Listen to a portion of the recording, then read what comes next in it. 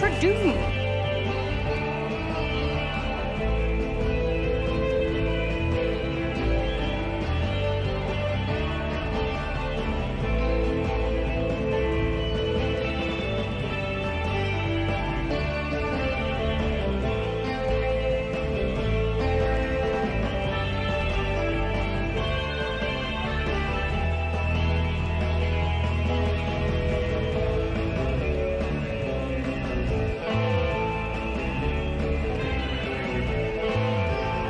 Tradoon.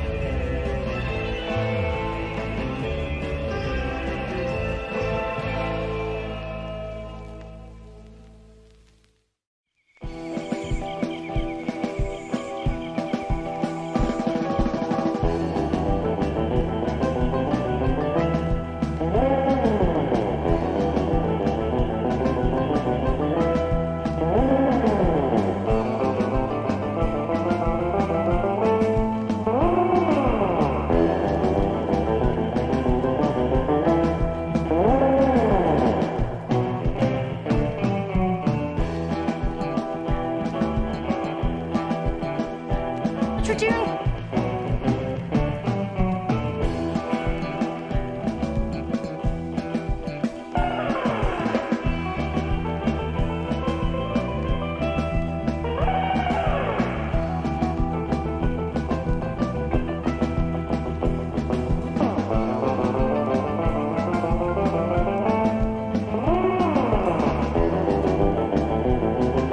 Tradoon.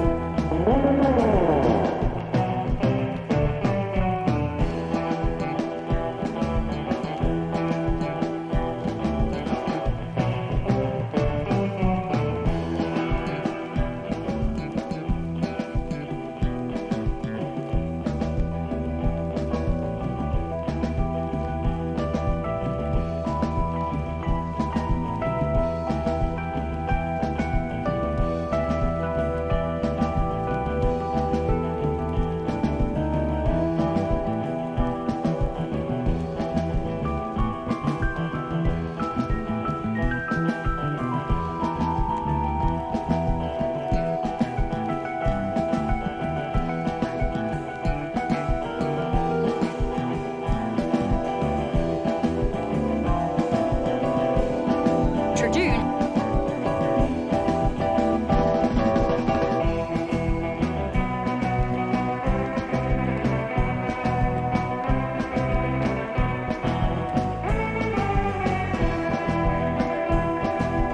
Tradoon.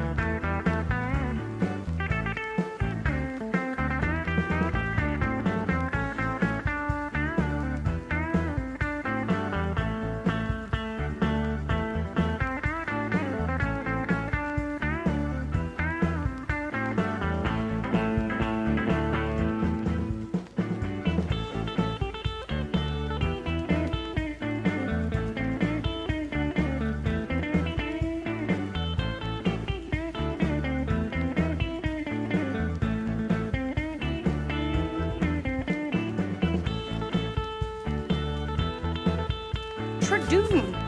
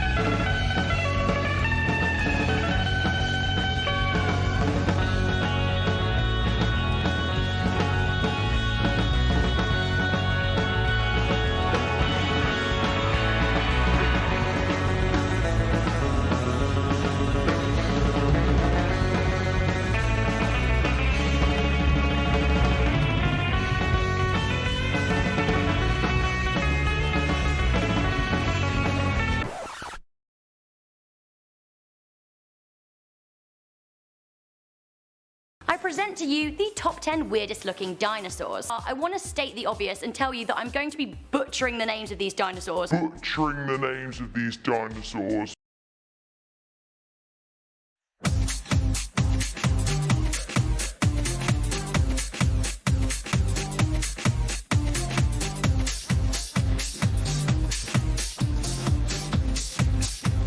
at number 8, we have the Tradoon. Tradoon.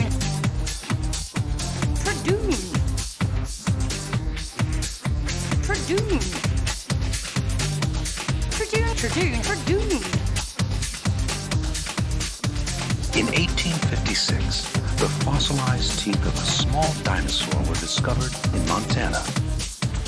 The species was aptly named Troodon, which means wounding teeth. Tradoon.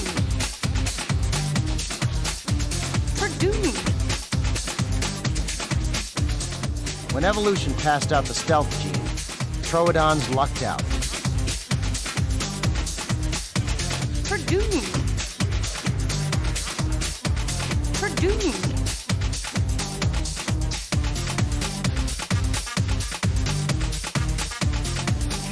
This drawer contains almost all of the North American identified specimens of Troodon. Troodon was every inch the predator, with razor-sharp serrated teeth and large, hook-like claws. Troodon probably fed on our ancestors, the early mammals.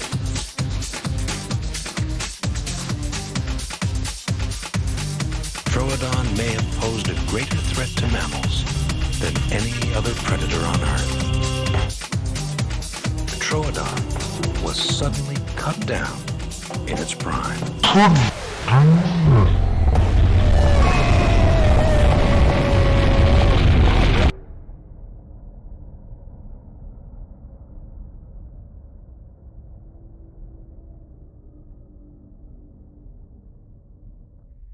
Tradoon. Well. Look who it is. 23 months. Aditya, thank you so much for those 23 months of support. Really appreciate that. Welcome to Paleontologizing. To you, Aditya, and to everybody else. Thank you, Aditya, for your continued support, keeping me here on the air. Welcome, everybody, to Paleontologizing. Happy Monday to you. Hope you all had a wonderful weekend. Sorry I'm late today. It was a real bear trying to get the 3D printer going today, but holy cow, do I have something exciting printing. I cannot wait to tell you about it. Oh boy. Yes. But before we get to that, I'm going to do some greetings, and before I get to that, let me introduce myself, especially for any new people watching right now. If you're new, welcome to Paleontologizing. If you're not new, welcome back to Paleontologizing. Either way, my name is Danny Anduza. I'm a dinosaur paleontologist.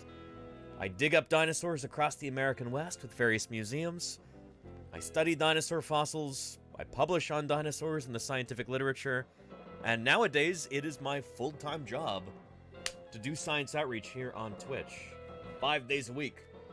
So, yeah. Call me the world's first full-time live-streaming paleontologist. I feel incredibly blessed to be able to come to you 5 days a week, talk with you about science, you know? Share new scientific publications, new discoveries with you from the world of fossil science. Try and peel back the curtain, show you how paleontology actually works. Answer your questions, live, on air, whatever you're curious about with regards to dinosaurs, evolution, extinction, natural history, the philosophy of science in general, all that good stuff. This magnificent platform, twitch.tv, allows me to talk to you and you to talk back to me. Not like in a talk back, like, you know, don't sass back kind of way, but like a, you know, you type your questions in the chat, I'll answer them for you. We can actually have a back and forth like this, and that is, that's pretty extraordinary, I think. Anyway, a lot different from like a YouTube video or something like that. But yeah, anywho, welcome to Paleontologizing. We don't really have a whole lot planned for today. It's going to be a pretty loosey-goosey stream. We're going to cover a little bit of fossil news probably, but if you can think of any questions right now, shoot. Don't be shy with those questions. I think it's going to be a very questions-driven stream. So, chat, give me your best questions as I scroll up to the top. And we've already lost the top of chat, but I'm going to make my way down through here. I remember at the very beginning, I saw Golganek, Claire Burr, Fall Machine. I think Smorphosaurus were also there at the very top. Long, like almost an hour before I even started the stream today. So welcome, everybody. Again, apologies for being late, but I was fighting with the 3D printer, and it seems to be working, which is very exciting. So, yeah. Anyway, Golganek is here. How you doing, Golganek? Welcome, welcome, Fall Machine. Fall Machine says, by the way, Danny, if a guy named Tucker contacts you looking for a job at your channel, think twice. No, I mean, I need somebody to, I don't know.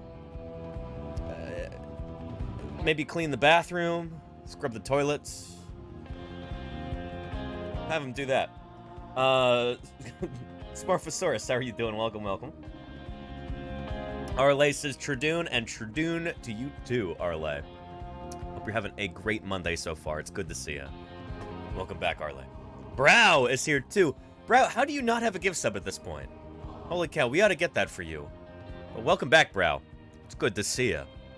Ghostly Ghoul, what's shaking with you? Howdy, howdy. And so glad you're back. I am back, Ghostly Ghoul, like I am just about every Monday. Yeah. I did a special stream on Saturday, too, since I missed some days last week. But, yeah. Anyway. Good to have you here, Ghostly Ghoul. And Trappy Jenkins, how are you doing? Welcome, welcome, Trappy. Hope you're having a good week so far. And Timber says, what is Tradoon? I hope you understand now with that welcome video, yeah. Yeah, or that cold opener video. Getting my own terminology mixed up. Prehistoric Plaza is back. How you doing, Prehistoric Plaza? Welcome, welcome. Eric McKetton says, here for science. Well, you are in the right place, Eric McKetton.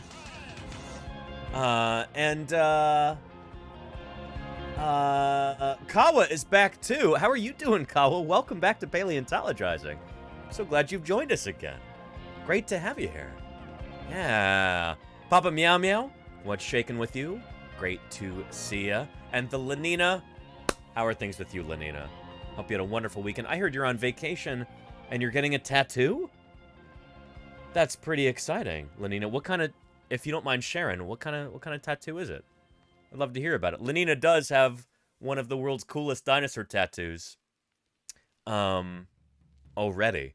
So, yeah, I don't know how you're gonna... After a tattoo like that, Lenina, how do you keep up that standard? It's tricky, you know? One of the only other cooler dinosaur tattoos that I know of belongs to Wendy Sloboda. I spelled tattoo wrong. But Wendy Sloboda has got a tattoo of a dinosaur called Wendy Ceratops Pinornensis on it. And why in the world might that be? What, was she named after this dinosaur? No! That dinosaur is named after her because she found it. There's a whole bone bed of this animal, Wendy Ceratops, that Wendy Sloboda discovered out in the Pinehorn Basin, I think? Alberta, Canada? And, anyway, pretty awesome. So, it's only appropriate that she has a tattoo of it. Yeah. Lenina's got her own dinosaur tattoo, and, it's not quite as... How could you ever top that? Shoot, being the discoverer of a new dinosaur and then having it tattooed on you. But Lenina's is pretty darn cool, though. So, yeah. Anyway. Zalak, how are you doing? Welcome, welcome. Good to have you here. Thalo, not really seeing the appeal of becoming a fossil. With some extreme... Well, that's the thing, Thalo. We all gotta die. You know? That's just... you know, it's not a part of life, but it's the end of it. Yeah.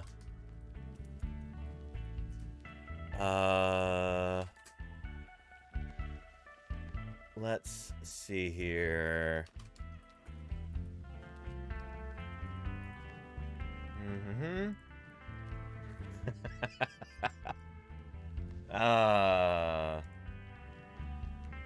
More, eternal wisdom here. I feel like I'm gonna die, Bart. We're all gonna die, Lise. I meant soon. So did I. Oh no. Anyway. Yeah. Oh, Camp Cresty. Who else have we got here in chat? Birds of the Dawn, howdy howdy birds. Welcome back to you. We're gonna have Thursday Birds Day this week. I'll be here for it. I hope you will be too. It's great to see you, birds. Who else do we have got? Go for Fluff or not? Welcome, welcome, Fluff. It's, makes me smile to see you. I'm glad you could make it today. All right, scrolling down, Jody Fish is here too. How are you doing, Jody Fish? Welcome, welcome. Kodali 2010. I hope things are good in your world. It's good to see you, Kodali. Tommy Ploticus. How are things in your portion of this world? I hope they're good. Bet Medler, how are you doing? Welcome, welcome. MS Coggins says, heya everyone, and heya to you too, MS Coggins. And, what is this? Golganek. Golganek gifted a tier 1 sub to Hugin 9129. Thank you, Golganek, for gifting Hugin. I appreciate that very, very much. One of our most stalwart, loyal, valuable, storied, legendary supporters. There she goes, Golganek. Holy moly. To RPG fan. Anyone who's a fan of rocket-propelled grenades, like RPG fan presumably is someone to be respected and I would say feared. So Golganek, that was a wise move there, gifting them a gift sub. I appreciate you, Golganek. RPG fan, may you direct your fire elsewhere as you watch this broadcast. Appreciate you too, RPG fan. Golganek, thank you again. Mudman is here. How you doing, Mudman? Cadge Pup, what's shaking with you? Good to have you. Scrolling down. This is taking way too long. Apologies, everybody. Ant streams Balint.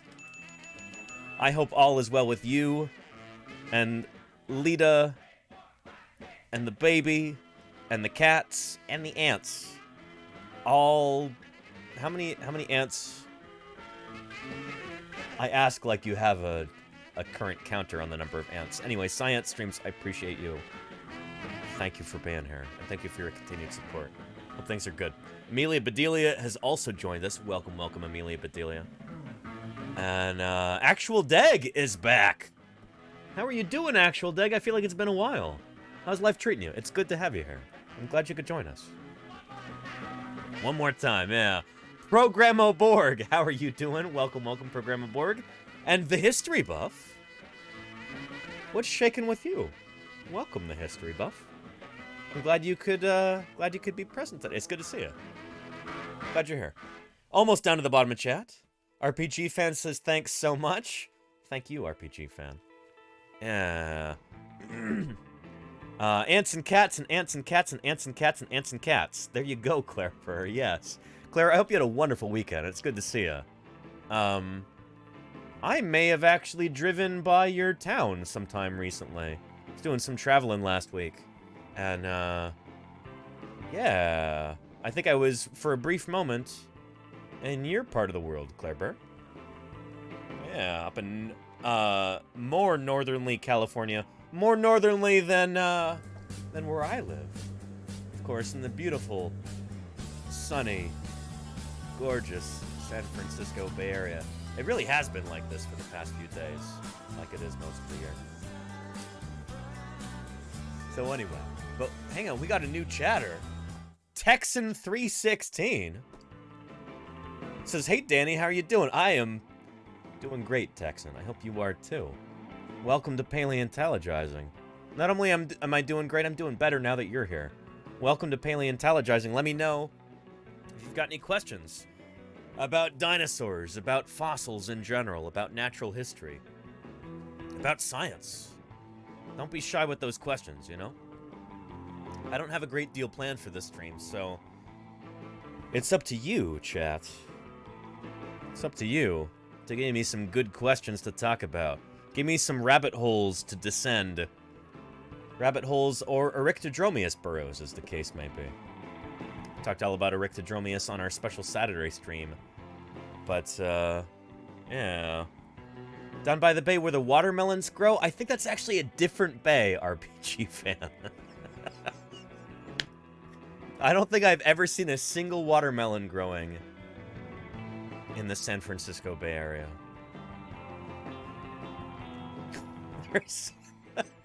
There's so many different songs about San Francisco that you could have picked. Yeah, even there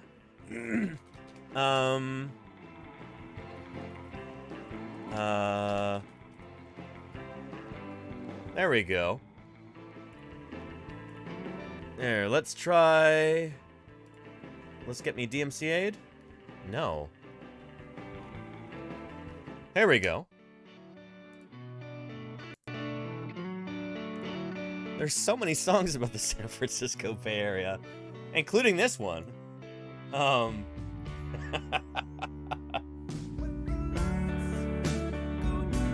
Yeah. You must have enough points for Drew me a dinosaur deep dive. We've had very few of those recently, Music. Yeah. And Texan says, I popped into your stream when you were ranking the state dinosaurs the other day. Nice, Texan. Very nice. You know, Texas... I feel like Texas got shortchanged there. They could have had a better state dinosaur. Oklahoma kind of took a dinosaur that would have been really good for you. Acrocanthosaurus. I know Texas and Oklahoma have something of a rivalry, so... Yeah, anyway, I'm glad you're back, Texan. It's good to have you here. Do you still live in Texas? That could even be your surname, I don't know. Texan. But, yeah. And Claire Burr, thank you for bringing this to my attention. Smorphosaurus. We were talking about Dilophosaurus the other day. I like this Smurf. I like this a lot. Dilophosaurus, which is the state fossil of Connecticut? Never mind the fact that Dilophosaurus is from Arizona. It's the state dinosaur of Connecticut. But, this is kind of genius, Smurf. This is good, and I like it. Deal with it. Yeah. As Connecticut said to Arizona. Yeah, good stuff, Smurf. I like this a lot. Those pickle crests, you know, that's a stroke of genius there. Inspired, and I like the pickle texture along this right here. And the green teeth, hang on a minute. Are those teeth pickles? Those teeth are 100% pickles. Oh. What have you done, Smurf? What have you done? I'm perturbed by how much I like this. Oh no! Smurf, it is so good. Lenina, you're right. Yeah. Smurf. Dilophosaurus. This could be a t-shirt design, you know? Like, you know, like change the aspect ratio a little bit, make it more square. It could be a, you know, a nice t-shirt design. This is good stuff. I like it, Smurf. I like it. Yeah. Nobody thought to ask if they should. Yeah, there you go, Salak. Smurfosaurus.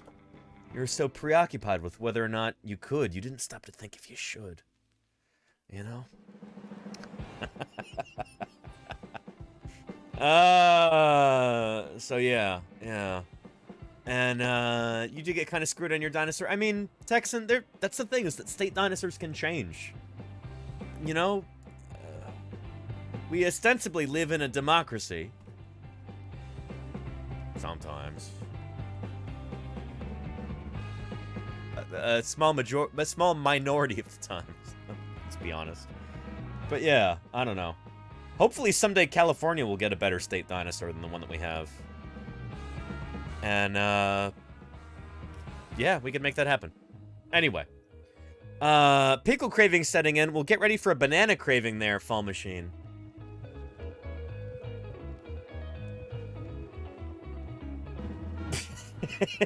Some sort of macronarian sauropod? Is this like a brachiosaur?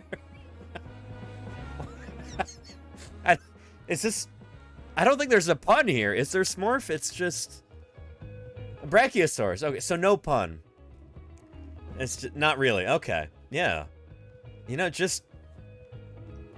You know, when inspiration strikes the artist, this is what can occur. So, it just kind of happened. You know, there was no stopping it. It just came out. You know, it's like a force of nature. Smurfosaurus.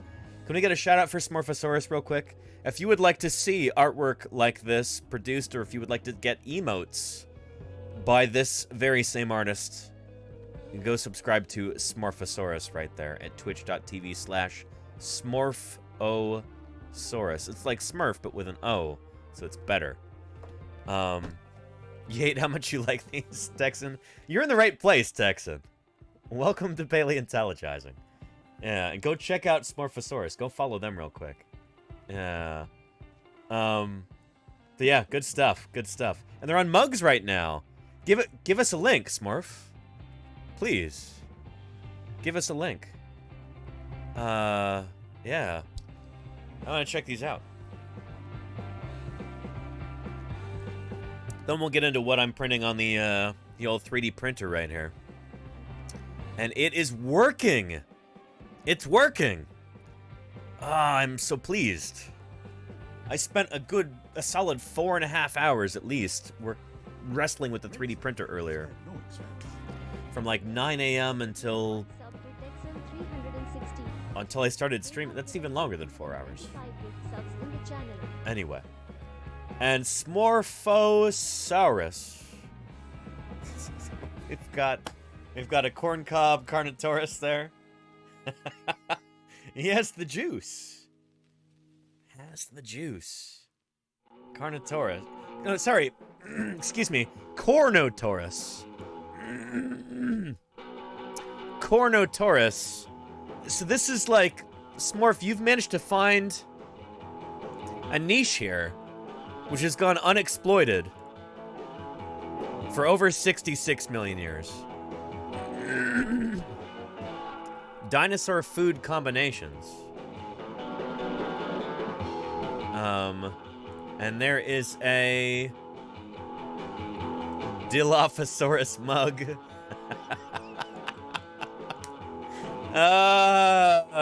Good stuff. Good stuff. So there you go. And guest, thank you for following Smurfosaurus. Smurf, supporter of this channel, stalwart chatter, lurker, not lurker. Smurf never lurks. Smurf types into chat. You know, all deserved love to the lurkers, but Smurf is vociferous in chat. So yeah. And Sparhawk says hello, Mr. Danny Anduza. Hello. Sparhawk. Esteemed title, Sparhawk. Long time no see. Did you ever get around to naming an undiscovered dinosaur after me? Sparhawk, not yet. In fact, Sparhawk, if you're gonna be that way, I'm gonna be this way. I don't see a sub badge next to your name there, Sparhawk.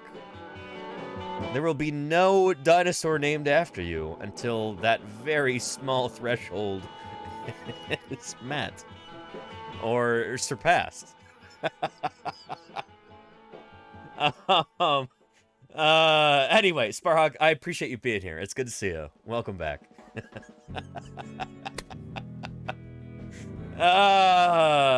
Yeah. Nomenclature Ransom. You know, that's RPG fan. Welcome. Welcome to the jungle there, RPG fan. You know? The stakes be rising, you know?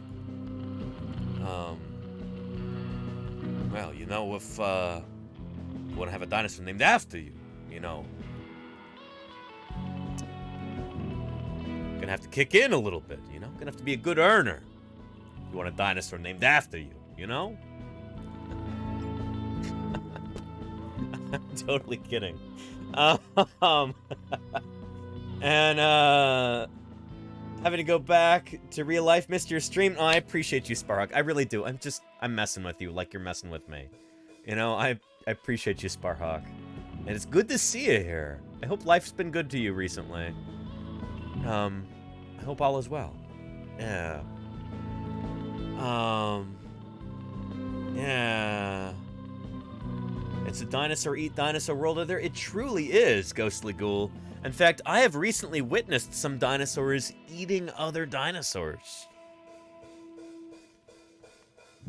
In the Ios sense of the word, you know, birds eating other birds. It's yeah.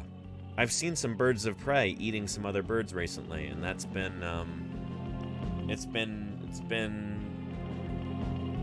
interesting to say the least. ABS. Yes. Always be subscribing. Is that like you do? Is that like I need to make another sub badge because you're already at 1.5 years there. Zalok, 18 months. Holy cow. Wow. Well, shoot. I feel like I should Matt M33 gifted a tier 1 sub to Sparhawk. Matt M33. There's a reason that Matt M33 is at the very top of our sub gifting rankings right now, I believe. Is that the case? Matt M33. Thank you. Oh, and shoot, I just saw Claire Burr redeemed a dinosaur deep dive. We'll do that in a little bit. Thank you, Claire. Xenoceratops, weird one. The strange horn face, alien horn face. But thank you, Matt M33. Making my way downtown, walking fast, faces pass and I'm homebound. Asazi, 4 months. 1, 2, 3, 4. Thank you, Asazi, for the 4 months of support here on Twitch. Thank you for helping me do what I do for the past 4 months. So that's, what is it? April, March, February, January. That's all of 2023 so far, Asazi. Thank you, Asazi. I appreciate your support. I really do. And welcome back. It's good to see you. So yeah. Yeah. This whole year, exactly. That's almost, well, it is this whole year so far, Claire Burr. Can you believe that? Asazi, thank you again. Good stuff. Yeah. Sparhawk says, do you still get the ukulele out? If we get a level 5 hype train. Sparhawk, yes. A level 5 hype train will prompt some ukulele time. So yeah. Anyway. Let's go ahead and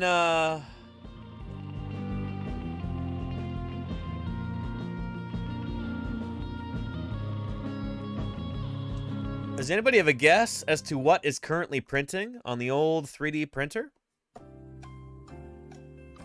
Anybody have any ideas? What's on the 3D printer right now?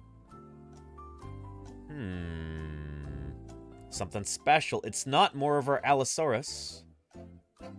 Not a jawbone, Duck Admirer. Good guess, though, Duck Admirer. Good guess. Your name changed color, by the way, Duck Admirer. Why is that? It's not a Troodon, Gertis Pucka. Filament Mayor Space? True. Not a crest. Play this one more time. Anybody else have any guesses? Oh boy, this is a callback. This is something that I was actually sculpting live on stream a number of months ago. I'm not sure how many months it was. It's not that one mammal. It's too big to be a Mesozoic mammal, Gerbil Ninja, but good guess. And Dr. Tara has got it. Yes, indeed. I'm currently 3D printing the very first dinosaur very first new dinosaur for which I was an author on the original descriptive paper. So you could say I'm one of the several fathers of this dinosaur, if a minor father. I only contributed a small amount, but anyway, yeah.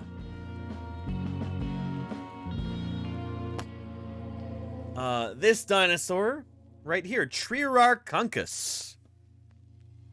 I finally had some time on Sunday after editing my Spinosaur manuscript and getting that up to snuff. I had some time to go ahead and finish that illustration that sculpt right there. But here is an article about it from the Natural History Museum in London, England. Captain Hook dinosaur with clawed hands discovered. So honestly, most if not all theropods had clawed hands. But yeah, this one, its name actually means Captain Hook. Would have looked something like that. Yeah, a Chunkus among us. There you go, RPG fan. Yes, indeed. Triararchuncus. I made him a little bit chubby. You will see, Birds of Didon. You will see. Again, currently printing here. We'll be printing probably for the next 3 days. For the next 3 streams. But, yeah. In a new study, a team led by Denver Warwick Fowler, from the Badlands Museum of Dickinson, North Dakota, presents a new species of these dinosaurs unearthed from the Upper Cretaceous rocks of the Hell Creek Formation of Montana. And here is that study right there. Beautiful. There's the link there in chat for you. And let's scroll up a little bit. And look at all these illustrious names. Denver W. Fowler. John Patrick Wilson. Elizabeth, I don't know Liz's middle name, A. Friedman Fowler. Christopher R. Noto. John R. Horner, a.k.a. Jack Horner. And hang on a minute. Who's this dingus right here? Huh? Yeah. What reviewer let this slip through with that name on the paper? Tisk, tisk, tisk. Reviewer 2 should have been like, you know? Yeah. Anyway. Scientists, we're only human, you know? So yeah. Yeah. So what is this kind of dinosaur? It's an Alvarezsaurid. It does make me wonder, has anybody actually produced a YouTube video about Triararchuncus?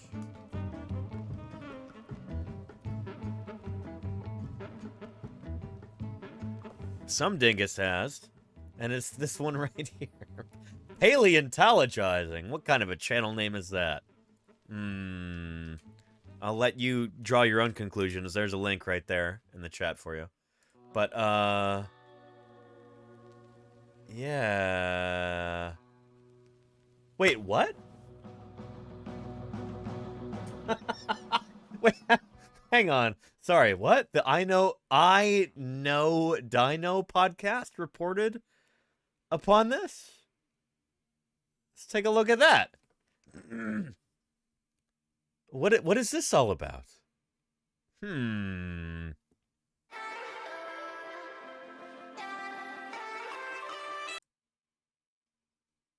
Whoa, here we go. Mononychus. Alvarezsaurs. Let's scooch back a bit. Man, it's going to go right back to the beginning, isn't it? Let's take a look at this. I've never really listened to this podcast, but people seem to really like it. Hello and welcome to I Know Dino. I'm Garrett. And I'm Sabrina. And today, in our 298th episode, we have a bunch of news, including a new Alvarezsaurid from Hell Creek. Ooh. Yeah! Or almost everybody's favorite formation. Well, it's no Morrison, but it's still pretty cool.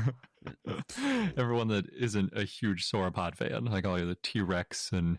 The Hell Creek, holy cow. So the Hell Creek Formation is at the very, very end of the age of dinosaurs. It is, it's the last hurrah of the dinosaurs. We actually have the asteroid impact at the very top of the Hell Creek Formation.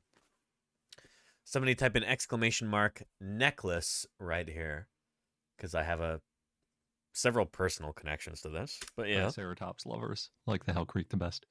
We also have Dinosaur of the Day, Scolosaurus, a nice ankylosaurid. Did you pick that because old ankylosaurid and you wanted to? I guess that worked out that way, but we also got a request. Okay. I see how it is. But before we get into that, we want to thank some of our patrons. And this week, we'd like to thank Risa, Lucas and Eli, Wergersource, Ewan, Morrison only formation with a van. Wait, Van Morrison? In the moonlight there, Fall Machine? Is that what you're referencing? It's a marvelous night for a moon dance. Fall Machine, is that the case? Brendan Kavanaugh, Albertosaurus, Taya, Dino Bo, Kelly, and Richard.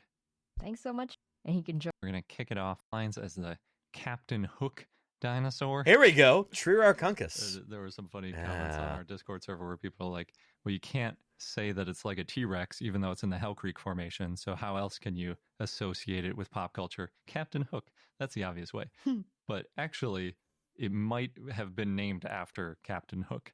So, all right. Yeah. Like I said, it was from the Hell Creek Formation, and the article was written by Denver Fowler and others and published in Cretaceous Research. Yep, Triarchunkus right here. Maybe first I should say what Alvarezsaurids are, because they're not the most well-known group, but they're really interesting. They're super weird. They're generally very small. Like, you know what? We could let them continue to talk about this, but I've got the perfect video to share with you, actually. And it is right here. Our new dinosaur, Triarchunkus, published in 2020, is basically the North American answer to Mononychus. It is like Mononychus, but slightly newer. Slightly less old? I don't know. It's from millions of years later in the upper... Well, the very top of the Hell Creek. So, like, the very top of the Cretaceous, I mean. Hell Creek Formation. The last of the Alvarezsaurs, as the paper says right here, the last Alvarezsaurid. You will fall in love with this animal, chat, if you've never seen it before. This is basically the same exact animal that I am 3D printing right here after sculpting it. But, all right. Fair warning, you will fall in love with this animal after watching this, okay? Don't say I didn't warn you. Here it goes. Mononychus is a desert specialist. Such hypersensitive directional hearing gives her a mental map of this hollow log and what lies within.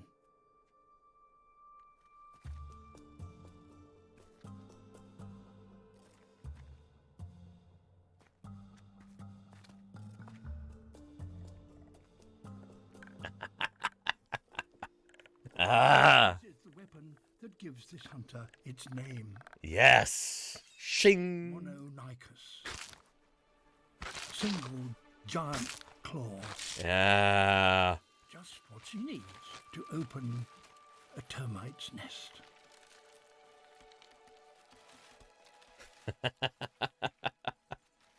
Oh, I love this. And she has So we do think a special piece of equipment.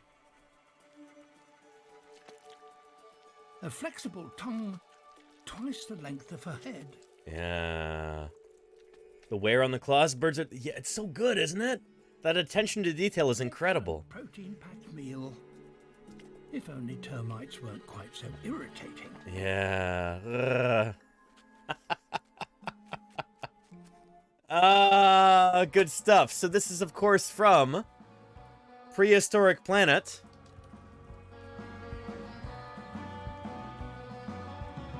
Which has a new season coming out next month. That makes me so happy that this is that it's become a success, you know? Holy cow. Really, really cool. And where did that go? Let me see if I can find the...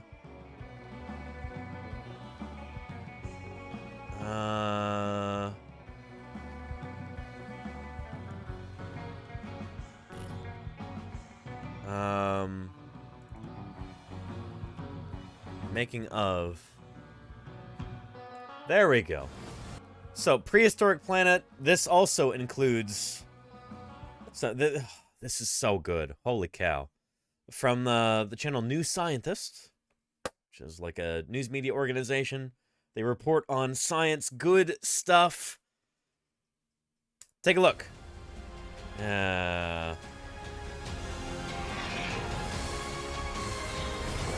And hang on a minute. Steppa780 says you were a professor at any universities. I am not a professor at any universities, Steppa, and honestly, that might be for the best. I know some adjunct professors who... Oh, it's not necessarily a good line of work to be in. Extraordinarily overpaid, overworked, underpaid, overworked. Instead, you know, I get to stream here on Twitch 5 days a week. Make my own schedule. I was late today, for crying out loud, while I was figuring out the 3D printer here. So yeah, I have not taken the traditional, like, adjunct professor route into academia. I'm doing something different, something 21st century, you know? And I'm very content doing this. So yeah. Yeah. And overpaid. Yeah, underpaid. Shoot, there is an adjunct professor that I knew at a major university in the Rocky Mountain region of the United States. We'll put it that way. He was trying to support a family. Both he and his wife had to work. He was an adjunct professor at this university. And yet, even as an adjunct professor, he also had graduate students, which is not supposed to happen. Being an adjunct means that you don't have grad students, but he did anyway. So he's basically got the whole workload of a tenured professor. He's applying for, like, multi-million-dollar grants and getting them every year. He's got, like, a postdoc from... I can't remember the details. Maybe he was at Yale and then he did his postdoc at Princeton, or vice versa. Or like doctorate at Yale, postdoc at Harvard, or something like that. I don't know. He's making $12,000 a year as an adjunct professor. That's how academia is nowadays, you know? All the bureaucrats at the top are just these giant sponges that are soaking up all of the money. And the people who actually do the real work, teaching students, you know, mentoring graduate students, conducting research, applying for grants, moving science forward, these people are squeezed tighter and tighter and tighter every year. This is one of the reasons why academia is dying in this country. is because as college campuses, universities have become increasingly bureaucratized, there are more and more administrators at the top who keep hiring, you know, assistants and secretaries to assistants and et cetera, et cetera. They're soaking up all of the money. Tuition keeps going up and up and up for students. The salaries of the people actually doing the real work, professors, graduate students, adjunct professors, laboratory technicians, all these people actually on the bleeding edge of scientific progress, these people are getting... They're extraordinarily grateful if their income even keeps up with inflation. While the people at the top, all these administrators and their cronies, are soaking up all the money. So, anyway, I'm really glad to be out of that system. I'll put it that way. Yeah. And burn slots. Thank you. These are all actually, these are all 3D printed, believe it or not. That belongs in a museum. The real fossils are, of course, in museums where they belong. These are 3D prints right here. So, anyway, welcome, Burn Slots. Good to have you here. Make sure you keep your chats PG rated. We strive to make this a family-friendly stream, so my old students show up every once in a while, and they're just little kids, you know? I used to teach pre-K. Or TK? Transitional kindergarten? Anyway, yeah. We strive to make this a wholesome, family-friendly environment here, so... Anyway, it's good to have you here, Burn Slots.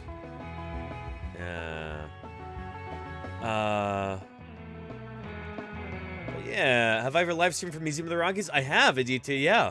I'll post that video to YouTube eventually. Yeah.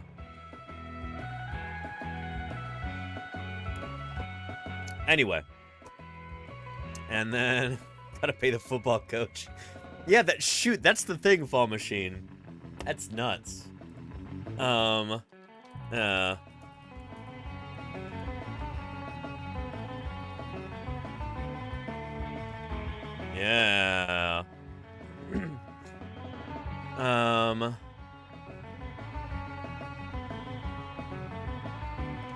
Who are the United States' highest paid public employees?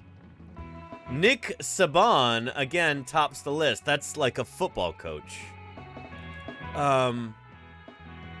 Nuts. In just about any given U.S. state, the highest paid person in the entire state, higher than any of the professors at public state universities, you know, higher than the state attorney general, higher than any other public servant, higher than the governor, are football coaches.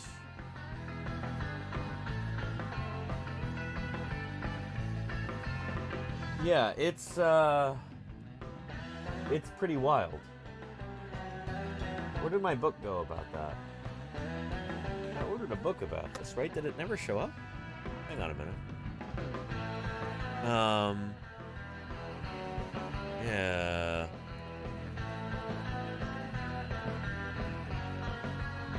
Let's see.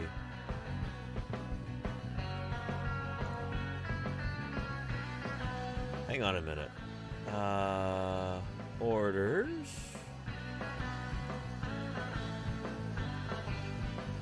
But there's a lovely book about this called Beer and Circus: How Big-Time College Sports is Crippling Undergraduate Education. It said this was delivered on March 1st. I don't remember getting this. Did somebody steal my book? It happens sometimes. Nope, there it is there. I got it. Yeah. If you'd like to learn more about this kind of thing, this book right here, Beer and Circus: How Big-Time College Sports is Crippling Undergraduate Education, by Murray Sperber. I actually need to reread this. my summer reading shelf, so I remember to take it out into the field. But yeah. Anyway, and Scarfront, late stage capitalism at its finest. You were so right, Scarfront. Holy cow. Cheers to you, comrade. Yeah. Anyway. Yeah. A $214.4 million revenue in 2022 for Alabama football. You know, you gotta give those kids chronic encephalopathy, trauma, somehow. You might as well spend $214.4 million to do it. So yeah. Panem et circenses. Exactly, blue laser to the sky. Yes. Yeah, it's just like in ancient Rome. Those kids aren't going to give themselves concussions. I mean, there are... People say this all the time, but you know what? There are much, much, much more economical ways to give kids concussions. Hammers. Cinder blocks. Coconuts. Shoot, pine cones if you're on a budget, you know? Yeah, and you know what? You can televise it if you really want to. And then actually give them a portion of the profits. It would be less harmful than the system that we currently have right now. Yeah. That'll ring your bell. There you go, Claire Burr.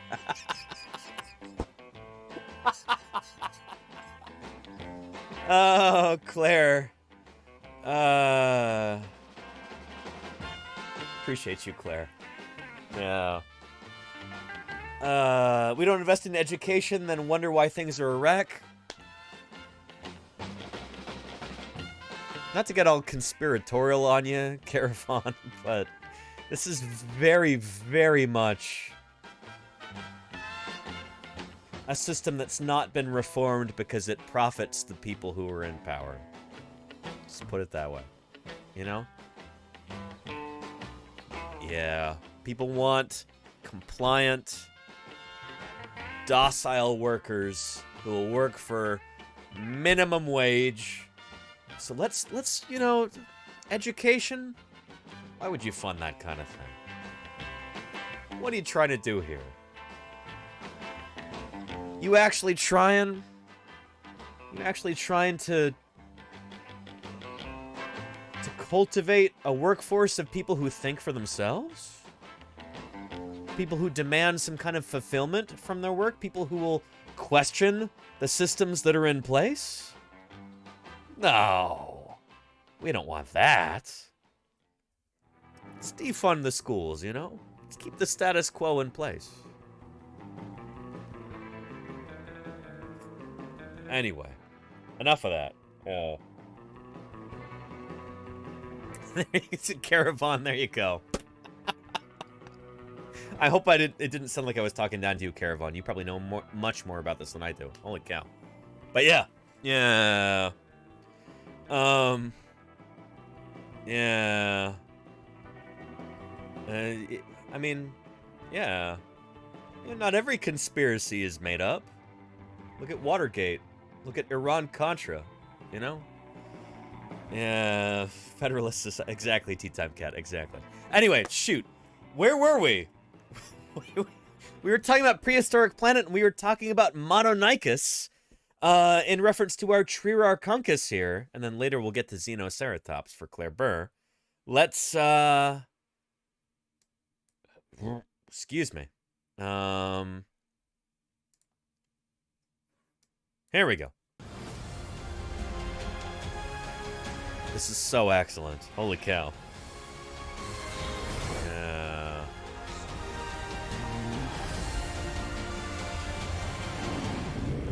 This is prehistoric planet.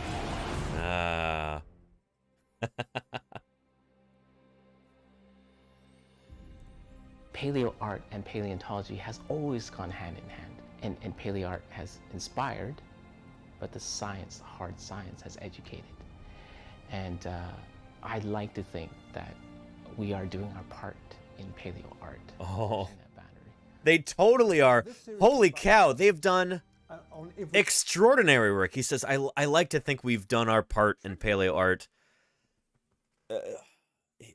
This guy's got no idea. This has been a tremendous boon, not just for paleo art, but for the public understanding of dinosaur science, you know? Yeah. I'd like to think that we are doing our part in paleo art. Absolutely. Paleo salute to them. Well, this series yes. is authenticity on every level. So it's authentic in the way it's filmed. The animals are absolutely authentic and accurate in their depiction. Yes. The structural depiction, what they look like, but also what they do. Because the key to this series was not just showing dinosaurs, but about their behavior. It's called Prehistoric Planet, Steppa. In my experience, a wholly unique challenge in that they are not fantastical. They are 100% real, and more importantly, for our program, it was so important that we got them right.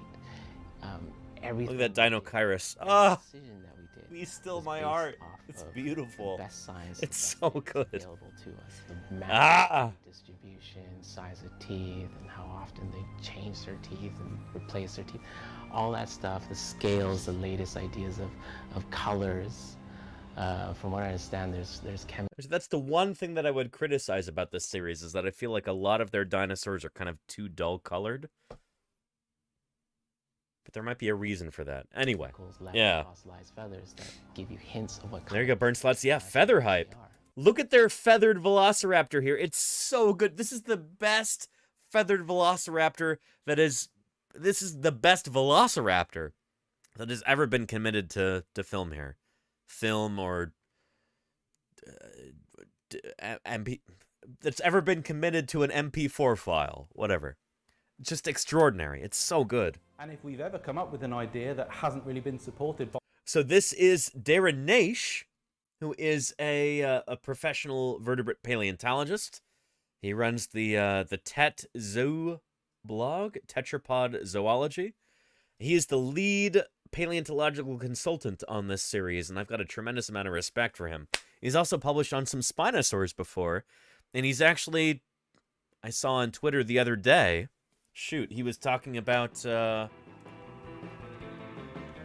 let's see, let's go to the Failing Bird website, twitter.com,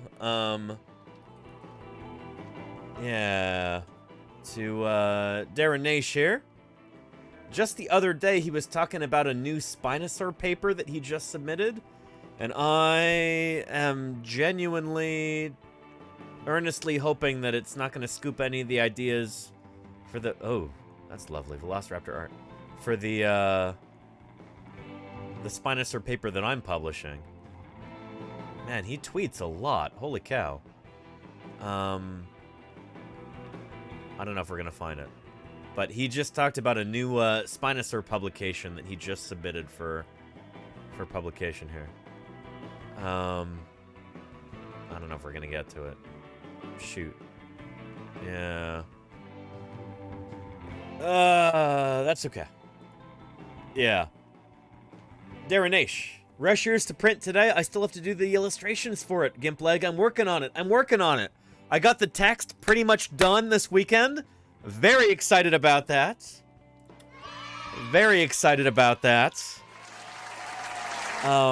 But illustrations are still forthcoming. So yeah. Fall Machine says some people get paid by the tweet. Darren Naish certainly does not get paid by the tweet. Far from it. By the science. Anyway. Fossilized feathers that give you colors dinosaurs actually are. And if we've ever come up with an idea that hasn't really been supported by the science, Darren Naish. We haven't gone with it. We think that many dinosaurs were very flamboyant. Oh, that Iguanodon thumb spike. Blue laser to the sky. Or, sorry.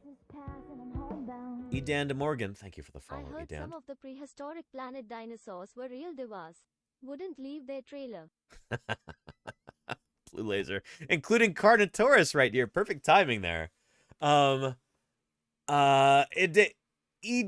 Ed and Morgan. Sorry, Ed and Morgan. Thank you for the follow and welcome both of you to Paleontologizing. Blue Laser to the Sky. Thank you for the 4 months of support. I appreciate that very truly.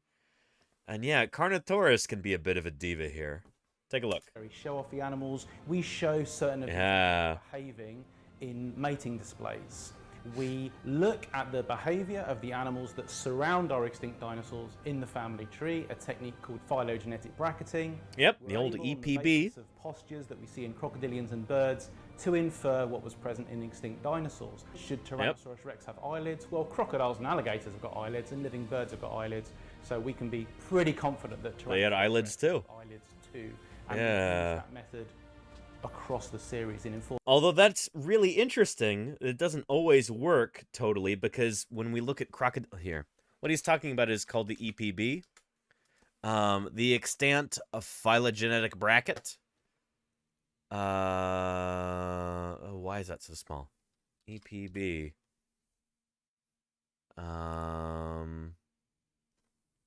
Whatever. Anyway, yeah. If there's something that's unknown about dinosaurs, did they have eyelids or did they have lips? Well, we can look at their closest modern relatives. This is what we call phylogenetic bracketing.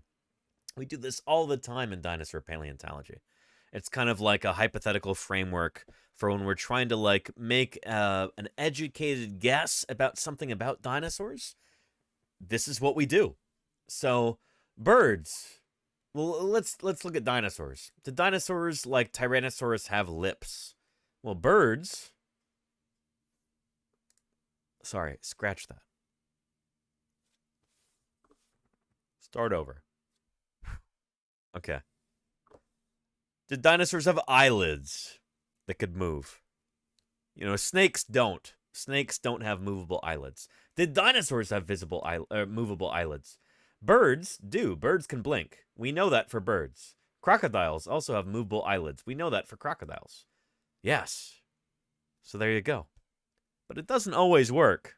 Like, here, they've got their Tyrannosaurus with lips that actually cover its teeth. Kind of like that of a lizard, a Komodo dragon, for instance. Right here. Do birds have lips? No. They have beaks. Do crocodiles have lips? No. They have exposed teeth. So EPB doesn't always work. But it is still a useful tool. It's one of the tools in our tool bag as dinosaur paleontologists, you know? So yeah. Anyway, here we go. Bracketing. We're able, on the basis of postures that we see in crocodilians and birds, to infer what was present in extinct dinosaurs. Should Tyrannosaurus rex have eyelids? Well, crocodiles and alligators have got eyelids, and living birds have got eyelids, so we can be pretty confident that Tyrannosaurus rex would have eyelids too, and we use that method across the series in informing our decisions. There we go. T-Rexes have always been portrayed as very skeletal. I think in part it was to make them feel very monstrous and evil. But in fact, once we layered on all the muscles and fat, they're chunky. Would be required to sustain that sort of mass. They're thick, you know. A Tyrannosaurus with all of its muscles on should probably be a thick gal right there, healthy. You know. So yeah. Fat and skin that would be required to sustain that sort of mass. But now the dinosaurs ruled. And thank you, Brit, for the follow. Welcome to Paleontologizing. It's good to have you here. How you doing? Ended up very large dinosaur, and it looks very different than anything you've seen before. I think the best way to think about animators were puppets, puppeteers, you know. So the asset team builds the puppet, the rigging team attaches strings to that puppet for us to move. Luis Santos, bienvenidos a Paleontologizing. Thank you for the follow. Gracias por seguirme. It's great to have you here. And animators move the puppet around. Here we go. This is the whole reason I'm showing you this video. This is the same dinosaur, or mostly the same dinosaur that we're printing right here. Yeah. This is an Alvarezsaurid. Mononychus, which is very similar to our Montanan Alvarezsaurid, Triraconchus. Take a look. It's a lot like playing with toys, like just like when you're a kid, just like, rah, it's gonna go over here. Like, it feels like that. So this is a scene from the desert bloom sequence with Mononychus. It's a very highly specialized dinosaur. We know that it lived in the desert and likes to hunt insects. Look at this beautiful animal here. Holy cow. They made some interesting choices with their Mononychus for this. They give it a very barn owl-like face right here. The world's first armored tank, you might say. Pontius Pilate. Covered with thin, bony plates. Pontius Pilate. I love your name. Welcome to Paleontologizing. It's good to have you here. Welcome. Yeah. Holy cow. Thank you for being here and thank you for following. I appreciate you. Yeah. And Iguanodon. And Darklander. Thank you for the follow. I appreciate that very much too. Welcome to the channel. Let me know if you've got any dinosaur questions. Welcome to Paleontologizing. Yeah. Anybody else who's lurking right now might want to follow? I will thank you too. Doing my best to do some science outreach here, talking about some dinosaurs that you've maybe never heard of before, like Mononychus or Triraconchus, who is currently 3D printing right here. But yeah. Good stuff. Yeah. Dig your setup. I appreciate that, Pontius Pilate. No pun intended, right? Dig paleontology. People make that pun all the time. But yeah. And wait, hang on a minute. Is a barn owl's dished face related to funneling sound? It is, XF Kirsten. It is indeed. And that's actually... Here, I wonder if we can find a quick video about that. Oftentimes, this is one of the cornerstones of dinosaur paleontology. Looking at modern animals, figuring out how they use their weird anatomy, and looking for similar features in dinosaurs and drawing inferences from that.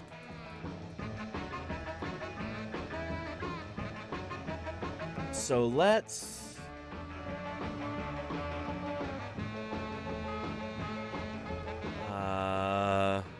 barn owl hearing, perhaps. There we go.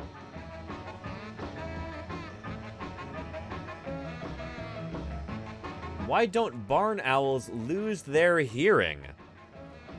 When barn owls get old and gray, why don't they lose their hearing? Let's talk about that, and you will recognize the same kind of face was reproduced for our Mononychus in Prehistoric Planet. Take a look. Owls are top predators, known for their excellent hearing and eyesight. But do these predatory birds keep these keen senses, or lose them over time like most other animals? To find out, researchers recorded data from two groups of barn owls, young and old. Okay. The birds replayed tones to examine the full range of their hearing. When the owls heard a tone, they moved to a different perch. Compared to other animals that have been studied, the barn owl's hearing barely varied between the younger and older birds. Hearing is accomplished in most animals via hair cells. So yeah, this is the thing, is that in birds, those hair cells regenerate. In mammals, like us, who have got these weird, little bones in our inner ear, the malleus, the incus, and the stapes, we've got three little inner ear bones that in our ancestors were actually part of the lower jaw. But then over tens of millions of years, those bones got shunted up from the lower jaw up into the skull, and they became super small. They became the bones of the inner ear, the malleus, the incus, and the stapes. I don't know, for any engineers in chat or anybody who knows a thing or two about engineering, you know that like the fewer number of moving parts you have, the more reliable that mechanism will be, I suppose. There's just fewer things that can go wrong. It's kind of the same thing here. You've got like mechanical parts moving around, the malleus, the incus, and the stapes for mammals. That's why mammals tend to lose their hearing over time. That's not the case for birds. Take a look. Animals that have been studied. The barn owl's hearing barely varies. Correct, between Triceratops, younger yeah. and older birds. Hearing is accomplished in most animals via hair cells, specialized cells with microscopic strands on top that harness sound waves and send auditory signals to the brain. Yep. Unlike mammalian hair cells, bird hair cells regenerate gradually after Wait. Hang on. With mammals, they're bones, not hair cells. What? trauma. Because this is the second bird species found to have ageless ears, the other being the European starling, the researchers suggest that birds do not experience hearing loss with old. So it's not like these are two birds that don't have hearing loss. No, this is the thing. There's only been 2 birds tested for this, is what I'm gathering from this video. And neither of them have hearing loss over time. Because those hair cells regenerate, unlike the bones in the inner ear of modern mammals. Though more testing is required, the researchers hope that the regenerative capabilities of bird hearing could be used in human hearing treatments sometime in the future. I don't know about that.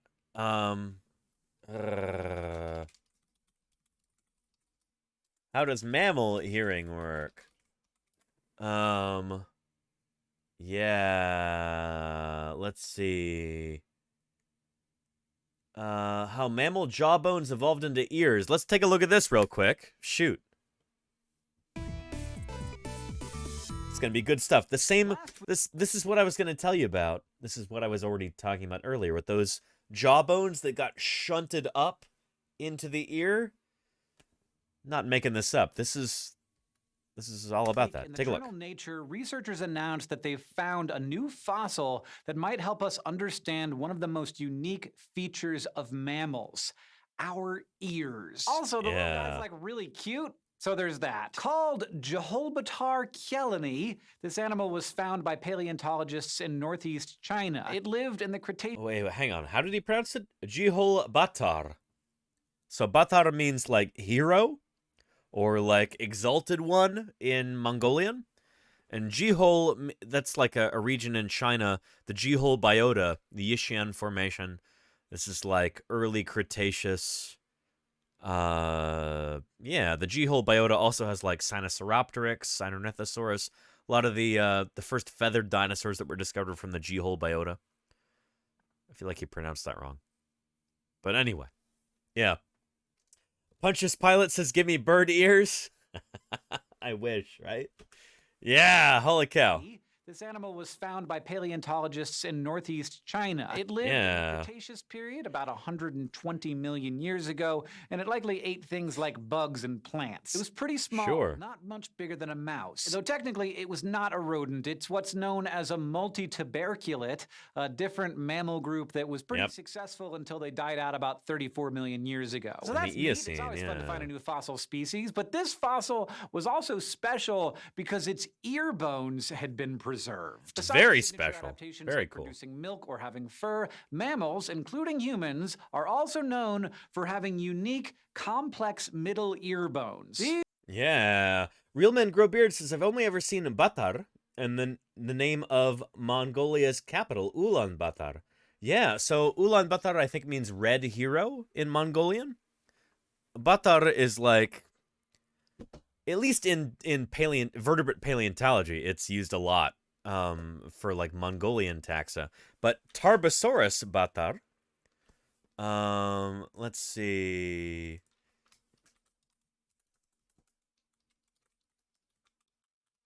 Tarbosaurus Batar, yeah. The species name of this animal, Batar, means hero. So Tarbosaurus, I think, means like alarming reptile or scary reptile. What does it mean? Alarming lizard? What does Tarbosaurus mean? Tell us, Wikipedia. Yeah, alarming lizard. There we go. Ding, ding, ding. Yeah. And Tarbosaurus batar. Let me scoot that over so you can see. B-A-T-A-A-R. Yeah. Although I want to say when they first published it, it was... They spelled it wrong. But yeah. The specific name is a misspelling of the Mongolian Batar, hero. There you go. Yeah. Anyway, let's get back to our video here. This fossil was also special because its ear bones had been preserved. Besides signature adaptations like producing milk or having fur. Hang on a minute. Burnslot says, I base this on no science, but if chickens had short tails, long feathers, and dinosaurs have long tails, is that evidence that they probably didn't have feathers? No, Burnslots. Well, in some cases. Shoot. Very short tails on dinosaurs is an indication that they did have long feathers. If we look at dinosaurs like Nomingia. Here. Come on, Google Images. This is taking forever. There we go.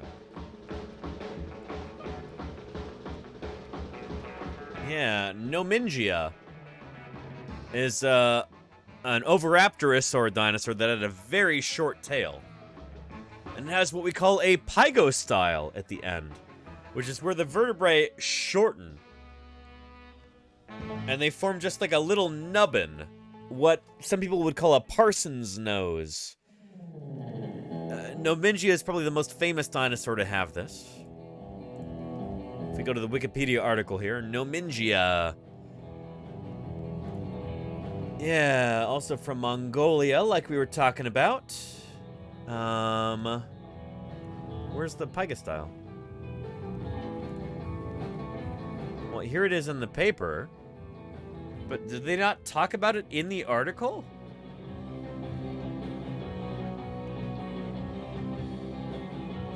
Description. There we go. It is characterized by a pygostyle-like mass of 5 fused vertebrae at the tail end, which Barsbold et al. Inferred probably supported a feather fan as in Caudipteryx. Similar bone structure has been found only in birds before this fossil was discovered. Pretty cool. So yeah. If you do have a very short tail like that, it probably means you've got big, ridiculous feathers coming off of it, like in Nomingia. Although other dinosaurs, like Velociraptor, like Mononychus, like Shuvuia, they had feathers too. So yeah, yeah. We do not have a skull for Nomingia yet, Golganek, not as far as I know. Yeah. And Mongolia, not Montana. Did I say Montana, Claire Burr? I hope I didn't. I hope I said Mongolia. Hope I didn't get that wrong. But yeah. Anyway. And it would... Here.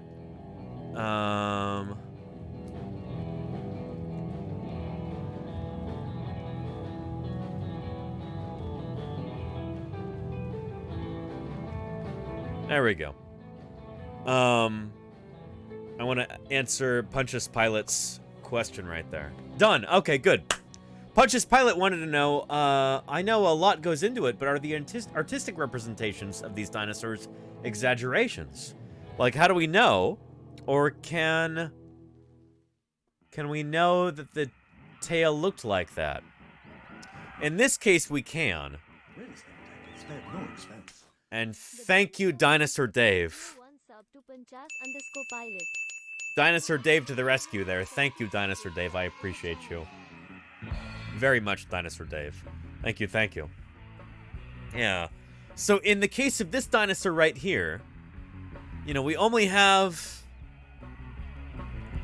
you know, this is what we call a skeletal diagram. So this shows you how much of this animal we actually have preserved. You know, here in white.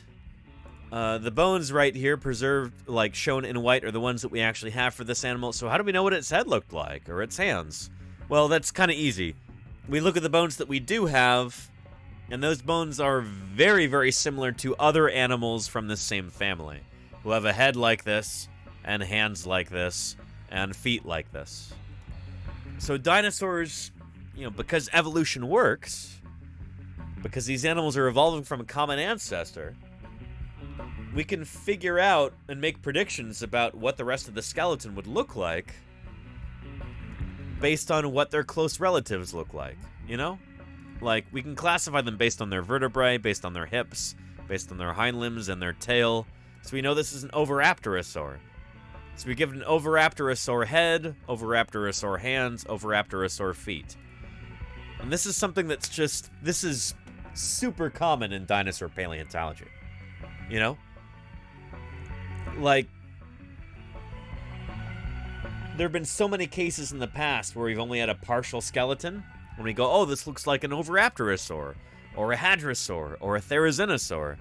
And so we kind of use other members of that same family to fill in the gaps, and then make a diagram like this. We say we think the head looked like this, the hands looked like that, the feet looked like this. And then, hopefully, we go out into the field, and we find more fossils of this animal, and we test that hypothesis. Science is all about testing. And so if we have an incomplete skeleton, we can hypothesize like this, but then when we go out and we try and find more material. And usually, we're pretty correct about that. This will indeed be an Oviraptorosaur. It's got the same head, the same hands, the same feet like that. A little bit different, but this is the general shape as to what it would be, because it's a member of the same family. It evolved from the same ancestor. Does that make sense? I hope it does. Yeah. And silly question, is an emu in the same family? Not the same family, but the same broad group, yes. Pontius Pilate, yeah. Yeah. Shoot, let me pull something up for you. Let's see. Let's try that. Yeah, that'll work. So this is what we call a phylogeny, like a family tree, an evolutionary family tree. So this is only showing dinosaurs here. And you'll notice that down here at the bottom, you've got this group aves right here. These are birds, aves, including the emu. So emus are a kind of bird. Birds evolved from dinosaurs. And our Oviraptorosaur, like Nomingia, the skeleton diagram I was just showing you a few seconds ago, that's from this same group, Maniraptora. So it's pretty close to birds right here. Yeah. So yeah, you could say that the emu is part of the same group. The word family has a specific connotation. Like a family in biological taxonomy is like a very specific thing. But it's part of the same group. Theropoda right here. Or Saurischia, or Dinosauria, or Tetnurae, Coelurosauria, Maniraptora. Yeah, but anyway, it is part of the same group as like meat-eating dinosaurs, for sure. Yeah. And you're welcome, Pontius Pilate. Thank you for the great questions. I appreciate you. It's what I'm here for, It's what this is all about. This is how I do science outreach. So thank you for being curious and for voicing that curiosity in the chat. Appreciate you. Yeah. So yeah. And Scallion Medallion says, how does ontogeny fit into this process? Doesn't it make the abstraction harder? It does, Scallion Medallion. Oh, man, we'll get way into the weeds with that discussion, but yes. Scallion Medallion, you're totally right to ask that question, yeah. Ontogeny does make things a little more complicated. Which, shoot, if we look at,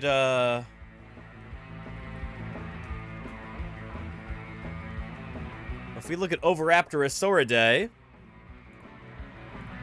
Oviraptorosauria, here we go. I am of the opinion that this whole group of dinosaurs is massively oversplit. I think we've got too many genera and too many species, especially from Mongolia and China. And I think several members of this group, Oviraptorosauria, this family or super family here, they will turn out to be members, just like different growth stages of the same critter. If they're from the same geologic formation, I think there's a very high chance that that'll be the case. So yeah. Yeah. And given that we have such limited material from most of them. Yeah. Yeah. I'm starting beef with China. No.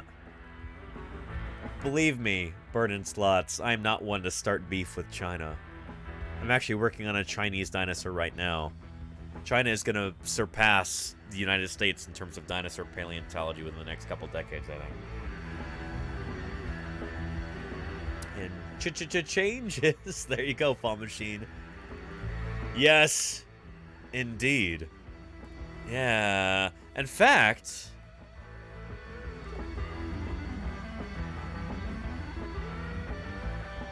that's an interesting idea for an ukulele song there, Fall Machine.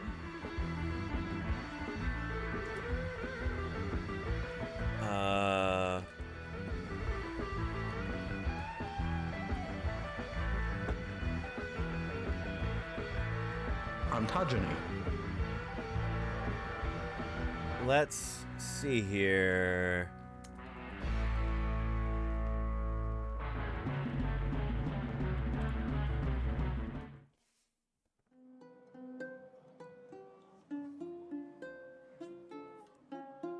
Oh, man. Should I learn how to do a... Should I make a song about ontogeny? Like this? Yeah.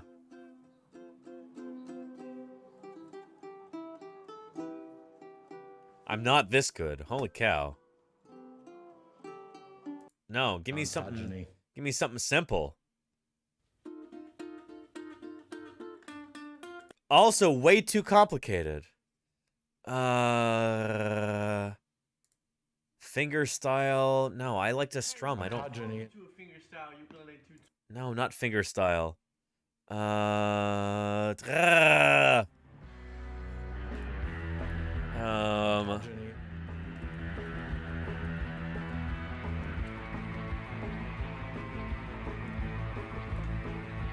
we go. Oh man, that's a lot.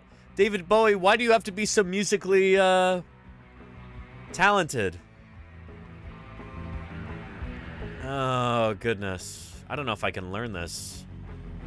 I'm not this good. Well, I don't know. I'll have to put that idea on hold for now. But anyway, yeah, ontogeny will definitely, I think, proper study of Oviraptorosaur ontogeny will reduce the number of Oviraptorosaur taxa that have been named, especially from Asia. Although, if you'd like to really get into the weeds about this, then I have a talk that I can recommend for you on YouTube.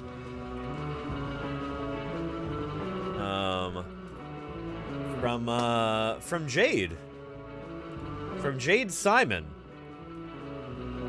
We're not going to watch this. I just want to show you a quick little intro here. So Jade is very much... Good morning, everybody, and welcome to the 2022 virtual edition of the Royal Tyrrell Museum Speaker Series. Yeah. So I went to school with Jade. Here at the Royal Tyrrell Museum. She was a graduate student while I was an undergrad. And let's skip forward and let's see Jade. There we go. All right, thank you so much for inviting me. Ontogeny. I'm very excited to be presenting my research for you all, and I will try to highlight some really cool specimens from the Royal Tyrrell that I was fortunate enough to include in my study. So as Kayla mentioned, I work on theropod dinosaurs. There we go. And the group that I really focus on right now are Oviraptorosaurs. Oviraptorosaurs. Kind of an overview of what are these very silly looking dinosaurs? How do they fit into the context of other theropods, and what sorts of questions can we ask about them? So Oviraptorosaurs are a group of... Oh, hang on a minute. Darklander, have you left already? It's nearly midnight here in Wales. Got to get some shut-eye for a busy day tomorrow. I hope you get some excellent sleep. Sweet dreams, Darklander. Thank you for being here. Hope to see you again sometime soon. I stream every weekday here on Twitch, so catch me tomorrow maybe. Feathered bird-like dinosaurs. They vary pretty greatly in size. We have some very, very small. We also have some that are nearly the size of a T-Rex. And they are known from all across Asia and North America throughout the Cretaceous, but mostly towards the mid and late Cretaceous. They're a really interesting group of theropod dinosaurs. You can see in these reconstructions. They are weird and cool and interesting. They are very silly looking. They're charismatic to me because of that. So some of them have crests on their heads, but you'll notice in these images, they don't really have teeth. So not very many of them, only the very earliest ones. So most of them have a beak, no teeth. Some of them have these crests. We do think that they were all feathered. And they're just a really interesting group of dinosaurs. So we can see here looking at this phylogeny, they're pretty closely related to the theropod dinosaurs. Here's these guys. The transition into birds. So they're talking about these earlier, so and we'll continue talking about them. Troodontids and dromaeosaurs, and along that dinosaur bird transition. Yep. And there are two main groups of overactive. Whoa, hang on, Jade. There's our Alvarezsaurs right here, whom we were talking about. So again, I'll give you this link in the chat again. You can totally watch this talk by Jade Simon, one of the world's experts on Oviraptorosaurs. But let's get back. Oh, we were talking about shoot. We were talking about hearing. No. Let's emerge from this rabbit hole. Let's get back to what we were talking about here. The creature that I'm currently 3D printing on the 3D printer. Oh, look at that build up. That makes me so happy. An Alvarezsaurid, like this Mononychus right here. Yeah, let's go back a little bit. If you're feeling cheated, try blaming the dinosaurs. And thank you, Golganek. The Oviraptor youth double I appreciate you, Golganek. Thank you. The rigging team attached strings to that puppet for us to move, and animators move the puppet around. It's honestly a lot like playing. And hang on, Burnslot says, I just painted a mini one of those from Hero Forge. I thought they were fantasy. Mini one of what? Of these little Alvarezsaurs? And very, very funny ball machine. With toys, like just like when you're a kid, just like, rah, it's gonna go over here. Like, it feels like that. So this is a scene from the Desert Bloom sequence with Mononychus. Yeah. It's a highly specialized dinosaur. We know that it lives in the desert and likes to hunt insects. And it has these little stubby little claws, and like with claws that are about 7.5 centimeters long. They're similar to like a pangolin or like an anteater, where they will like use them to dig into a termite mound. Yep. We really just try and filter in what we can see from birds. So this looks a little bit different. I sculpted my own Trirarchuncus, which is like Mononychus on steroids, kind of following Cope's rule. We don't know what the whole animal looked like, so I'm just kind of exaggerating a lot of the features. And man, did I exaggerate the claws and the arms. You'll see in my sculpt.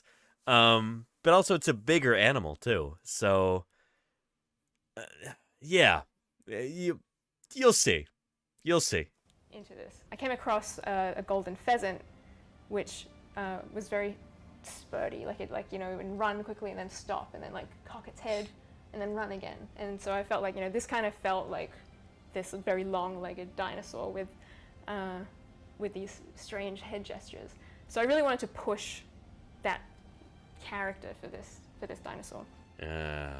So here's the scene where we've got the log brought in along with the Mononychus. And so like I will be grabbing these controls and like moving this guy along, grabbing the foot and like taking a step or doing a jump. And we will refine this and show this to Dr. Darren Naish to see if we're following the science. Does this make sense for the anatomical structure of a Mononychus? Once we've gotten the animation to a point that we're happy with, then we send it to lighting department and the groom department, and they'll light the scene. Fur gets put on the dinosaur. Not fur, feathers. feathers. Don't call it fur. They'll light the scene. Fur gets put on the dinosaur, and they will, like, compositing will make that dinosaur like fit in the environment. They are extraordinary animals with individual lives and struggles which apply in the way that they apply today. And so, you know, the universality of the struggles of animals is a story that can be told irrespective whether you're telling it today or telling it 65 million years ago. 66 million years ago. Rich Get it and right. diverse time with multiple different environments, multiple different habitats, multiple different groups of animals doing really cool things.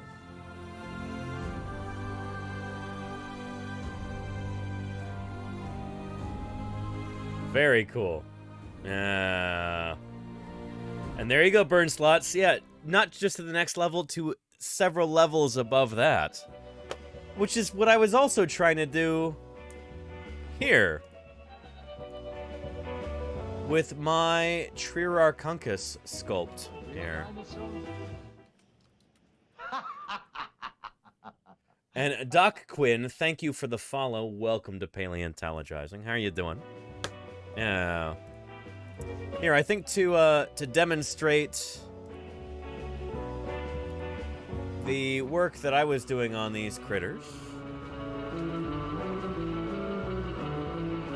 go to the old Paleontologizing YouTube page, and let's search here for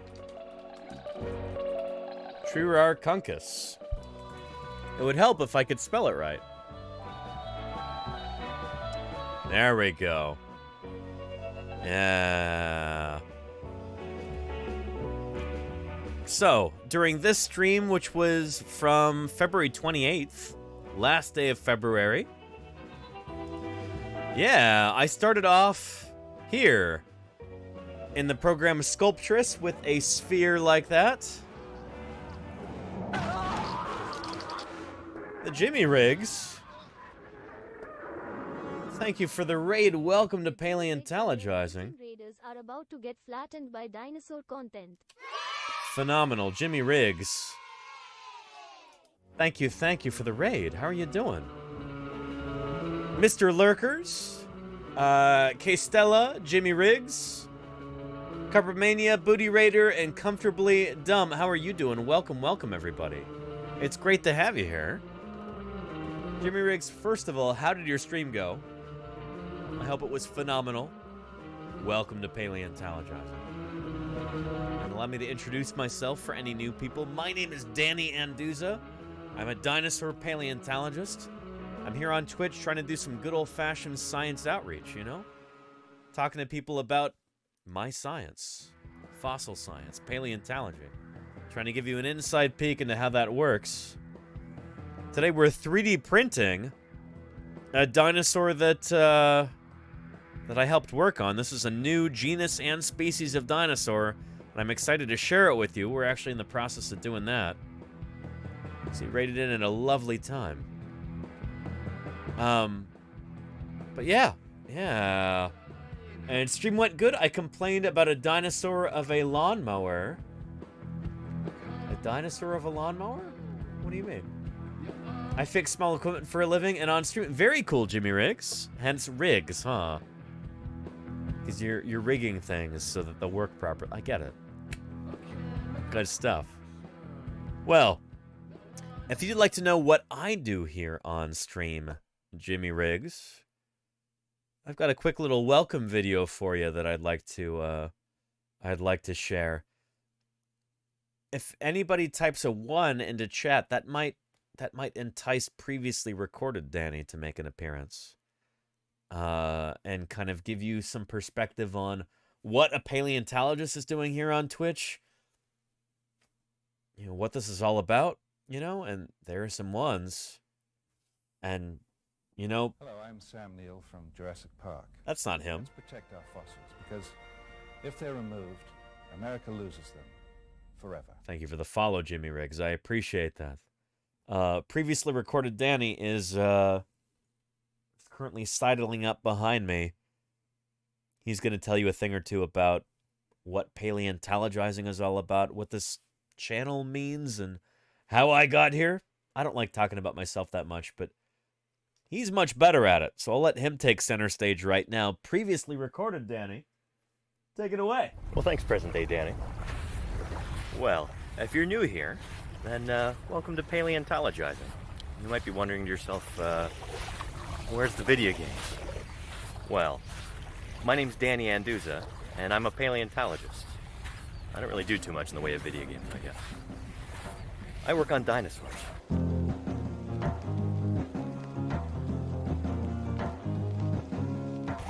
But how does a paleontologist end up on Twitch? Well, I'll tell you. It all started when I moved to Montana right out of high school. In my first week there, I started working in the Paleo Lab at Museum of the Rockies, which at the time was probably the greatest dinosaur museum on the planet. If you've ever seen any of the Jurassic Park movies, then you're more familiar with that institution and with my old boss than you may realize. You consulted on that movie. I did consult on all those movies. And they said the guy, Alan Grant, was you. Yes. Yeah, well, fortunately, he didn't get eaten. It was in that program that Jack Horner built that I learned how to be a dinosaur paleontologist. I learned a lot of that from Jack Horner's last graduate student, this guy, Denver Fowler, who would go on to become curator of the Badlands Dinosaur Museum in North Dakota. Under Denver, I did nearly a decade's worth of fieldwork, digging at hundreds of sites in the Upper Cretaceous, excavating literally hundreds of dinosaurs. Here's just a few highlights. In 2012, I discovered the world's oldest specimen of Chasmosaurus, hopefully soon to be published as a new species. In 2017, we dug up a brand new ankylosaur. Montana's news leader. 5 paleontologists are excavating what looks to likely be a new species of armored dinosaur. So we found its head, we found parts of its armor and plates, and so it should be a new species. I've also been lucky enough to help collect another very important specimen, the world's smallest and youngest Tyrannosaurus rex. And much like my fieldwork, my research is also centered on dinosaurs. Some of that deals with new genera and species, like this guy, Trurarchuncus, a bizarre little theropod from the very end of the age of dinosaurs, who was just published in July of 2020. I've got a few studies in the works right now, some of them focusing on dinosaur biogeography, and some others on behavioral functional morphology, basically looking at bizarre features of dinosaur skeletal anatomy and trying to figure out why those features evolved. And one of my current projects involves Spinosaurs. But I can't really talk about that until it's closer to publication, so don't ask me about it yet. Anyway, let's get back to how I ended up on Twitch. A couple years ago, things were definitely on the decline in Montana, so I packed up and moved back to the West Coast. And I have been so much happier here. I've also realized that I have very little patience for the soul-deadening bureaucracy within academia. So for the time being anyway, I've moved my career in a different direction. And lucky for me, it happens to pay a lot better too. I kind of stumbled my way into a job in early childhood education.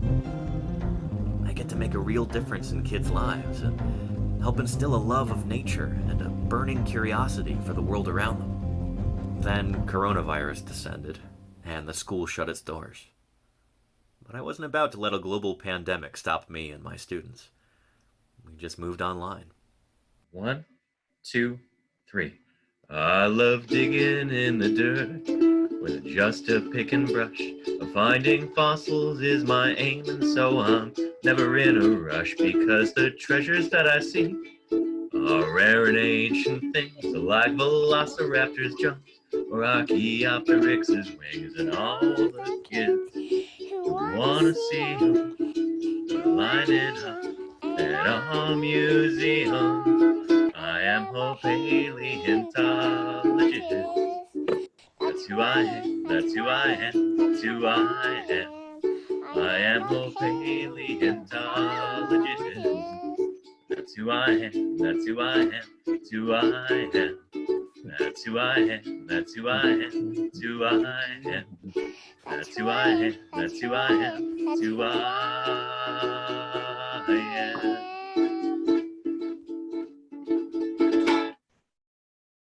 Having made the jump to teaching remotely, It was only a short leap from there to Twitch. I started streaming in May of 2020, and it's been tremendously rewarding. Now, it's my belief that any good scientist should also be a public servant. In my opinion, talking to everyday people about your science is one of the most important things a researcher can do. Twitch is kind of an ideal medium for that. This is my passion, and now I get to share it with you.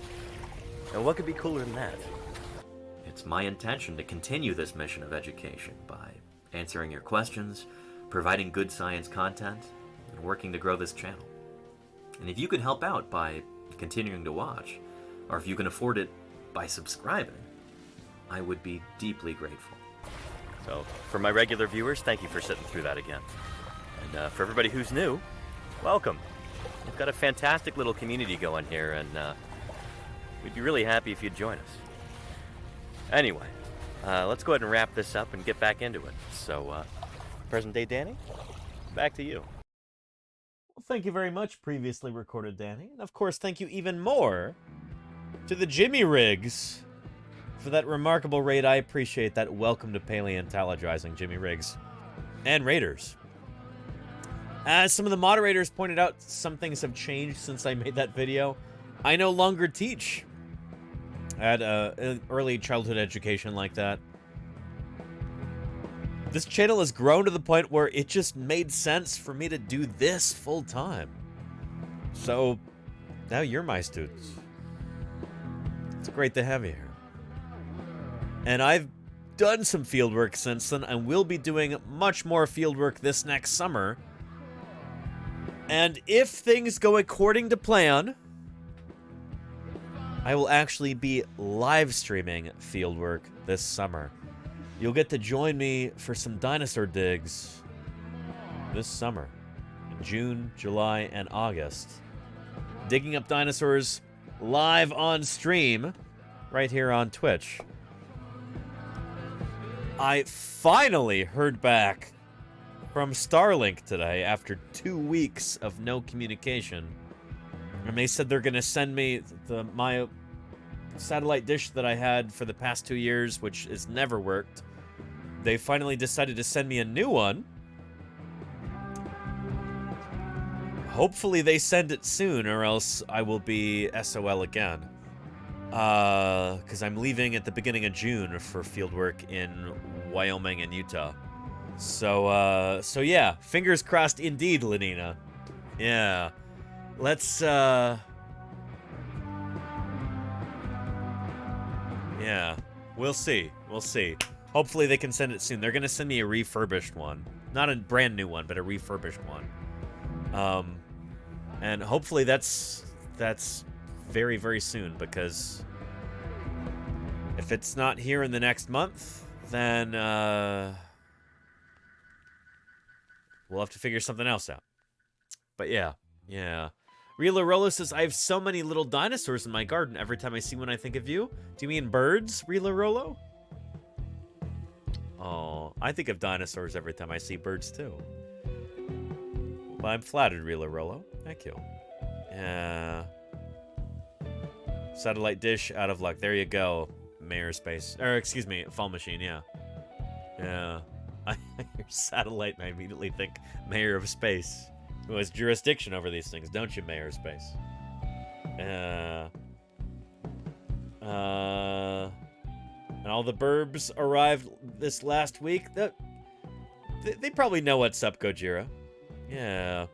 And if dinosaurs had not died, I imagine that mammals would still be small creatures like this, living in the nooks and crannies of their world. And true. We wouldn't be here. That is true. Maramau, thank you for the follow. Welcome to Paleontologizing, Maramau. Welcome. And XTina90 says, hello, fellow scientists. Didn't know this type of Twitch existed. Now I'm excited. Yes, absolutely. You could call me the world's first full-time live streaming paleontologizing. The world's first full-time live streaming paleontologist here on Paleontologizing. Tina, it's great to have you here. What kind of science are you in? Let me know. Yeah. Shoot, as a dinosaur paleontologist, I work on dinosaurs. And I publish on them in the scientific literature.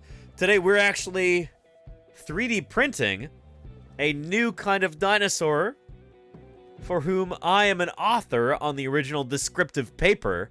So we're talking about that. Yeah. And you're in geology. Tina, you already know about Rocket Sage, don't you? Who's kind of Twitch's premier geologist. If you don't, you are in for a surprise. Yeah. You do now. Do not delay. Go follow Sage right now. Sage is, she's mostly a structural geologist, I think.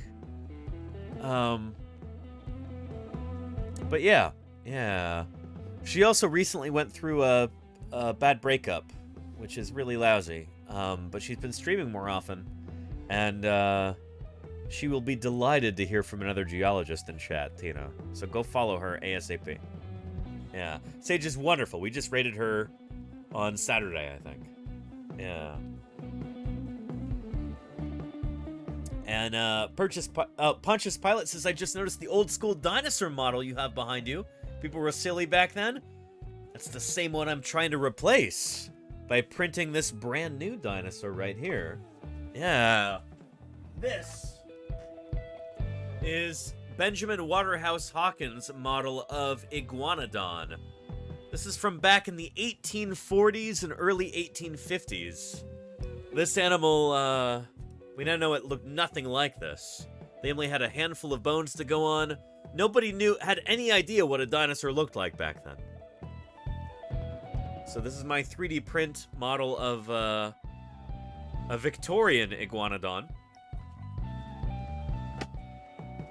Nowadays, we know Iguanodon looked much more like this right here. Yeah. Yeah, I was actually working on digging up an Iguanodontian in the Cedar Mountain Formation, earliest Cretaceous of Utah this past summer. But yeah, see that thumb spike right here? This thumb spike right there on the thumb.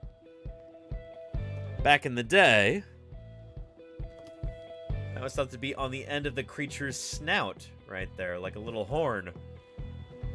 Nowadays, with more complete specimens, we recognize that this is a deadly thumb spike right here that this animal would have used to defend itself. Let's see. And here's a graphic representation of that right here in the game Jurassic World Evolution. Here are various meat-eating dinosaurs getting absolutely wrecked, just shanked to death. Ugh. By this deadly thumb spike. Ugh. Yeah. Ugh. Mr. Iguanodon sends his regards. Ugh. I sleep with the coelacanths. Anyway, you get the idea. Yeah. Ugh. Mark Zero G says that's an Xbox control grip if I can recognize one. What, the thumb spike? Hang on just a minute. Let me go get an Iguanodon hand for you, because I've got a 3D printed one of those. But yeah. Yeah. And Xtina, here. There's a shout out for Rocket Sage. Yeah. I'll be right back. Let me grab this Iguanodon hand. You'll be blown away at how big this honkin' thing is. Here.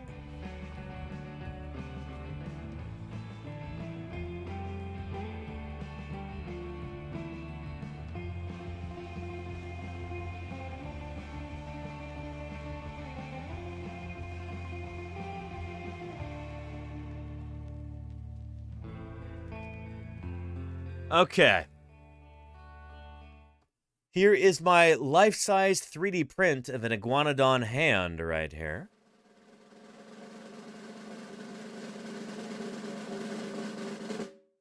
Take a look at that. Extraordinary, right? So this is the hand of Iguanodon, printed life-size, and look at that thumb spike. So this is only the bony core right here of that thumb spike. In life, this thing would be covered with a keratinous sheath. Would have been maybe 1/3 longer, maybe even longer than that. Not the sort of thing that you want plunging into your gut or into your vertebral column. Like, it's curtains for you if you're on the business end of this thing. Holy cow. So that's just the hand of this animal. Exactly. Yeah. I mean, look at this. It's a big animal. It really is. Yeah. That's PlayStation grip. There you go, Mark Zero G. See, I don't know anything about video games. But, yeah. Holy cow. Pretty extraordinary. And we even have a little video about that, actually. Yeah. Called the Swiss Army Knife in this little video here. This is at a museum in Brussels, in Belgium. Yeah. Hello there, welcome once again at the Royal Belgian Institute for Natural Sciences. I am Koen Stein, I'm a paleontologist, and today we have an exclusive look within the cage of the Bernissart Iguanodon. And thank you, Nell, for gifting Tina there. I appreciate you, Nell. 29 gift subs in the channel. Good stuff. Thank you, Nell. Look, we are now at 8 out of 50 gift subs. Our goal for the... Excuse me. Our goal for the day. Thank you, Nell. Yeah. And thank you, Tina, for following. And Spike Hedge. Nothing to do with oil. I'm a paleontologist. And thank you, Spike Hedge, for the follow. Now, I'd like to focus in this little clip on the hand of the Iguanodon. The hand. And one of the most prominent features on the hand of Iguanodon, I have a little aid to show you. Yeah, that one of the most thumb prominent features spike. is the thumb spike. Yes. And when these animals Holy were first moly. discovered, they didn't have complete skeletons, and they thought that this thumb spike was actually supposed to be put on the nose of the animals, much like rhinoceros iguanas that we have today. Like you see right there. But because of the findings of these iguanodons in Bernissart, we know that it's actually part of the hand. And in life, this thumb spike would have been covered by a keratinous sheath, making it much bigger. And keratin, it's the same material. Talking about this, in your fingernails or in your hair. So it's a material that typically wouldn't fossilize with the rest of these skeletons. The function of the thumb spike, it's still hotly debated. There's no consensus. But potentially it could have served as predator deterrence, so fighting off. I love this goofy illustration here of this animal just going, just spiking a theropod right there in the throat. In fact, we've got another depiction of that right here. I just got a box full of these the other day, which is... Oh man, makes me happy.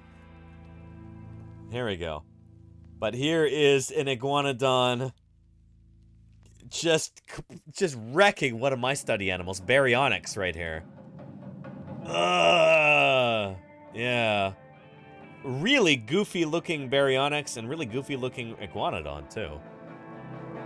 But yeah, not all dinosaur artists created equal. Exactly, Burn Slots, exactly. Yeah. Oh boy. High five. Whoops, sorry. It's this phone machine. Yep. Yeah. So yeah. Yeah. And Rex, I see your message there. Yeah. I'll respond to your message after stream, Rex, but I don't really have anybody else. Yeah.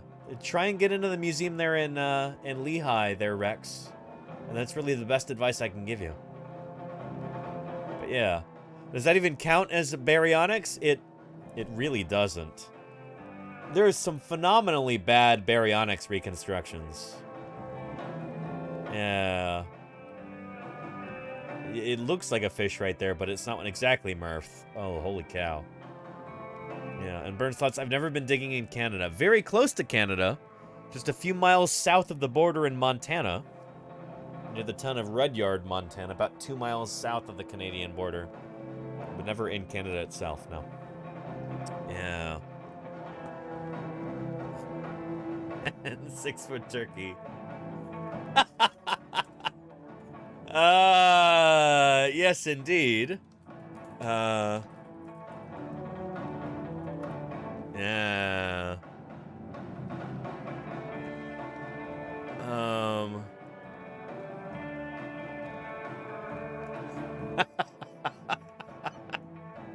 I don't get mad.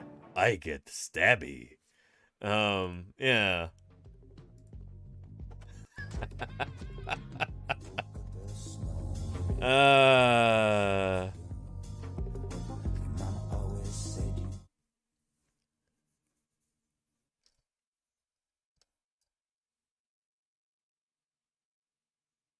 Anyway, etc., etc.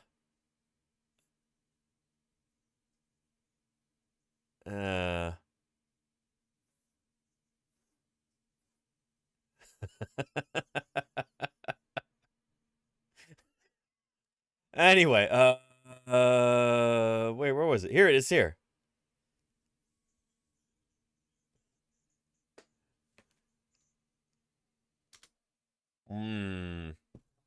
Anyway, just like Iguanodon, you know? Better not cross those Iguanodontians, you know?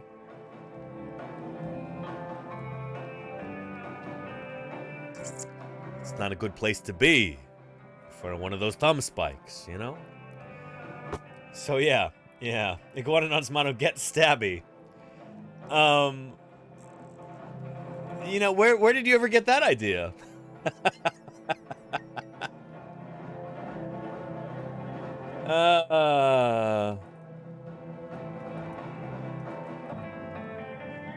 Yeah.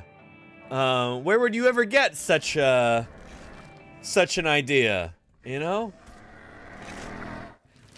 Oh boy. Oh, Suchomimus. Yeah. Yeah. And I'll see you later, Tina. Thank you for being here. And yeah, welcome to Paleontologizing. Oh, T-Rex. Oh. Wrecked. Spinosaurus. Wrecked. Whoever that is. Gorgosaurus? And the made-up dinosaur. Good riddance. Acrocanthosaurus. Oh, boy. Yeah. So anyway. Iguanodon. Yeah. And Bilby parcel is on its way. Thank you. Roses and tea. I will make sure that I check. I think on Friday morning, I'll be going to the P.O. box. So we'll see if it's there then. Good stuff. Yeah. Attackers, or for fighting amongst individuals over resources like female or food. So we still don't know for sure what this thumb spike was used for.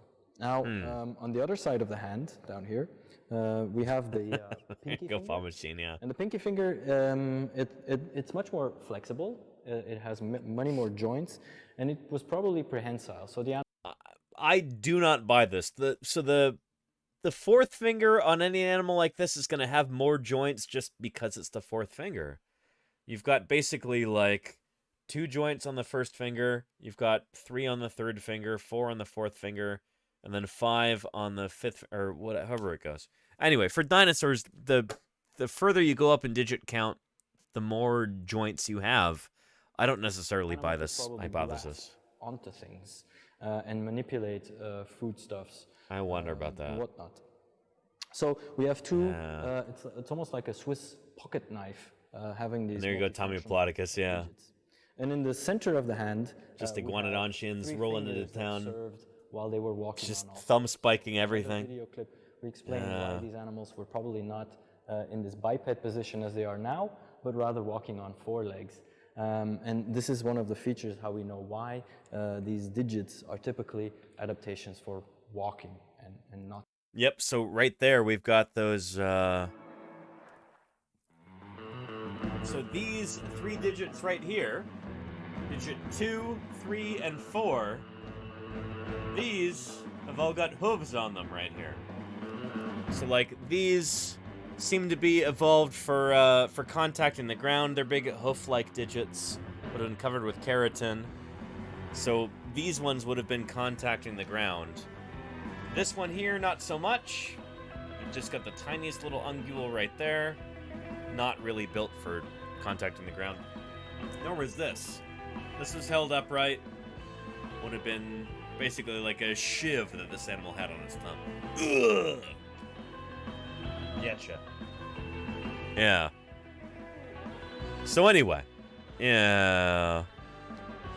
And Burnslot says by the shape of the other fingers, I think the ring finger was longer. Says Burnslots. Wait, the ring finger? That's this one here. This is digit 4 right here. Yeah. This one here is digit 4. Because it goes 1, 2, 3, 4 right here. But yeah. Anyway, handshakes at dawn. Yes, there you go. Not duels, not dueling pistols, Andy. Handshakes. Yeah. Ah. So yeah. They call them Iguanodon. They'll make you an offer that you cannot refuse. Golganek, exactly. Yes. But yeah. Anyway. Yeah, that's that right here. Not for grasping or a clawing. Yeah, there we go. End of that video. Cool. I don't know how we got onto Iguanodon, but our Iguanodon model right here is something that I've had on my shelf for a long time. It's about time to replace this, though. You know, it's cool to have like an old antiquated dinosaur representation right here, but that's not quite ideal for science outreach, you know? And trying to give people a good idea of what modern dinosaur science is like. So in order to do that, I've got this right here. Here is my VOD talking about... Shoot, where did that go? Sculpting this critter right here. Mononychus. Or Trurarchuncus, which is basically the same kind of critter. A dinosaur that I helped work on. I started off with just a simple sphere like this in the program Sculptress, and then over the course of this stream, let's increase our playback speed to ×2. Started morphing and shaping it. There we go. Perfectly spherical dinosaurs. There you go, Clever. Yeah. Here, you can find this video right here on the YouTube page. But, yeah. We actually got a decent amount of the way through this. Trying to make it look like this critter right here. Yeah, bit by bit, we made it work. This is back at the very end of February. Yeah, and here I was talking about this. Some more. There we go. There's the forelimbs, etc., etc. And then I think we got distracted after this, but that's okay. And let me go ahead and open up that program so you can see it. Here it is. Here we just started off with a simple sphere like that. And then here's our kind of first draft.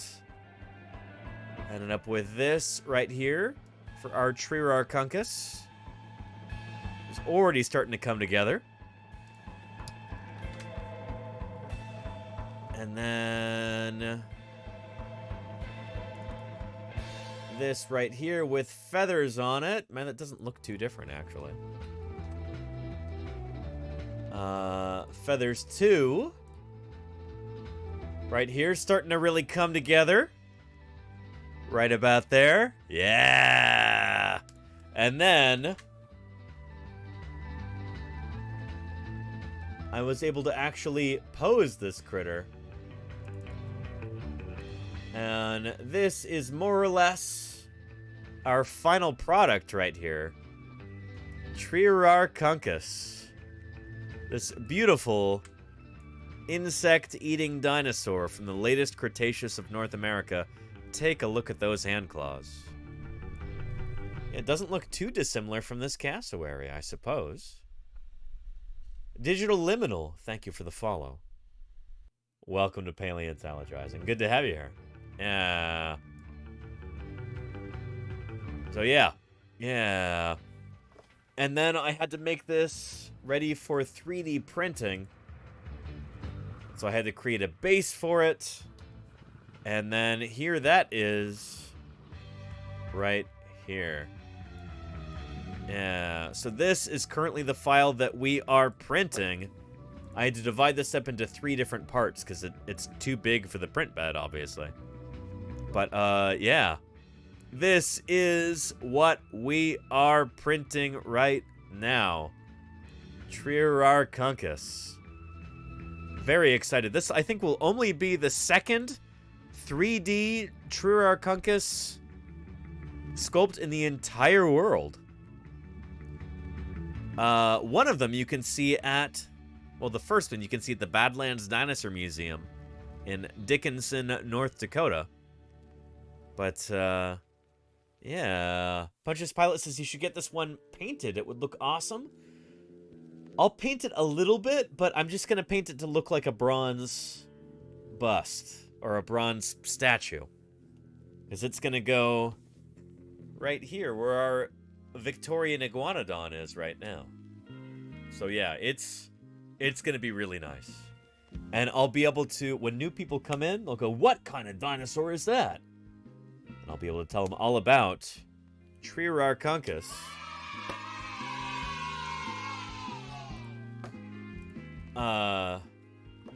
The last Alvarezsaurid from the Hell Creek Formation.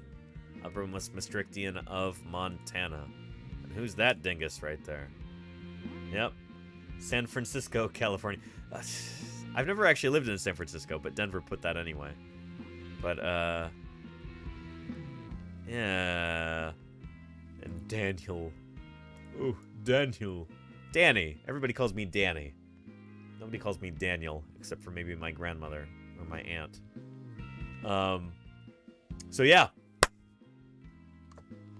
Triararchuncus is 3D printing right now, and there are 3 parts to this. It's going to take about 3 streams, or maybe I'll do one overnight, and we'll fast track this. We'll see. Maybe I'll do that. But very excited about this. Yeah. Only your grandmother and only when you're in trouble. I'm pleased to report that I don't get in trouble with my grandmother anymore, Jody Fish. So yeah. No. Not when I'm in trouble. But yeah. Yeah. Yeah, good stuff. And there's a plushie for Mononychus. There is from Paleo Plushies, isn't there? Holy cow. Lenina. This is the plush Mononychus here, as it looked in Prehistoric Planet. Very, very cute from Paleo Plushies. 260 pounds. UK, that's crazy. Wow. Very, very nice. Yeah. Mine is going to be a fair bit more realistic than that. But yeah. Is it filled with gold? No, it is custom handmade, Murph. That's why it's so expensive. And it's so much in demand. Yeah. Anyway.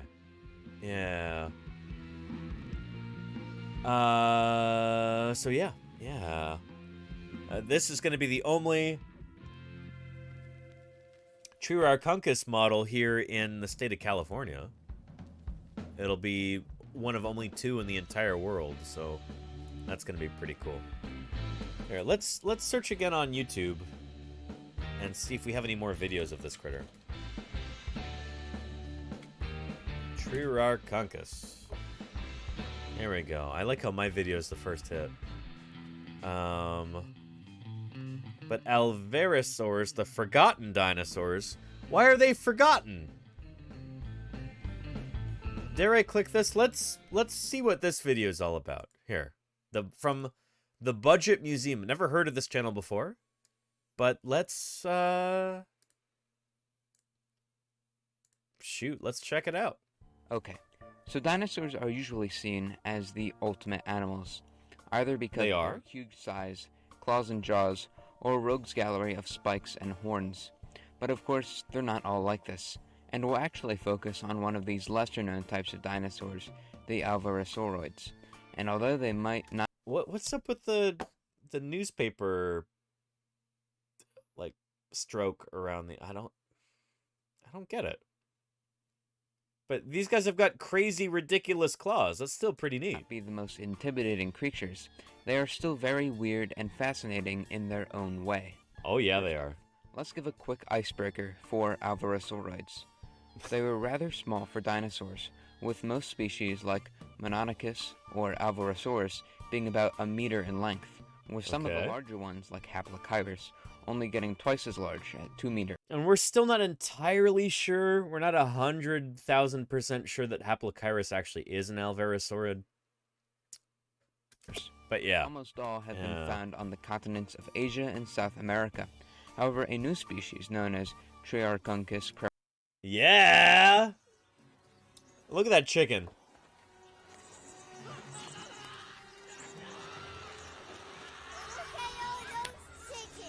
Look at all those chickens. Gargoware. 5 months from you. Thank you, Gargoware, for your continued support. I appreciate you. The newspaper for scale? The newspapers aren't the scale. I feel like this just kind of, it complicates the silhouette and makes it more difficult to see. Like, this is not an artistic decision that I would replicate here. Yeah, it's a design choice, but I can't say it's a good one. Yeah, whatever. Crariensis has recently there we go. At 2 meters. Almost all have been found on the continents of Asia and South America. Which is true, except in North America we have both Albertonicus and Triarchunkus now. Yeah. However, a new species known as Triarchunkus crariensis has recently been found and described in North America. And it's not recently been found. That's incorrect. The first material of this animal was found way back in, I think, 1980? Which is like 70 years ago at this point. Makes me feel old. Chat, can you believe 1980 was 70 years ago? Holy cow. But, yeah, shoot, if we look up Triarchunkus here. Yeah. So there are specimens of this animal right down the road from me in Berkeley, California. There's some hip elements. I think a pubis and part of an ischium. Yeah. The first remains were discovered in Montana in 1980. Wow, that's like 90 years ago. Holy cow. Yeah. And it was informally known as the Hell Creek Alvarezsaur. Yep. The then unnamed species was not mentioned again until it was mentioned briefly in the 2018 Society of Vertebrate Paleontology abstract book. Also untrue. I mentioned it in the 2013 Society of Vertebrate Paleontology abstract book. This part is wrong. That was my SVP presentation in 2013. Anyway. So yeah, a species and genus were scientifically described by Denver Fowler and colleagues in 2020. Yeah, good stuff. Anyway, here's a link to the Wikipedia page. Yeah. And get stuck in, Danny. Fix it since birds are dead on. I mean, one thing that I've learned about Wikipedia in the modern day is that if you're a researcher and you're, like, doing active work on a topic, you are discouraged from actually editing Wikipedia. I think because they want to avoid any kind of agenda or anything like that, but, like, I've tried to do this before, and all of my edits have been reversed. So, anyway. Yeah. Yeah. So, yeah. Yeah. 70 years, that's like last August. Something like that, Caravan, yeah. Yeah. What was that noise? Oh, shoot, that's not the 3D printer. That's one of my roommate's air fryers in the kitchen making beeping noises. All right. 3D printer still printing as it should. Back to our Triarchunkus here, right? Triarchunkus crariensis has recently been found and described in North America, living alongside legendary dinosaurs like Tyrannosaurus and Triceratops. Okay. Alvarezsauroids are rather bird-like in appearance, having... They're not rather bird-like, they're extraordinarily bird-like, to the point where when they were first found, they were thought to be birds. Missed opportunity here in this video. Yeah, shoot. It was actually in April or May of, what, 1993, I think? Here we go. These animals made an appearance on the cover of Time magazine. Mononychus here was new at the time. And look at him smiling there on the cover. I love it. Yeah. The truth about dinosaurs. Surprise, just about everything you believe is wrong. It's still true for a lot of people. But yeah. Yeah. So this animal was originally described as a bird. When Mononychus was first described, it was thought to have been a literal bird. Here we go. Here we go. Rewriting the book on dinosaurs. Oh, there's my old boss, Jack Horner. Right there. Yeah, glue is cheap. Yeah. And footprints. Glue is cheap. Where's our... Thank you, Chatter, for prompting that sound command. There we go. Yeah. Mononychus. This is back when we had the old spelling. Mononychus may have been the discovery of the lifetime. This turkey-sized predator with its mouthful of sharp teeth, probably didn't actually have teeth, and a long tail, looked quite similar to the theropods. Even so, says paleontologist Mark Norell, it shares a number of features with modern birds. In Archaeopteryx, for example, he explains the fibula, the shin bone in the leg, touches the ankle. In birds, that doesn't happen. And it is the same is true in Mononychus. Birds have a keeled sternum or breastbone, where the flight muscles attach. Mononychus also has a keeled sternum. So yeah.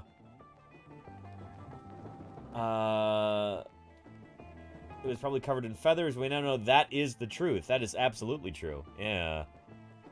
So anyway, since scientists cannot really decide for sure whether Mononychus should be considered a primitive flightless bird or a dinosaur, it seems plausible that there really is no essential distinction. It was both, which...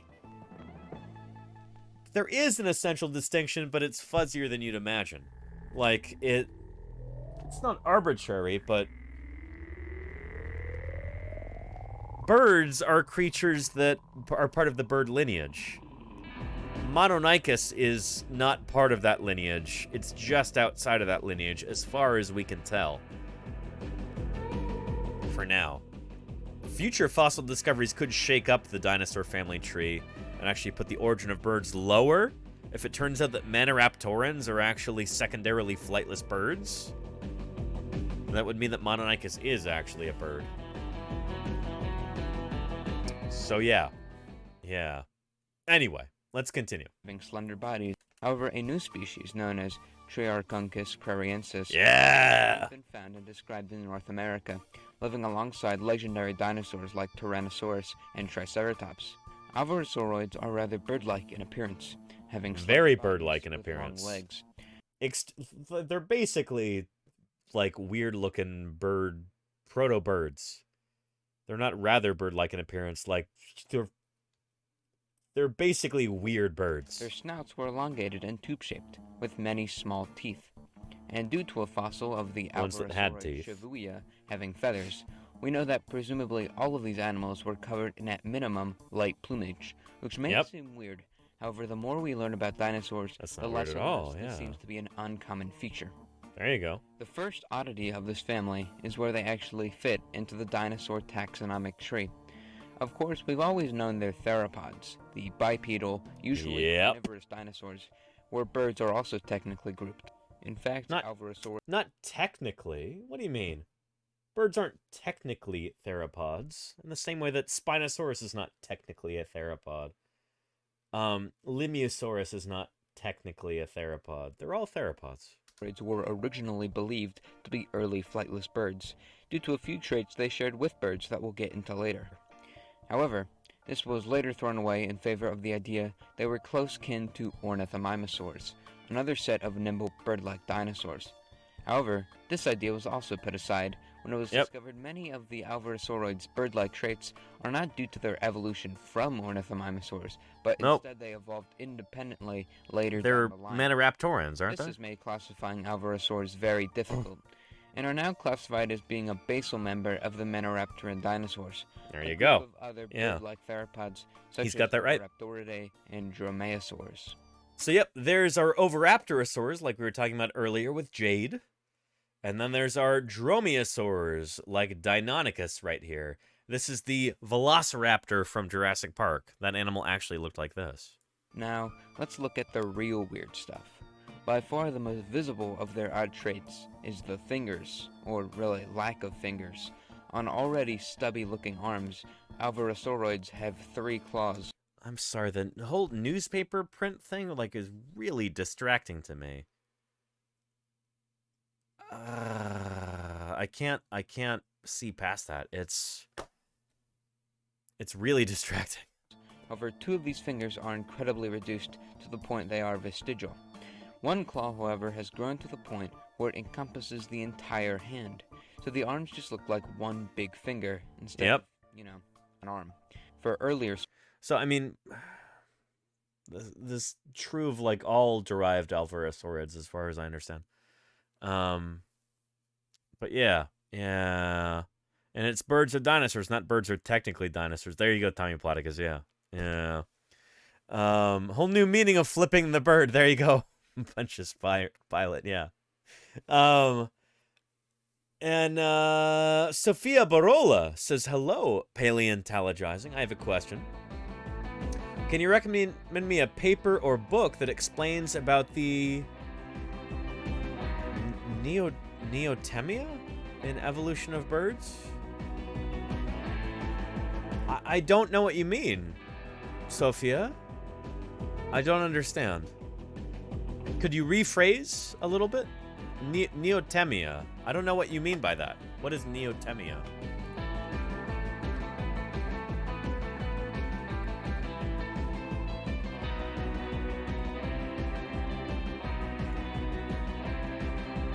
Yeah, I don't understand. Rephrase that if you can, and I'll be happy to answer your question. Neoteny? I mean, yeah. Oh, pedomorphosis. So ontogeny. Interesting. Okay.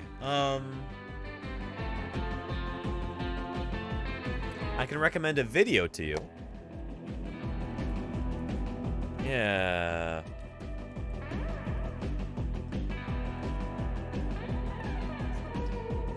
Here we go. So here is scientist Dana Rashid talking about... My answer as an evolutionary biologist may surprise you. This drawer contains almost Oh. all of the North American identified... CZ the Day, thank you for the follow. Welcome to Paleontologizing. Yeah, if we're talking about development, Evo Devo, and the origin of birds, this is an excellent place to start. Well, an ostrich is a bird, and we now recognize that birds are dinosaurs. So by riding ostriches, yes, indeedy, humans have ridden dinosaurs. Why anyone would want to ride an ostrich is a completely separate question. I would love to do that. That sounds awesome. But what's wrong with the panel on the left? Time. Well, I'm kind of heavy. Time I is don't know. what's wrong. I don't want to hurt an This ostrich. sort of non-avian dinosaur went extinct tens of millions of years before humans ever came on the scene. Anyway, let's get to the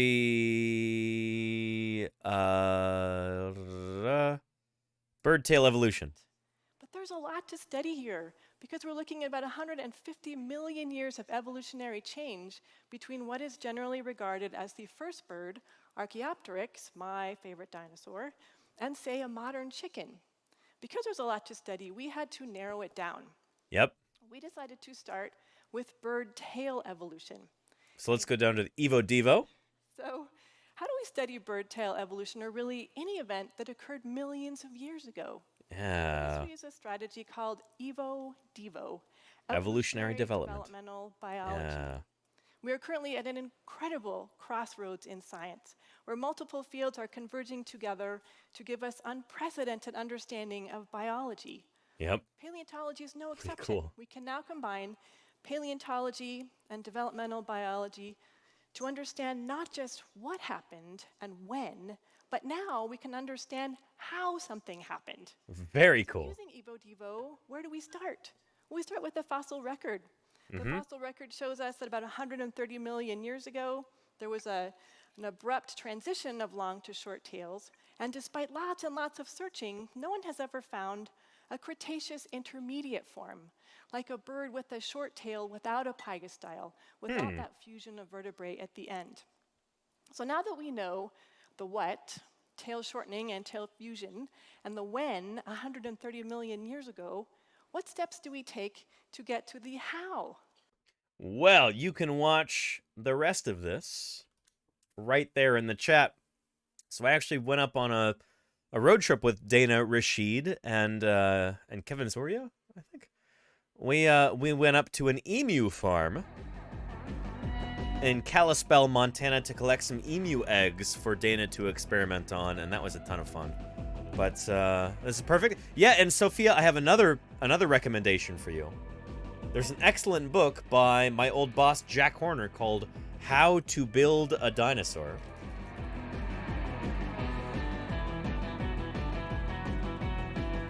There we go.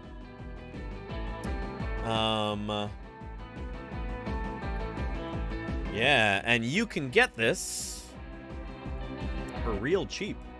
Like new condition, $5.39.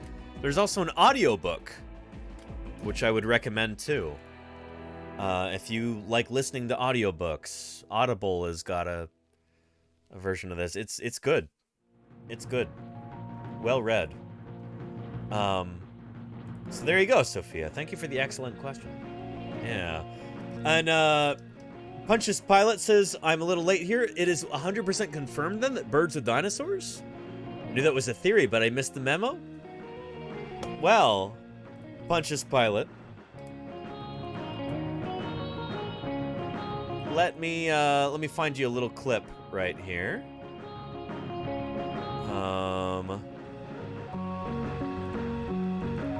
There we go. Yeah. Growing baby dinosaurs couldn't walk at first, meaning that their discoveries lent support to a then controversial but now widely accepted theory that dinosaurs actually gave rise to modern birds. Not just widely accepted, pretty much universal nowadays. Studies all this in school, and they look up in the sky and see a bird and turn to mom and say, you know, that's a dinosaur. They're right. They're right. Yeah. Right. Jack Horner told us that birds are dinosaurs. Do you agree with that? Absolutely. Sean Carroll is a professor of molecular biology and genetics at the University of Wisconsin. So really, dinosaurs never went extinct. Dinosaurs never went extinct, but we all think they did. And there was an asteroid event that took out a lot of life on Earth, including T-Rex and all the most famous dinosaurs. But this other group, what we call birds, made it through. And of course, there's thousands of species of birds still around today. 10,500 species or thereabouts. There's like twice as many species of birds than there are of mammals today. It really is still, you could say it's still the age of dinosaurs, because dinosaurs outnumber mammal species like 2 to 1, which is pretty cool.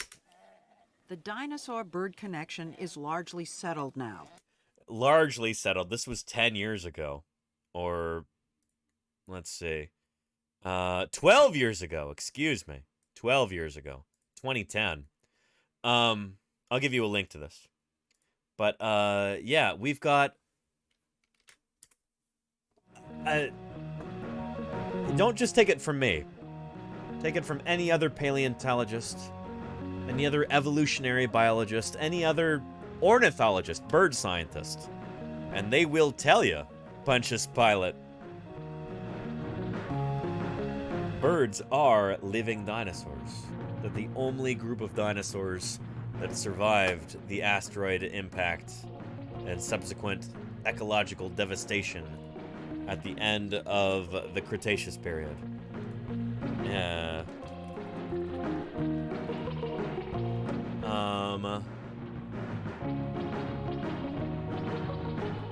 Shoot, let's take a look at this right here. Let's see if this is any good.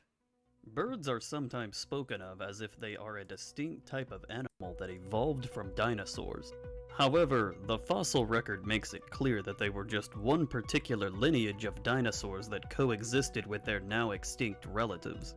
One of the main reasons that birds are perceived as being significantly different than other dinosaurs. Oh, this is a lousy dinosaur. Garbage. Basura.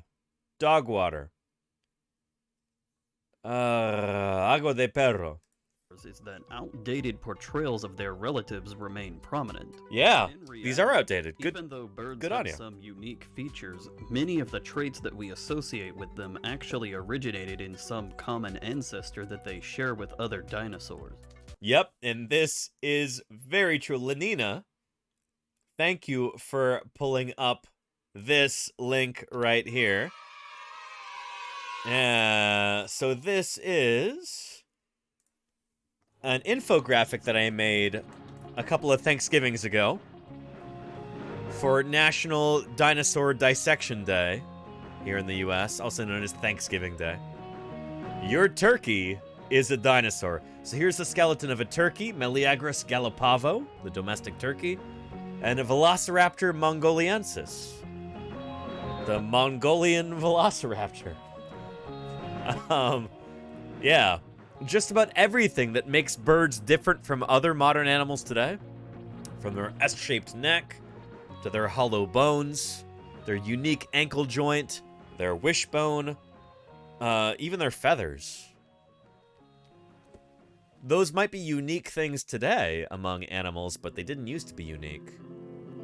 All those traits used to be really widely, very common, including the feathers, you know?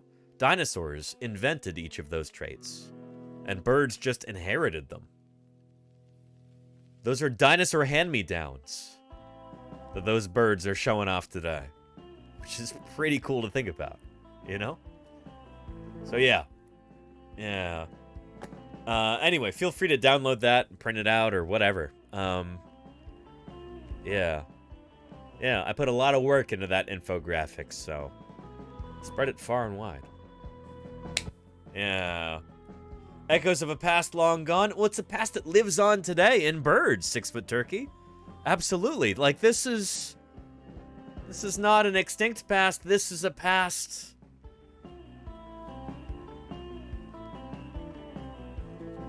you know, that extends into the present and into the future. I guarantee you there will be birds flying around long after human beings are extinct. Dinosaurs will outlive us in that sense. They'll outlive humans, certainly. Yeah. Yeah, let's continue. Birds belong to a broad evolution. And Punch's Pilot says I have to hop off, but I will definitely be back again. So fun. Keep up the great work today. Thank you, Punch's Pilot. Hey, I appreciate you. I hope to see you next time here on Paleontologizing. Thanks for joining us. Yeah. Evolutionary lineage called the Coelurosaurs, who are a significant part of one of the 3 dinosaur supergroups, the theropods. Yep. Well-known Coelurosaurs are Velociraptor, who is somewhat... Wait, hang on. Who would be the other 2 supergroups? Theropods, sauropods, and ornithischians? They're considering a supergroup here? That's like a super mega group. Whatever. I would say thyreophorans and ceropods after that. Ceropods being ornithopods plus ceratopsians. But whatever. A close relative to birds, and Tyrannosaurus rex, who is a more distant cousin. Most, if not all, Coelurosaurs had feathers or feather. There's an Alvarezsaur there. Yeah! So this is one of our little... Man, they made the claw so small here. Way too small. Way too small. Oh, this claw would have been so much bigger in life. What are they doing here? Bad stock image. Man, you're going to see when this is done... I've purposefully exaggerated the claws on this Alvarezsaurid just to get the point across. I want, when new people who know a thing or two about dinosaurs stumble onto the channel, and they see the my Triarchuncus sitting here on the shelf where this Iguanodon is now, I want them to go, holy cow, is that an Alvarezsaur? Is that Mononychus? And I can say, yeah, pretty much. Good eyes. You know? Yeah. Use in retaining body heat. So birds were not the first dinosaurs with feathers. Birds are also not special among dinosaurs when it comes to their 2-legged nature. All dinosaurs that walked on 4 legs had 2-legged ancestors. Even the large sauropods like Apatosaurus had early... I'm sorry, what did he say? How did he say Apatosaurus? 2-legged ancestors. Even the large sauropods like Apatosaurus had...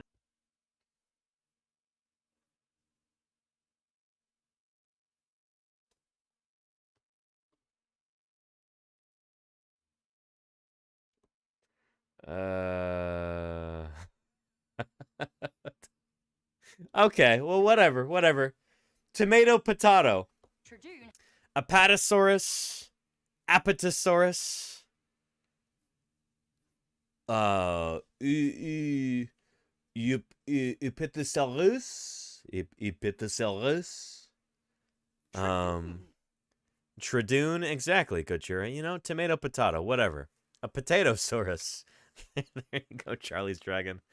Whatever. Had 2-legged ancestors.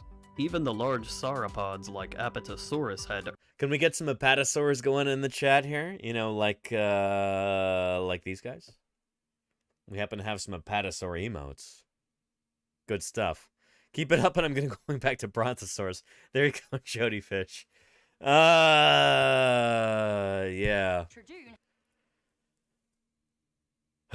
Early relatives and ancestors that were bipedal. In other words, That's true. Birds have retained a basic trait that was present even in the earliest dinosaurs. Additionally, the front limbs of 2-legged dinosaurs were held with the palms facing inward rather than downward, as was long thought. Birds also display this trait with their inward-facing wings. True. The famous bird relative, Archaeopteryx. They already said this, and then they're repeating it again. Bird versus bird relative, like... At the end of the day, it doesn't really matter that much whether Archaeopteryx is a bird or not. It's extraordinarily bird-like either way. Yeah, what kind of a lackluster cast there too. I'd say my 3D printed Archaeopteryx over here. actually looks a bit better. Anyway, I know this is a stock image, but whatever. Had wing-like front limbs with claws, similar to slightly more distant bird relatives like Deinonychus. Therefore, I mean, Archaeopteryx is a Deinonychosaur, it seems. And it may or may not be a bird. Whatever. The general shape we associate with a bird wing did not originate in true birds, but in an ancestor shared with their close relatives. Bird wings are merely modified from feathered limbs with claws. True. The beak is perhaps one of the biggest areas of confusion for many people, since other dinosaurs are portrayed with teeth, even early relatives of birds like Archaeopteryx. In reality... But a lot of early birds also... The basal birds had teeth. I hope he talks about that, how basal birds, the first birds, definitely had teeth. Let's see. With teeth, even early relatives of birds like Archaeopteryx. And thank you, Caravan. Thanks for being a here. beak did not evolve in true birds until late in their history. A close relative... Not late in their... that's also not true. Birds already had beaks by the early Cretaceous. And that really can't be said to be late in their history. Whatever. Relative of modern birds that possess teeth, known as Ichthyornis, shows the transition to a full beak. Ichthyornis did not... It doesn't really show the transition to a full beak because I'm pretty sure this lineage went extinct later. Anyway, it's okay. It's okay. The fact that we're nitpicking this video so hard... Like, this would not be possible on a crummier video. Like, I'll show you if you'd like, I can show you a crummier video than this, and we can tear that apart. This one is, somebody who's clearly very passionate about dinosaur paleontology. And it shows. And it's because they're going so deep in depth on these things that they're making some mistakes here and there. You wouldn't get this with a crummier video, you know? Yeah. Not have any teeth at the tips of its upper and lower jaws, which instead were covered in beak tissue. Therefore, the belief is that the number of teeth in birds gradually declined until they were left with a true beak. Not true, but okay. For some time, it was believed that birds lost their teeth as a weight-saving adaptation for the sake of flight. However, because teeth are believed to have contributed very little to a bird's weight, alternative reasons for the beak's evolution have been suggested, such as... I mean, it's more like the birds that didn't have teeth were the ones that were lucky enough to survive the KPG extinction event. That's really the deciding factor here, it seems. Use in object manipulation, Yeah. that it can adapt to change faster than teeth. Another way that birds are unique from their relatives is that they have no tail. Early bird precursors possessed a tail, just like virtually every other coelurosaur. A bony tail However, is what he birds means. evolved to lose their tail because it was detrimental to flight, with tail feathers being more useful for steering and balance. Birds were also the only flying dinosaurs. The pterosaurs were not dinosaurs, but instead their sister group. These were the first vertebrates Basic to fact, evolve yeah. flight, though they used a different mechanism than birds. Birds and pterosaurs coexisted for millions of years. In the past, it was thought that birds had begun outcompeting many pterosaurs for the same resources. However, that notion has been challenged in recent years. Regardless, pterosaurs were wiped out at the same time as the non-bird dinosaurs. And 90% of the birds, too. That's another thing that, like, I was surprised to learn recently. Is that it's not like when the asteroid hit, birds survived and their non-bird dinosaurs died out. It's like, no, the non-bird dinosaurs died out, 100%. But birds, also like 90% of them went extinct too. Maybe 94, 95%. Birds also almost went completely extinct. There was only a very small handful of species that survived, like a true evolutionary bottleneck right there. Like, really, really crazy. Yeah. But in the end, dinosaurs are still very relevant in the natural world. Though mammals are considered the dominant land animals today, birds are just as important. And let's not forget that there are still a few decent-sized dinosaurs left in the world. Yeah.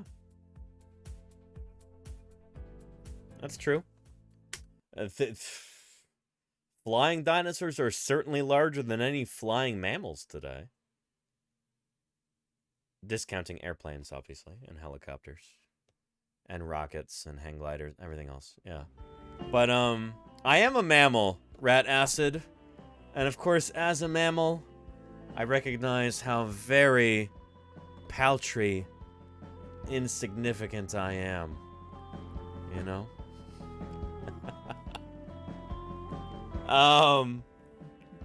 Careful not to get too big for my britches there, you know? Airplanes aren't mammals, says Mayor Space. And you know what? You're correct, Mayor Space. This is true. Yeah. Anyway. Yeah. Where were we even going with that? Yeah, we were talking about birds having evolved from dinosaurs. And we were talking about Shrirar Kunkus here, who is currently printing on the old 3D printer. Yeah, I'm so glad this print actually worked out. Holy cow, chat. I tried to change out the print nozzles on the printer, and that took like a solid 3 or 4 hours, and it just didn't work, and I had to go back to the 0.8mm nozzle. So we're gonna have slightly less detail on this print, but it's still gonna be good. Anyway, this animal is going to be on our on our shelf right back here, replacing our Victorian Iguanodon. Yeah. So yeah, cold-blooded and silver, says Gojira. Oh no, Gojira, don't make me go on another rant about what like how we classify living things. Well, shoot, I forgot. We've got this other video right here. Let's finish this up about Alvarezsaurs. However, 2 of these fingers are incredibly reduced to the point they are vestigial. One claw, however, has grown to the point where it encompasses the entire hand. So the arms just look like one big finger instead of, you know, an arm. For earlier species, this feature isn't nearly as defined, and some have all 3 of their fingers intact. Yeah, we don't actually know if Haplokyrus was an early Alvarezsaur. While losing fingers is not uncommon for theropods like Alvarezsauroids. Just look at T-Rex or Abelisaurids. But Alvarezsaurs' arms aren't actually flimsy. In fact, they are completely built. They have something called a very robust, which is essentially an enlarged sternum that runs perpendicular to the ribs. This is an anchor for super buff that power the arms. with those short arms. This might sound familiar for any Hey, ornithologists Moosey Fate, out how there, you doing? as this is also what birds have and allows them to fly. Yeah. This trait, along with fused wrist bones and others, are the original reason these animals were thought to be early birds. Although, ironically, even though early birds like Archaeopteryx had none of these flying traits and still managed some form of flight, Alvarezsaurs had all of the needed body traits to fly, but obviously could not due to their stubby little... Which is really interesting, because this is why I think... This is one of the many reasons why I think Maniraptorans, including Alvarezsauroids, they could be secondarily flightless birds. Velociraptor could be a secondarily flightless bird as well. There's like a crucial moment in time for which we are missing the fossils. We don't have any fossils from this crucial moment in time, like the middle to late Jurassic with the origin of birds before Archaeopteryx. Just nothing. Nothing. Zero. It could very well be that these animals are the descendants of volant flying birds. But we don't really know yet. Yeah. Nubs. And it's not like the animals once used the arms and just never lost their muscles. Creatures who do lose the reason for having muscular limbs, such as birds who lose the ability to fly, also lose their strength, evolutionarily speaking, very, very fast. So, here we are, stuck with an animal with great upper body strength, with seemingly no way to use it. I mean, what could... What do you mean, no way to use it? It's got these huge honkin' arm bones in here. They're very short, but man, is this... Okay. Calm down for a second. They're setting us up for a reveal. That's what's going on here. Take a look. What could those claws possibly have been used for? Mayor Space, you're right. The answer might be rather simple. See, we usually look at dinosaurs as being either herbivores or carnivores, with a few piscivores sprinkled in as well. However, one diet usually... Piscivores are fish-eating dinosaurs, like the Spinosaurids that I'm currently working on right now. Forgotten in the paleo world is insectivore, which is probably what Alvarezsaurs were. Presumably, these animals acted as the prehistoric equivalent of anteaters. Using their powerful arms and singular claw as a jackhammer, they would break into termite mounds.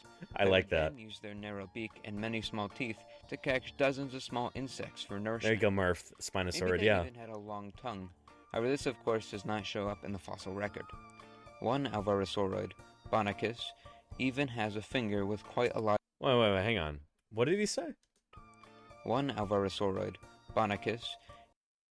Bonicus? Bonapartenicus?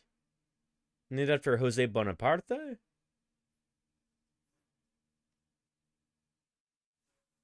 What is it? I'm sorry, what? Of course does not show up in the fossil record. One Alvarezsauroid, Bonicus... Bonicus. Sonny Bonocus. Kochira. Bonocus from Ireland. Bono. Bonocus. I fully expect to look up Alvarezsauridae and find a genus I am not familiar with here. Let's see.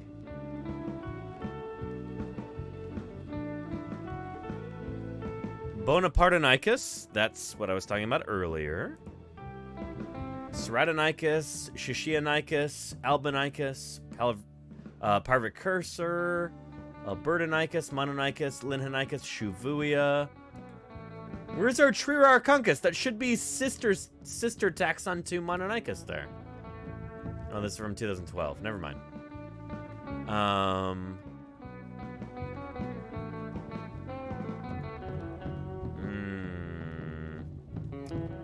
Let's see. Subgroups. Shishionicus, Ratonicus. That just might be like an error on the part of the video maker here. I'm pretty sure that's Bonapartenicus. In fact, we can test that hypothesis.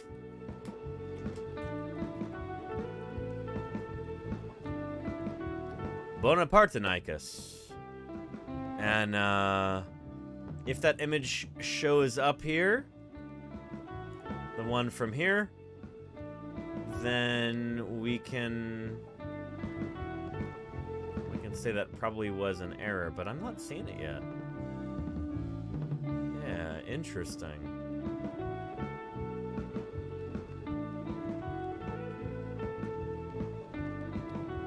Huh. Anyway. Whatever, we're not going to nitpick too much here. Here. Small insects for nourishment. Maybe they even had a long tongue. And you too. There you go, Gujira. Yeah. In the fossil record. One Alvarezsauroid, Bonicus, even has a finger with quite a lot of flexibility, possibly hinting that it used its finger to probe out insects within trees or mounds, just like the modern Adonis of the animal kingdom, the eye. However, even after all of this has been said, and Barnabas Cullensis? Yeah, I don't know. Barabbas? Yeah. Give us Barabbas! Give us Barabbas!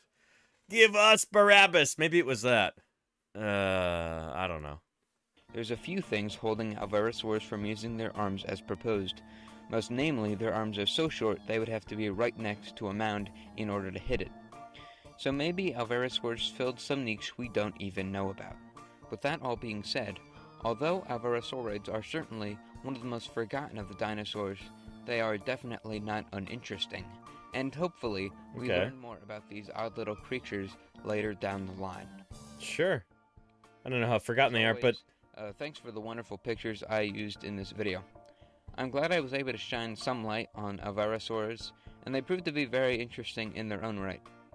My next video is going to be one I've thought about and have worked on for a while, so get ready for that one. As always, thanks for watching until the end, and see ya. Interesting. It's okay, cool, whatever. Good for them. Lovely little video there. Yeah. Yeah. And Barabbas, the best band name. Yes, give us Barabbas! Conrad with a K. Yeah. Yeah. Anyway, we've been talking about Triarchunkus, whom I have been 3D printing and will continue to 3D print for a good while now. This is a dinosaur that is very near and dear to my own heart. And, well, yeah. I am on the original descriptive paper for this critter as one of the authors, and I finished sculpting it yesterday. And here it is right here. Look at those big, like, hyper-exaggerated claws. I really decided to, you know, turn the claws up to 11 for this. But you know what? Given Cope's rule being what it is, maybe this animal really did have ridiculously large claws like that. We don't really know what the whole thing looked like. This is a bit of a caricature. Sure. But I was using my favorite Alvarezsaurid reconstruction as kind of a guide for this. You know, given that I am trying to, you know, do some science outreach here, sometimes you might have to exaggerate the features of a creature just a little bit in order to get it to stick in people's brains, you know? And, Caterpillar Nana, thank you for the follow. Welcome to Paleontologizing. How you doing? It's good to have you here. Yeah. Anyway, so this is kind of the illustration that... I love this illustration. I think this is wonderful. And, yeah. This is kind of what I was going for here with my sculpt of this animal. So, so there you go. Yeah. Triarchunkus. Good stuff. Good stuff. Clockwork Ninja. What an appropriate series of emotes for this. Thank you, Clockwork Ninja, for the 12 months of support. That's very nearly a whole year, isn't it? Thank you, Clockwork Ninja, for your continued support. It really does mean a lot to me. Thank you, thank you. Yeah. And didn't you say you remind you of the Lego thingy next time you... Yeah! Dinosaur Dave. Thank you, Golganek, for reminding me. I need to do that soon, don't I? There, Dinosaur Dave. Thank you. So the Dinosaur Dave actually made a Lego model of this dinosaur, Triarchunkus. This same dinosaur right here. Or, right here, Triarchunkus. And, I still have yet to assemble that. Dinosaur Dave, I should do that ASAP, shouldn't I? Maybe I can do it tonight. Actually, you know what? Dinosaur Dave, shoot.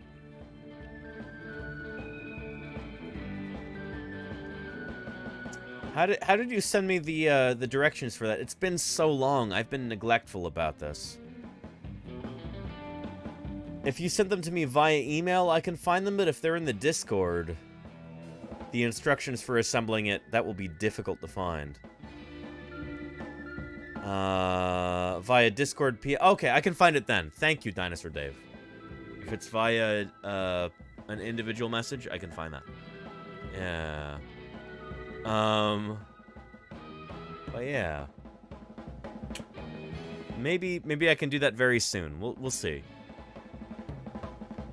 I gotta see if my co-author gets back to me about the Spinosaurid manuscript, in which case I'll have to work on that, and then I'm gonna go meet with some colleagues tomorrow morning before stream. But we'll see, Dinosaur Dave. We'll see. Thank you again, though, for your generosity in sending me those. So Dinosaur Dave actually made a Lego version of this animal, Trirarchuncus, and this is wrong. The pubis was also described. Why do they not include that in this? Oh, boy. Anyway, here is that original paper. If you'd like to read it for yourself, there it is. I doubt anybody's actually subscribed to the Journal of Cretaceous Research, though. So anyway. Yeah. There was a new video that just popped up. And where did that go?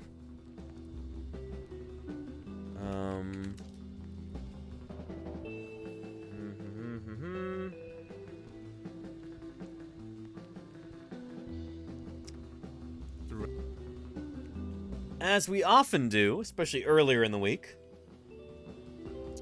let's take a look at a kind of clickbaity dinosaur video from this channel, Space Matters. They've got 49.9 thousand subscribers. That's like 49 times what I have on YouTube. And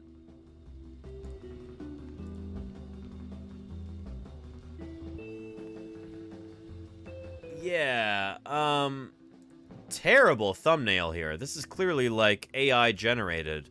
So already a bad sign, but let's go ahead and get into this. You know, here on Paleontologizing, sometimes we like to watch kind of garbage clickbaity videos. We'll see if this one's any good. Oh shoot, uh-oh. We saw this one before and it was terrible. But let's try this one. Let's see if this channel has gotten any better in the past 2 months. The video is entitled Uncovering the Secrets of the Last Day of Dinosaurs! Exclamation mark. Documentary. You know? Hold on to your butts. Let's try it. Throughout our planet's long history, life has taken on bizarre and extraordinary forms. True. Even before the rise of the dinosaurs, their lesser-known but equally intriguing predecessors were locked in a ferocious battle for survival.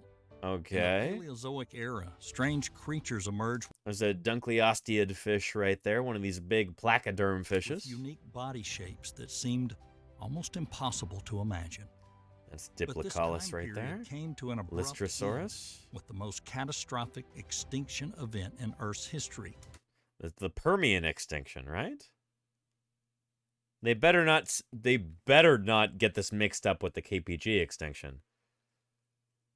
Isn't this a screenshot from PBS Eons right here? Let's see.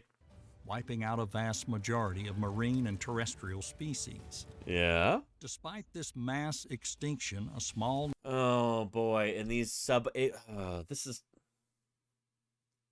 Sorry to burst anybody's bubbles about this, but this is not a good depiction of Spinosaurus. Like, I 1000% do not buy that these animals were swimming subaqueously like this, like crocodiles. I think this is completely wrong. And I've a lot of reasons to think that, but yeah. A number of animals managed to survive, and the Mesozoic era was dominated by the rise of the dinosaurs. True. Okay, good. So far, so good. Creatures were perfectly adapted to their environment, with okay. unique hunting and defense tools. Unique hunting. Precise sense organs. Precise sense For organs. 160 million years, they ruled the planet, and it's Depending on how you count it, sure. And more of these aquatic Spinosaurids. Oh, boy. Just cruising through like hunter-killer submarines. Like they would remain the most dominant creatures forever. However, one day... And it should be more like 174, Jody Fish. You're right. You're right, Jody Fish. But ruled the Earth is a little bit more subjective than that. Maybe they mean only from the late Triassic onward. But everything changed in an instant, and the dinosaurs were no more. This is the complete history of the evolution of the most successful creatures on Earth. I can hear the bacteria crying out in outrage right now. The bacteria one where exactly, Gojira, yes. Yes. Or the insects. Or the fishes. Or the whatever, you know? Strictly speaking, dinosaurs are fishes. You know? Bony fishes. Or you could widen that group even further. Vertebrate animals. I don't know. History of the evolution of the most successful creatures on Earth. From their prehistoric ancestors to their last day. Yeah, trilobites are not dinosaur ancestors. Oh, boy. What existed before the dinosaurs? How did they manage to occupy every niche on land, air, and water? They didn't. No, they didn't. Dinosaurs didn't occupy every niche on land and in the air and in the water. Just the land. Like, specifically just the land. That part's wrong. Pterosaurs up here, not dinosaurs. Marine reptiles, also not dinosaurs. Dinosaurs were land animals. You know? Oh, boy. They managed to occupy every niche on land, air, and water. They didn't. Wrong. The Triassic period, which took place around... So this is Dimetrodon, famously from the Permian, the early Permian at that, not from the Triassic already. Lousy. Bad. This is not good. Not dinosaurs. In fact, I even have a whole Tink Tonk video about this. You know? Goodness. Here it is right here. I am just getting ready to carve up this pumpkin. I thought everybody's going to be expecting me to do a dinosaur. So I'm going to buck expectations a little bit. And do something that's not a dinosaur. Not a dinosaur. And make it be about not being a dinosaur. Yeah. Who can tell me what that is? Dimetrodon, there you go. Yeah, Dimetrodon. This critter is more closely related to you and me than it is to any dinosaur. It's basically a mammal. Kind of. These are very, very charismatic animals. You see them in all kinds of assorted plastic dinosaurs boxes and stuff. He's right. Yeah. These predate the dinosaurs by, probably a solid 60 million years. Let's go ahead and get started with pumpkin carving. First thing that I've got to do for this is carve out the top. Unfortunately, I don't have any anesthetic for our pumpkin friend here. And I'm familiar with the term stem mammal, Charlie's Dragon, but yeah, very few people outside of... Pulling out all the guts right here. You and I know that, Charlie's Dragon, but I don't find that a super useful term for communicating to the public. Because we got to talk about stem groups and crown groups and like... That's not a dinosaur. That's a Dimetrodon. So yeah. Check it out. Ah, that looks so much better now. Ha! Very nice. Very nice. Our, not a dinosaur, Dimetrodon. Let me turn off all the lights. Ah, yes. Check that out. Oh, man. That is pretty cool. I like that a lot. Dimetrodon. I'm pretty happy with this. Anyway. Yeah. So Dimetrodon, very much not a dinosaur, and so already they're just, whatever credibility they had up until this point, they've absolutely dynamited it, just destroyed it. Flushed it right down a public toilet there. Dimetrodon. It's not only not from the Triassic, it's not even from the late Permian. This is an early Permian creature. And Dark Native, how are you doing? Shakole to you too. Welcome back. It's good to have you here. Yeah. Let's continue. Hold on to your butts. There we go. 252 to 201 million years ago marked the beginning of the Mesozoic era, also called the Age of Dinosaurs. More Jurassic World evolution footage. Two devastating mass extinctions that wiped out countless species and had a profound effect on the evolutionary processes on Earth. That's true. That's true. And uncertainty that must have permeated the planet at a time when so many organisms struggled to adapt and survive in the face of a huge environmental change. Oh boy, and again, here are the Jurassic World evolution Ankylosaurus. Ankylosaurs are from the very end of the Cretaceous period. A bad choice of stock footage. Very misleading. And yet, despite these challenges, the Triassic period eventually played a pivotal role in shaping the world as we know it. True. A new era began with the Great Dying, also known as the Permian-Triassic extinction. Which is true, but why are you talking about this after you talked about the Triassic? That's also misleading. This was a major event that took place about 252 million years ago, at the end of the Permian period and the beginning of the Triassic period. Okay, it's okay. The most significant mass extinction in Earth's history. It is. Estimated Yeah. 96% of marine species and 70% of terrestrial species going extinct. Tommy Plodicus gifted a tier 1 sub to Tripcloth. Thank you, Tommy Plodicus, for that gift sub. I appreciate that. Thank you, Tommy Plodicus. Good stuff. Yeah. But it was a blessing in disguise. This event paved the... It wasn't a blessing for all the creatures that went extinct, but for the survivors, it certainly opened up opportunities for them, sure. Yeah. For the emergence of dinosaurs and other new animals in the Mesozoic era. Sure. The exact cause of the extinction is still not fully determined. And this makes me shudder a little bit that there is like stock footage like this that's completely fake that you can get from stock footage libraries. This is not real. This is not a real paleontological dig. I'm really looking forward to hopefully sharing some real paleontological fieldwork with all of you this next summer. Starlink is supposed to send me a new satellite dish because the old one didn't work. Hopefully they do that. Cross your fingers that they do that before I leave for the field this summer, when I'm going to be out for like 3 months digging up dinosaurs out in the field. But this is fake. Fake footage. Fake. I'm going to be showing you the real thing, but this is fake right here. And like this is a little bit distressing to me that stock footage companies are just selling fake footage like this, because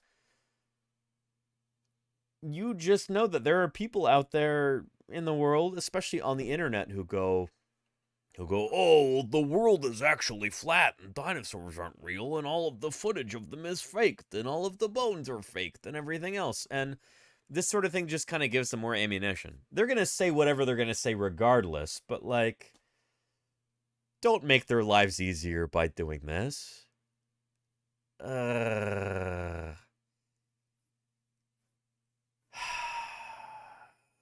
Yeah. I don't know. An astronomy show says, reminds me of the hands-on kids exhibit at the local science center. That's probably exactly what it is, astronomy show. And they're just taking stock footage there. Yeah, and they don't show up mineralogically blue. Exactly, Jody Fish. So one of the things that you will learn, chat, if and when I'm able to stream live paleontological fieldwork, show you in the quarry what dinosaur bones look like when they're coming out of the ground, is they're they don't look perfect like this. And I recognize that, like, shoot, for stock footage websites, you know, they want something that looks super perfect, but that's not how the real world works, you know? Let me see if I can find you... Let's see, Hell Creek 2013.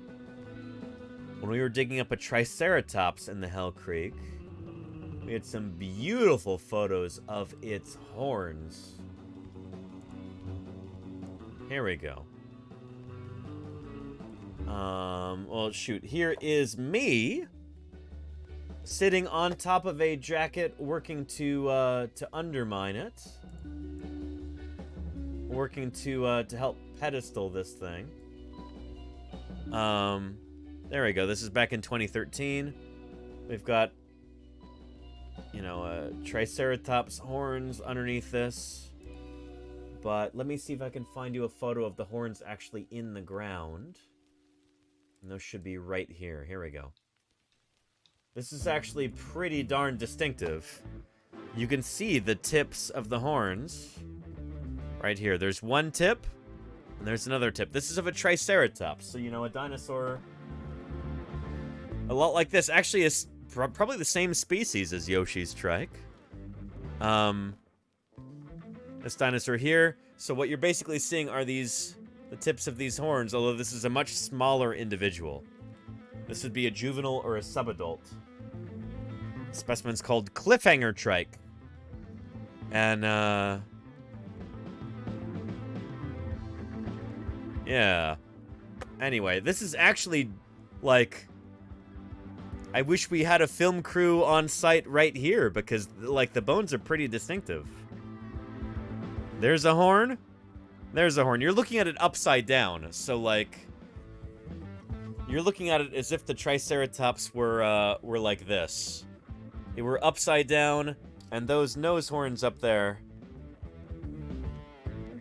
are like this. That's exactly what you're seeing right here. The brow horns, excuse me. The nose horn would be up higher up, but that's gone. It's no longer there. Probably got bitten off by a scavenger or something. So anyway, yeah. And is the brown/orange behind it part of the frill? It's not. No. So this is just more mudstone up here. Yeah. The frill would be behind the horns and deep under the ground at this point. We didn't find, to my knowledge, we didn't really find any of the frill. So yeah. Anyway, it doesn't look like this is way too perfect, and it's not like this. So this footage has been faked right here. But it is believed that it was due to a combination of factors, including volcanic activity, impact from meteorites, and a sudden change in the Earth's climate. No. Actually. Who here can tell me in chat what the general consensus is for why the dinosaurs went extinct? What was it?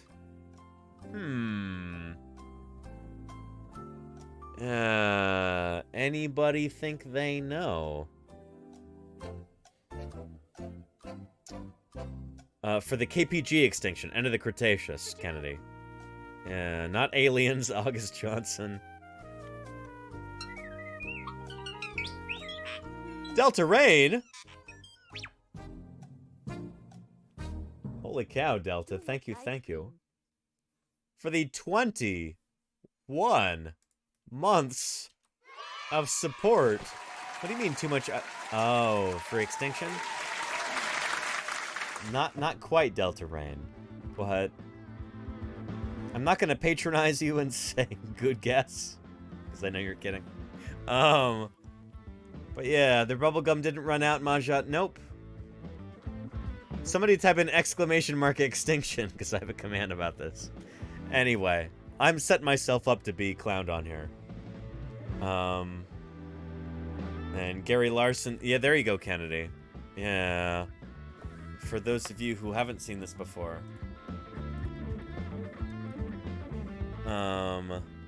Yeah.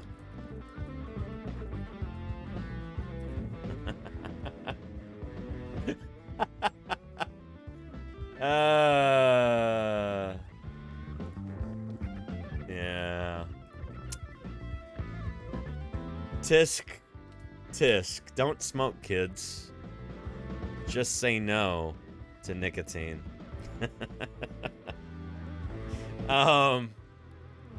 Yeah. Anyway. Yeah.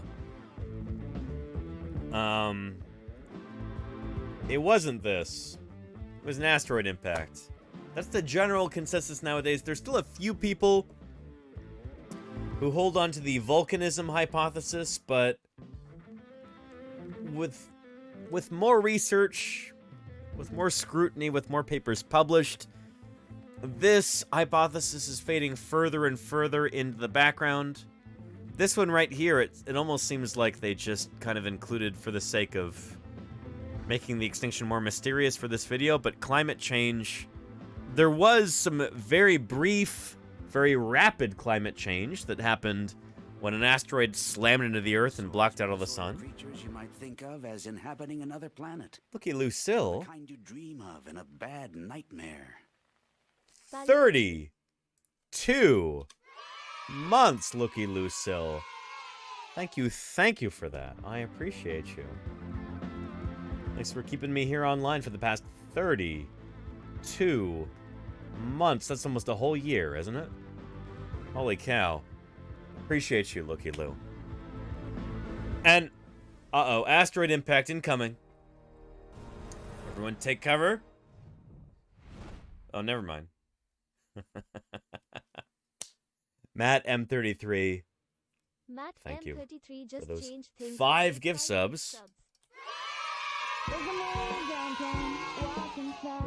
And Defiant Geek. Thank you for the 4 months of support right there. I really appreciate that. And an understanding of fossil science here on Trips. I'm sorry, Sir David Attenborough, but that's actually 3,200 bits, not 1,000. 3,200. Holy cow, Looky Lucille. That is extraordinary.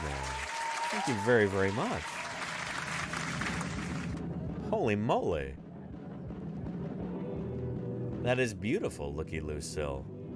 Thank you very, very much for that support. And we're on our way to a level 3 hype train. If we get to a level 5, I will play some ukulele songs about science live on the air. So we'll see if we get there. Yeah.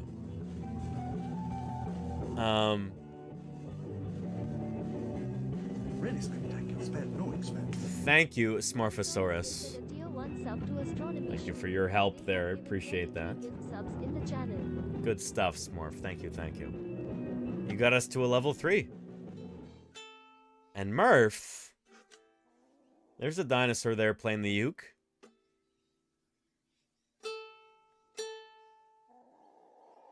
Murph really wants ukulele with those 5 gift subs. Thank you, Murph. Holy moly.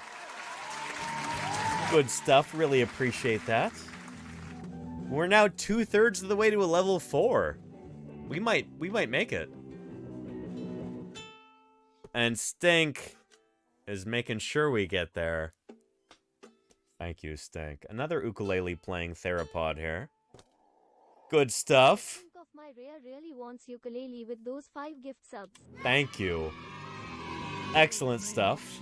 Like much, 500 bits goes a long way towards supporting science. Thank you, Delta, for those 500 bits, Delta Rain. Thank you, thank you. And uh-oh. Brace yourselves for impact, everybody. Oh. Never mind. Dinosaur Dave. The Dinosaur Dave just changed things with those 5 gift subs. Thank you, Dinosaur Dave. Thank you, Lloyd, or Kolek, for the 200 bits. Appreciate that, Kolek. Thank you. And Lloyd, thank you for paying tribute to the Stego Dog. Appreciate that, Lloyd. Thank you. 12 months is a long time. And Rocky Alters, Hang on. Rocky Alters subscribed for 3 months at tier 1. Rocky Alters, was that 3 months all at once?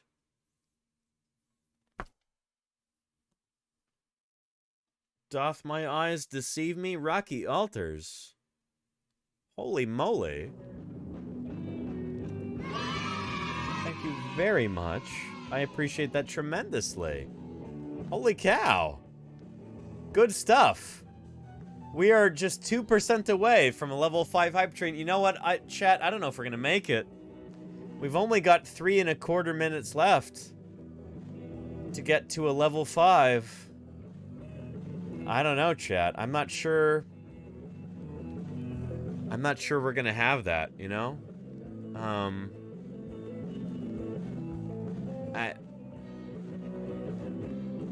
Come so close, I don't...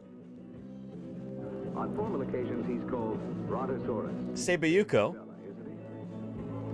70 feet long. Thank you. Scales at a substantial 35. Thank you for the follow. Bits can make a wonderful difference in promoting the appreciation and understanding of fossil science here on Twitter. That'll do it, Otterdolt. Yay, science. If you're feeling a bit cheated, try blaming the dinosaurs. I'm excited to rekindle some of my childhood fascination with dinosaurs. Overjoyed to have found you, and overjoyed at the warm reception. Welcome, welcome to you, Rocky Alters. Thank you for being here, and thank you for those 100 bits. That did it. That did it. We've got a level 5 hype train going here, which means I owe all of you some ukulele songs about science. Otterdolt ought to do it. There you go, Jody Fish. Yep. Otterdolt, thank you for those 1,000 bits. That is, believe it or not, like 1/3 of the amount of money that I spend on food in a given week. So thank you for literally covering 1/3 of my food budget for the week. Otterdolt, I appreciate you. Holy cow. And Kennedy, thank you for the 200 bits. Rocky Alters, thank you for the 100 bits. Thank you, everybody. Just help this get us to a level 5 hype train here. Good stuff. Yeah. And it's Do It. So, sorry, Otter Do It. This Otter Do It. Oh, Otter Do It. Otter Do It. I'm so sorry. I've slandered you. Mistakenly.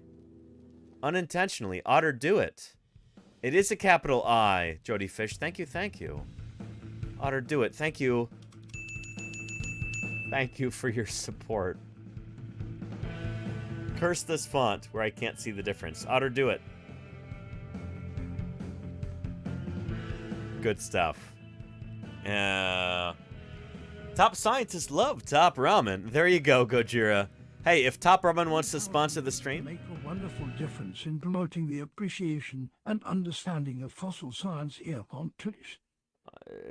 David Attenborough, that's not 1,000 bits. That is half again as much. Iocane Powder. Do you know how much Taco Bell, how many meals from Taco Bell I can get with that number of bits there, Iocane? My usual Taco Bell expenditure is like $4.30 for a full meal. If I'm getting like 4 items. I can get like 12 items. That's like 3 meals from Taco Bell, Iocane. Thank you. Iocane, I appreciate you tremendously. Thank you for that. Oh boy. I'm eating good this week. Thank you, Iocane. Yeah. I'm getting hungry already. And Confused Echidna, welcome back to you. How you doing? So yeah. Let's get out the old ukulele right here. It's not really old. Just say that. But yeah. 3 meals in one day. I know, Dinosaur Dave. What kind of royal treatment is this? Dinosaur. I eat once a day, Dinosaur Dave, and it's, a fistful of flour, and then a shot glass of some water, and then that's my daily nutrition. I'm kidding. But yeah, and Echidnas is today's a public holiday here in Australia. So I can catch the stream? Well, welcome to you, Echidna. You came in just in time for some songs about science played on this exotic instrument, originally from Portugal, the ukulele. My ukulele is forged from the finest of materials. Look at how very orange the plastic is. Exquisite. Only the finest for you, chat. And for me. Let's get her tuned up. And we'll play some songs about science.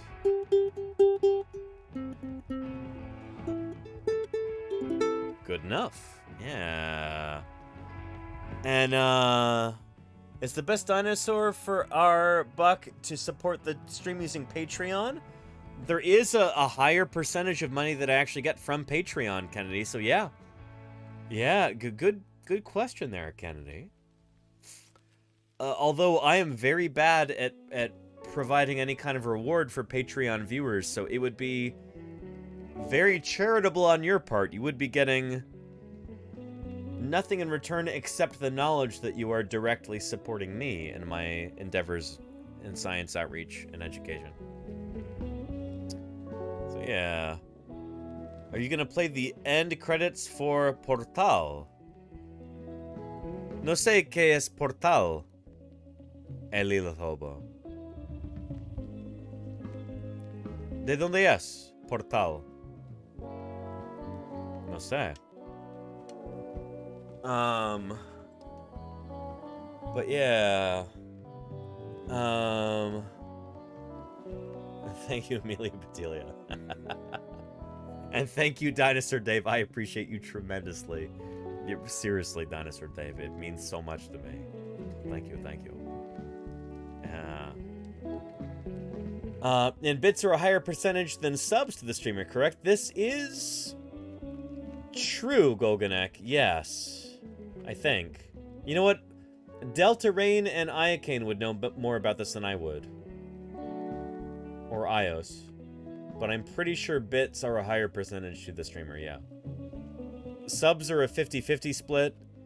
Bits, I think, are like 70-30 or something like that. Something like that. Yeah.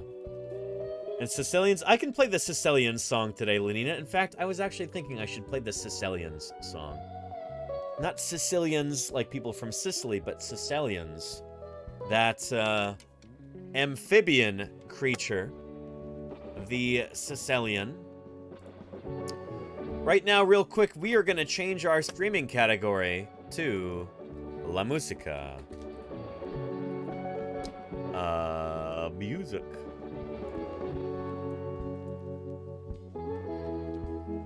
And there's no ukulele music tag, so let's do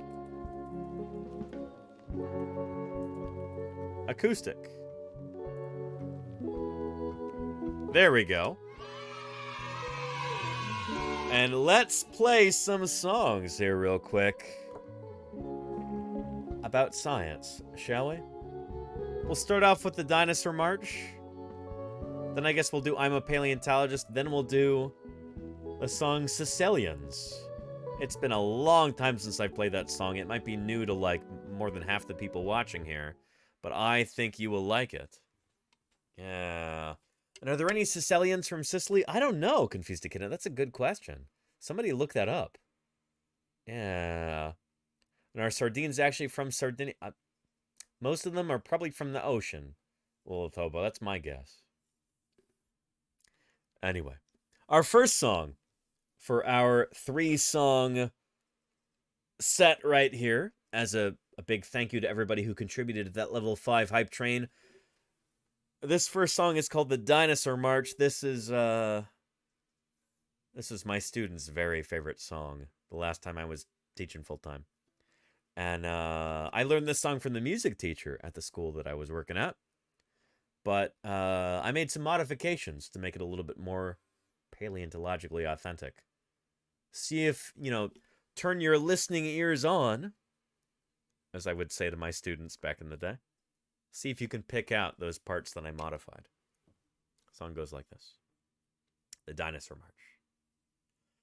Many, many years ago, before the people came, the animals upon the earth, they did not look the same. They lived for 174 million years, but now they are no more, except for birds. Because as we now recognize, birds themselves are living dinosaurs. Strictly speaking, dinosaurs never really went extinct. There was one group that survived the KPG asteroid impact, and today they've diversified it into like 10,500 living species. So, yeah, strictly speaking, dinosaurs never went extinct. In fact, they are twice as numerous on a species level as mammals are. They were the dinosaurs. Apatosaurus, Diplodocus, Stegosaurus, Allosaurus, Ankylosaurus, and Triceratops, Tyrannosaurus Rex. So that's the first verse. It didn't have a second verse when I was learning it, so I wrote my own. And it goes like this. We can learn about these awesome beasts by studying their bones. Skeletons under the ground that partly turned to stone. We dig them up and we clean them, and we raise them off the floor to build a dinosaur. Apatosaurus, Diplodocus, Stegosaurus, Allosaurus, Ankylosaurus, and Triceratops, Tyrannosaurus Rex. There you go, the Dinosaur March. Now we'll do I'm a Paleontologist next, because, well, that's just how tradition goes. And then we'll do the Sicilians song, which I'm guessing a lot of people here in chat probably never heard before. It's also been a long time since I've played it. I need to learn that one by heart. I'll have to pull up the chords. But I'm a Paleontologist. I do know that one by heart. That is by the band They Might Be Giants. It's become something of an anthem for this channel. And that one goes like this. I love digging in the dirt with just a pick and brush. Finding fossils is my aim, and so I'm never in a rush, because the treasures that I seek, they're rare and ancient things, like Velociraptor's jaws or Archaeopteryx's wings, and all the kids wanna see them. They're lining up at our museum. I am a paleontologist. That's who I am, that's who I am, that's who I am. I am a paleontologist. That's who I am, that's who I am, that's who I am. Could it be an herbivore, crushing plants with rounded teeth, or a ferocious carnivore who moves so quickly on its feet? It's like pieces of a puzzle that I'd love to try and solve. So much fun to think about how a species has evolved, and all the kids who wanna see them, they're lining up at our museum. I am a paleontologist. That's who I am, that's who I am, that's who I am. I am a paleontologist. That's who I am, that's who I am, that's who I am. That's who I am, that's who I am, that's who I am. That's who I am, that's who I am, that's who I am.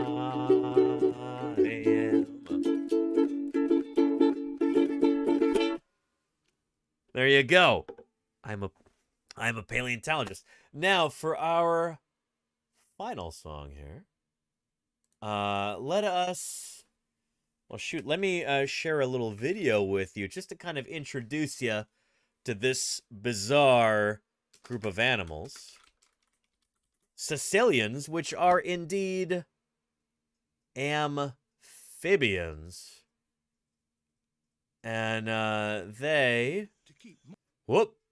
Here's hero of the channel, David Attenborough, talking about these critters here. Let's take a look.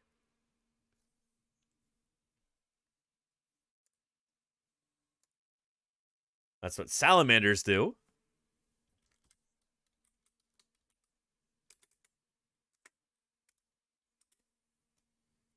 Yes.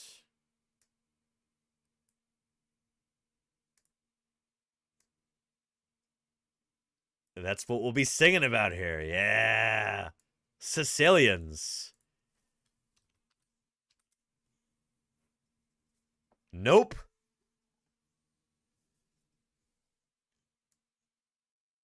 Yeah. Caecilians. Pretty incredible. Mm-hmm. They're pretty reclusive animals. Not a worm, not a snake, an amphibian, a Caecilian. Yep.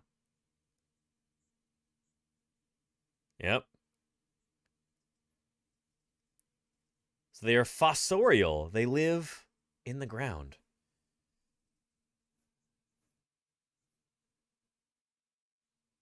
That's not gross at all.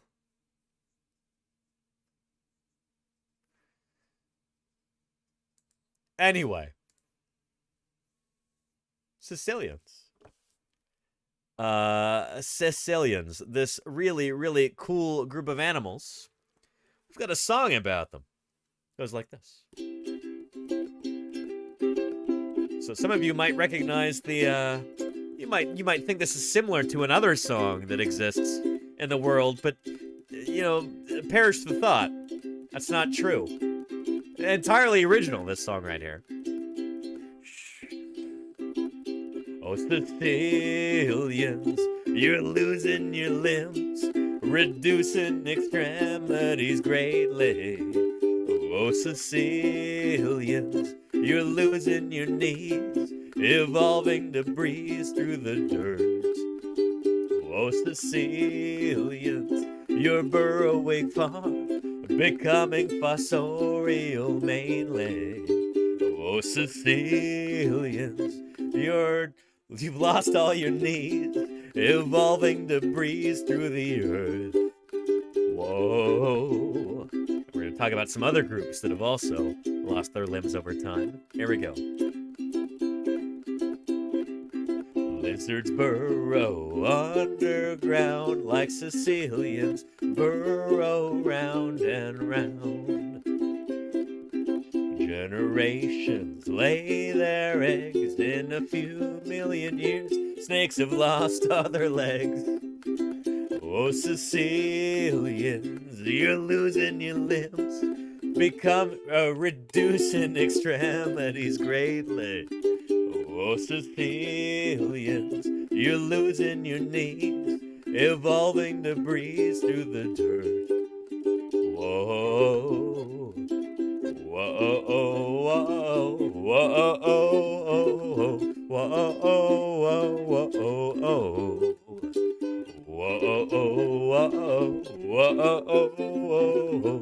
Whoa, whoa, whoa. This is the part where I can never get the... I'm always singing out of key, and for this next part, I gotta, like, change an octave or something. But it goes... Evolution, it's at it again. There we go. A structure is lost when it's useless. Evolution, it's at it again. A structure is lost when it's useless. Whoa, whoa, whoa, whoa. Let's get the chorus one more time. This part's not as interesting as it should be. Oh, Caecilians, you're losing your limbs, reducing extremities greatly. Oh, Caecilians, you're losing your knees, evolving debris through the dirt. Whoa,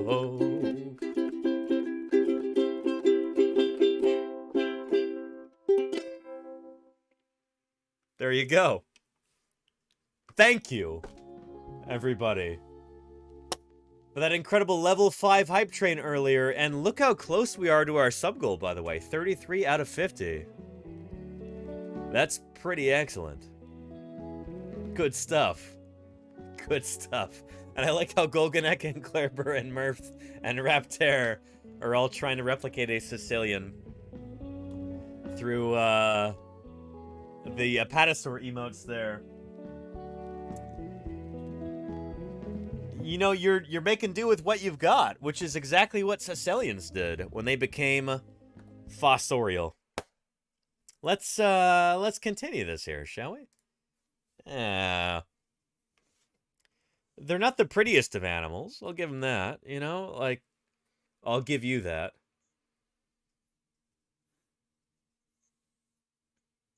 Holy cow. Imagine you increasing your weight 10 times in 1 week. I can't say I've ever done that.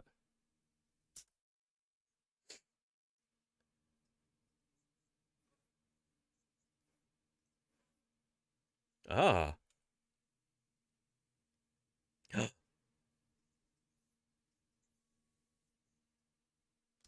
Like a what?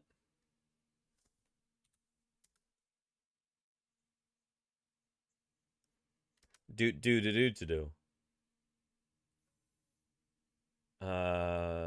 Baby shark. Yeah, there. Oh no. I'm sorry, everybody.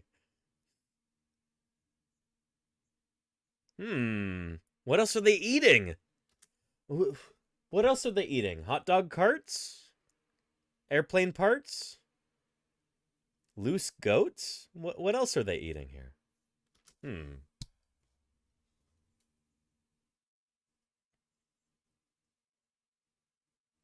Shed skin? Golganak. Why would you say something crazy like that? That can't possibly be the truth.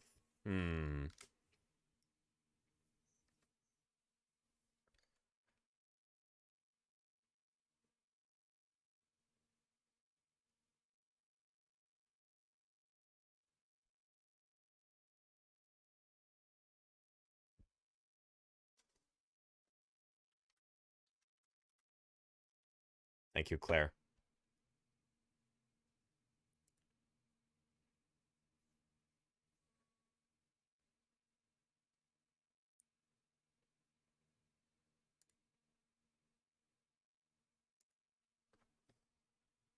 Wow. That's crazy. Imagine if you, when you were a baby, you ate your mom's skin every few days. Excellent exfoliation there, Lenina. Yeah. Yeah.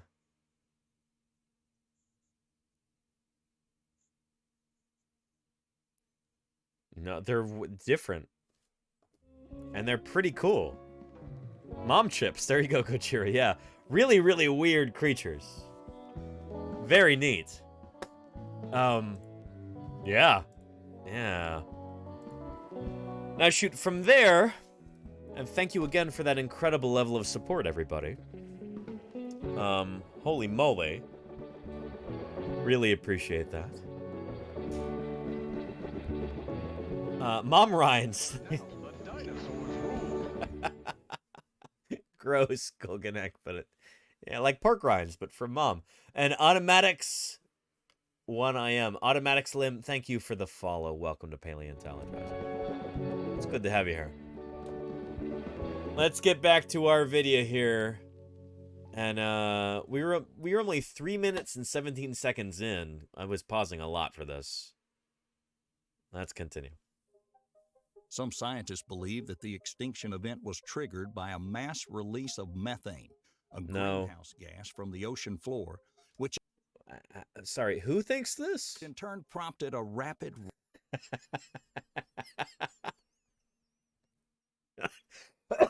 Excuse me. Continuing on the Mom Rhines tangent here. Real Men Grow Beard says chichar mom, not chicharrones. Chichar mom. Oh no. Oh, boy. Yeah. And Murph, this is supposed to be the end of the, I think this is supposed to be the end of the Cretaceous, right, Murph? Wait, shoot. I'm all confused now. When is this supposed to be? Rise in global temperatures and resulted in widespread environmental change. If it is the Permian, had a then profound effect on the it is the end Permian. I'm sorry, Murph. You were totally right. Yeah. No, there does seem to have been a massive methane release. Dinosaurs are kind of funny. I mean, you know. They are? Clap Slap, thank you for the follow. Welcome to Paleontologizing. It's good to have you here. Yeah. evolution of life on Earth, which is what happens every time biodiversity declines. It causes something called adaptive radiation. The concept of adaptive radiation has played a significant role. The dry and warm climate, along with the breakup of the Pangaea supercontinent and the formation of the Panthalassa superocean, posed new challenges and presented new opportunities for evolution. Just like anything does. So what is adaptive radiation? Adaptive radiation is the way different species evolve from a common ancestor. True. It occurs when a group of animals or planets enter a new habitat, or when a new... So you say planets? The script clearly said plants, and he misread it. It occurs when a group of animals or planets enter a new... Plants. Animals or plants or other organisms. Fungi, protists, whatever. He said planets. Yeah, I know, Lenny. I'm up some planets. Anyway. Or when a new ecological environment becomes available. As the animals and plants adjust to their new home, they may change and become different species. This process can take place over a relatively short period of time and is considered a significant driving force of evolutionary diversity. Now, this is like if there's a mass extinction event and almost everybody dies, then yeah, there's all these open niches. There's new opportunities. It's like, you know, it's like, imagine you're working in a city and you want a new job, and then, like, for whatever reason, half the people in the city quit their jobs or die or something, and you're like, oh, I think I'll move over here. You know, I'm going to switch careers over. That's like what adaptive radiation is, you know? Well, it's not actually a great comparison, because creatures, like, lineages can split into multiple different species, and you can't really take on 6 full-time jobs at once, but creatures lineages can split like that they can diversify into different niches in that way. In other words, those who survived it had a whole new world with a range of ecological niches that needed to be filled. At the same time, there was practically no competition. In absence of competition, the rate of evolution increases. Once certain niches are filled, the evolutionary process slows down again. Mutations continue to occur, largely true. Since ecosystems are already occupied by other species, non-competitive species have no chance due to natural selection. True. One of the classic examples of adaptive radiation is the evolution of cichlid fishes in the Great Lakes of Africa. This is actually pretty good. Holy cow, I'm impressed with this video so far. Pleasantly surprised. Yeah, cichlid fishes. Beautiful example of adaptive radiation. When they move into new habitats, suddenly they can diversify. This is good stuff. Which resulted in over 3,000 species. There you go, Lenina. Yeah. These fish evolved into a variety of species, each adapting into their own niche in the lacustrine environment. Some cichlid species adapted to feeding on algae, while others adapted to eating insects or similar small prey. Most remarkably, the first dinosaurs appeared during the Triassic period, which quickly turned into a wide variety of different life forms, becoming the dominant land animals at the time. This is footage from the Jurassic World Evolution game. They are at least showing a Triassic dinosaur here. This is Coelophysis. Good stuff. It just pains me to see all this grass around it. Grasses did not exist in the Triassic period. Ugh. Not in the Jurassic, not really in the Cretaceous either. However, this was not always the case. Early species of dinosaurs were small bipedal creatures. True. Similar in size and appearance to the modern lizards. Their diversity and evolution not true about that. to That's expand wrong. through the Mesozoic era.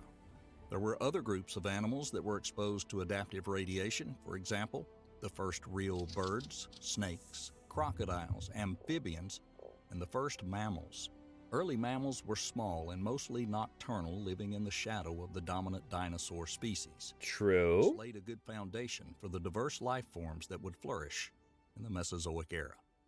Yeah. Was that a yellow-throated marten that they show right there? I once did a YouTube video about the yellow-throated marten. No, this is like a pine marten or something. It's not as chonky as a yellow-throated marten, I don't think. I don't know. Anyway, yeah. During the Triassic period, Could just be a really skinny one. reptiles known as archosaurs evolved. These animals are also known as ruling reptiles because they dominated the terrestrial ecosystems of the Mesozoic era. Some of these archosaurs were dinosaurs, the animals that most people think of when they hear the word archosaur. However, there were other groups. Wait, what? When most people hear the word archosaur, they go, "What? You mean like like Noah's archosaur?" When most people hear the word archosaur, they'd have no idea what you're talking about. But yeah. Anyway, yeah. Animals that most people think of when they hear the word archosaur. However, there were other groups of archosaurs that emerged during the Triassic period. True, very true. Crocodiles, pterosaurs, and Yep. therapsids. For simplicity, Therapsids are not archosaurs. No! That's completely wrong. Completely wrong. Therapsids are very much not archosaurs. They are stem mammals. It's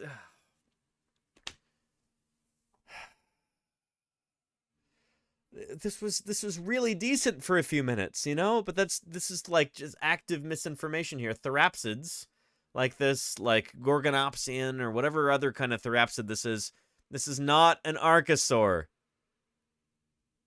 It's a like stem mammal. So this is like on the way to mammals. In the same way that Dimetrodon is not a dinosaur and not an archosaur. This is not a dinosaur or an archosaur either.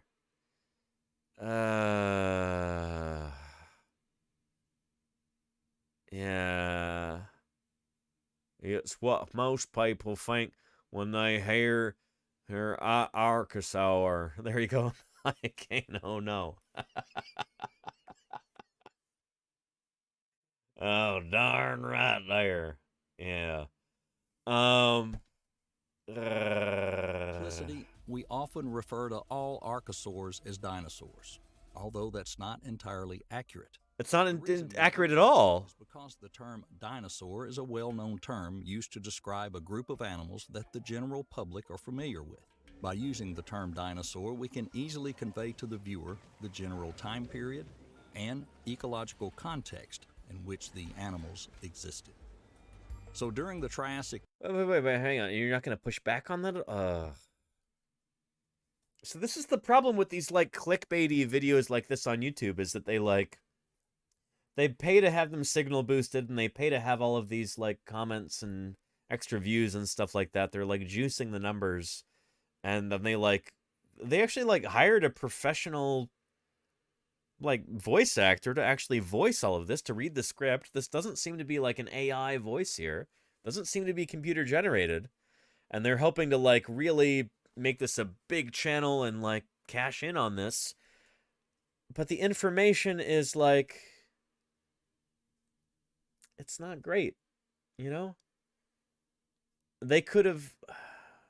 I don't know how many paleontology students there are on Fiverr. So maybe they couldn't have just gone on Fiverr and asked somebody to look over this. But they could have easily gone on Twitter and just DM'd like a paleontology undergraduate student and said, like, hey, can you look over this for me? What do you think? It's that easy, you know? Facts optional, says Thalo. Period, dinosaurs evolved into a wide variety of forms and occupied a wide range of ecological niches. True. From herbivores to carnivores, from terrestrial More to Jurassic aerial. World evolution These footage, right? adaptations allowed them to dominate and flourish during the Mesozoic era. It allowed them to clip into one another as they were running. These adaptations allowed them to dominate and flourish during the Mesozoic era. Let's start our 51 million... Did they say terrestrial to aerial? I mean, there are birds, Jody Fish. Terrestrial to aerial. I mean, I guess at least they didn't say marine. Marine would have been 100% false. But aerial, you've got birds, you know? Yeah. Yeah. These adaptations allowed them to dominate and flourish during the Mesozoic era. Hoo-wee, I'll tell you what. Oh, Baba, that theropod ain't right. Let's start our 51 million year tour with herbivorous dinosaurs. Listen, Kylosaur's merch, they did clap slap. I'm sorry you had to see that clap slap, but welcome to Paleontologizing. I promise you, normally we've got, you know, better stuff than this here. We're really slumming it with this video. Sorry, I spent like a solid 4 hours today trying to get the 3D printer working so we could print our Triorarchunkus model, and it's going beautifully. I'm happy about that. But, you don't mind the Drek, it's hilarious? Well, good, Claptrap, okay. Good. And I guess, yeah, Hesperornis would be marine. You're right, Dr. Terra, you're right.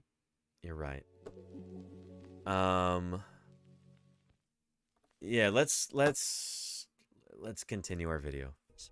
First of all, some of the most recognizable species were the majestic sauropods. Long necks and large bodies, perfectly adapted to be able to reach the foliage of a tall tree. I mean, most sauropods probably didn't browse at treetop height. They're probably browsing at ground level. But whatever. And 51 million... Wait, what, did they say that? Let's start our 51 million year tour with herbivorous dinosaur species. 51 million years. Yeah, shoot, what do they mean by that? 51 million year tour? Are they going from, like, the beginning of the Jurassic just into the beginning of the Cretaceous? What do we... How do they get to that number? Hang on, I'm legitimately confused about this. Let's go to our chronostratigraphic chart right here. So let's say we're starting off at the beginning of the Jurassic at 201 million years ago. And then we go up to 145 million years ago at the end of the Jurassic.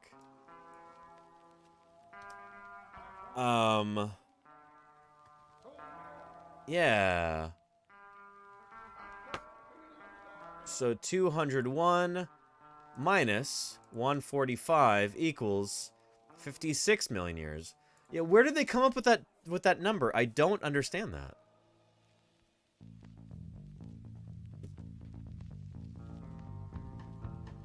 Yeah, Jody Fish just did the same calculation I did. I'm legitimately confused. I don't know what this is.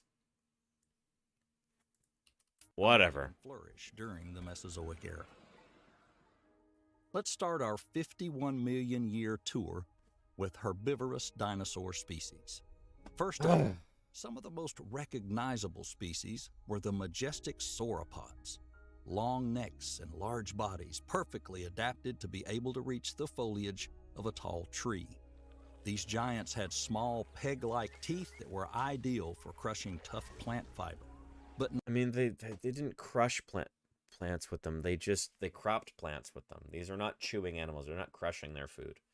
They're just using those teeth to bite, and then they swallow the food whole. Like, here's Camarasaurus right here. I'll show you, okay? Yeah. So with dinosaurs like this is a juvenile Camarasaurus skull, 3D printed. Much smaller than an adult skull would be. An adult skull would be significantly larger than this. But these teeth, actually for Camarasaurus, they're pretty chonky. Most sauropods in the Jurassic have got much kind of narrower, more delicate looking teeth than these. Their teeth are pretty substantial looking. But these are not for crushing, these are not for chewing, these are not for grinding or slicing. These are just teeth for biting. So basically they would bite onto, like, say, a conifer tree, and then just use those teeth to bite off, probably use their head their head and their neck to kind of rip off some plant material there, and then they'd swallow it whole. That's one of the keys to their success, actually. They could ingest a tremendous amount of food really quickly. Just gulp it down. Don't even bother to chew it. And that would help them to be able to ingest enough food during a day to keep their bodies alive. So yeah. Not all herbivorous dinosaurs were as big as sauropods. Take the Stegosaurus that roamed the Earth during the late Jurassic period, for example. That's not a good Stegosaurus. Rows of armored bone plates and spines, as well as long, sharp spikes on their tails. Did he say bone plates and spines and spikes? It's like pick two there. Bony plates and spikes. What are the... Unless he's talking about Kentrosaurus. Bone plates and spines, as well as long, sharp spikes on their tails. Maybe he's talking about Kentrosaurus. They had a very formidable appearance. This must have provided them with protection from... And so this particular one right here, this is from 1964 right here. Which, holy cow, 1964. That's a solid, like, almost 60 years ago. This is from the World's Fair in 1964. That's this same exact Stegosaurus here. In fact, I can find it for you. 1964. Sinclair Dinoland. Dinosaurs at the 1964 World's Fair. Here we go. Sinclair Dinoland, in a prime location, surrounded by titans of American industry. Yep. One of the most popular exhibits of the New York World's Fair. A world of wonders that flourished 200 million years ago. That's how old the images are that they're using here. Created by Sinclair. Oh boy. Youngsters and adults alike stand in awe of a world that was. A world that was. There are interesting favorites. The ponderous Trachodon, 32 feet long and 14 feet high. 1,500 teeth, and not a single cavity. Yep. Tyrannosaurus, king of the giant lizards. Not much on looks, maybe, but popular with many visitors. 50 feet from tip to tip, 20 feet high. Fiercest creature that ever lived. And Kennedy says, I wasn't born yet, but my mom worked at the 64 World's Fair. She wrote a lot of the copy for exhibits. Very cool, Kennedy. Very cool.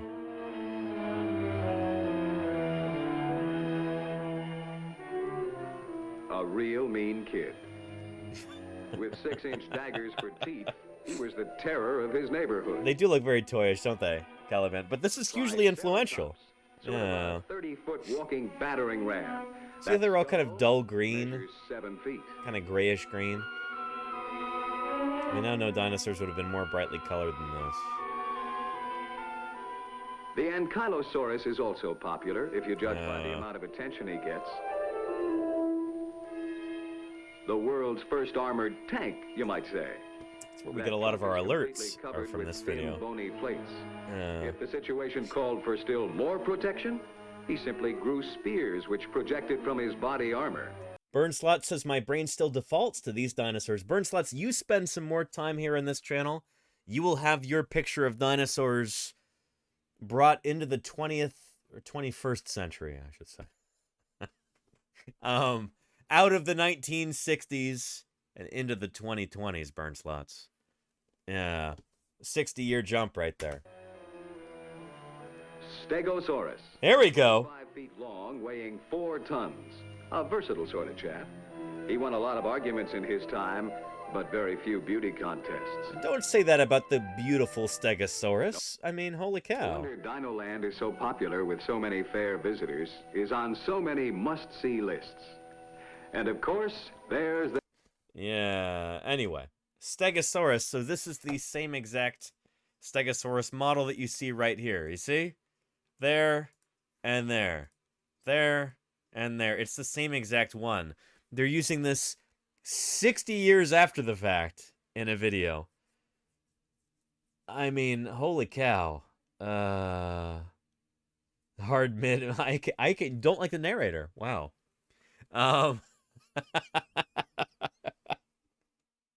Fair enough, Iacane. Fair enough. Yeah. He'll thagomize you. Exactly.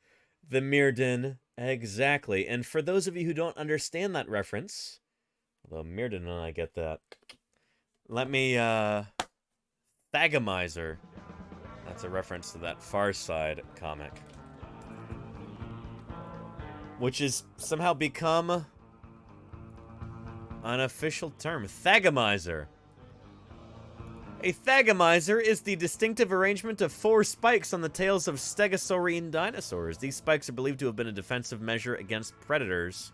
And here is where that comes from. Right here. Oh, it's too small. Let me find a larger image for you.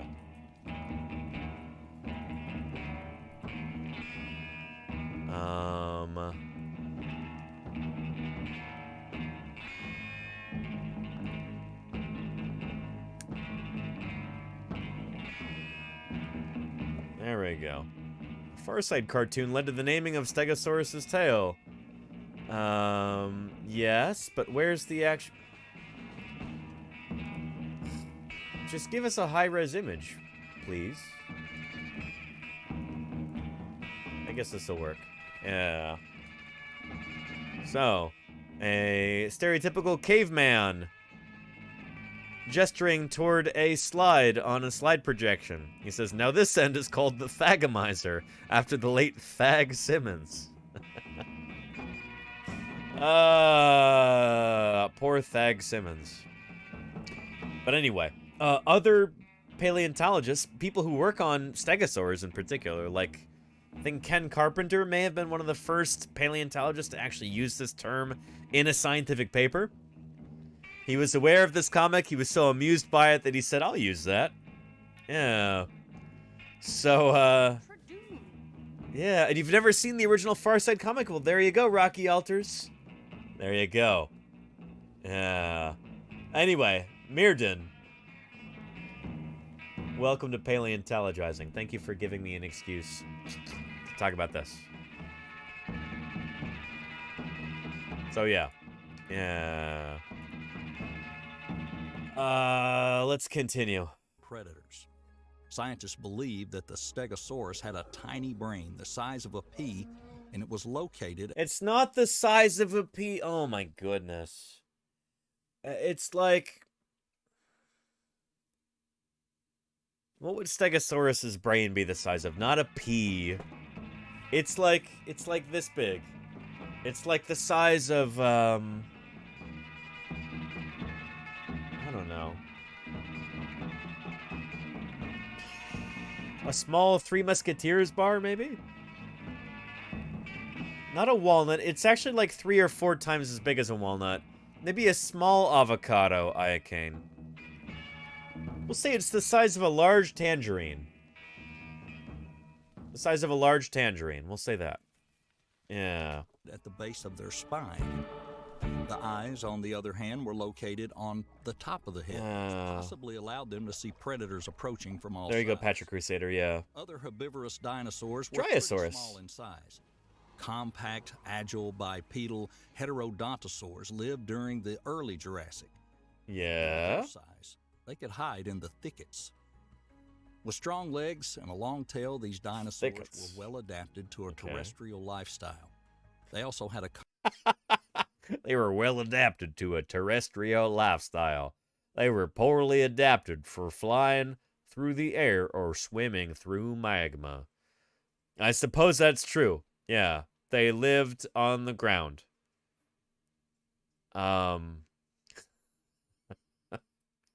Sure. You know? Yeah. Combination of sharp, cutting, and grinding teeth that allowed them to feed on a wide range of food. Their varied diet included both plants and insects. And Maybe. let us not forget the ceratopsian, one of the oldest What in the... Oh, what is this even supposed to be? Garbage. Is this AI generate? What in the world is this supposed to be right here? This is enough to make me flip my lid. So there are so many different kinds of ceratopsian dinosaurs that you could feature a picture of. You know?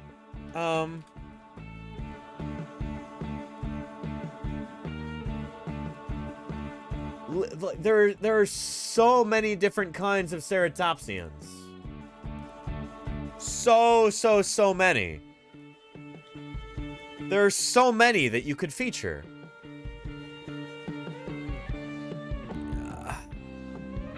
You know, Pachyrhinosaurus, Styracosaurus, Nasutoceratops, yeah. Rubeosaurus, Orinoceratops, Triceratops. There's so many different kinds. And they're like, nope, we're not going to pick any of these. We're just going to make one up. And we're going to make up a stupid one.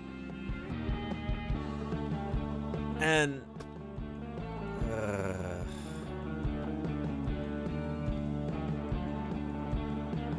and like the frill looks like it shouldn't have these weird crenulations of it. That's completely wrong.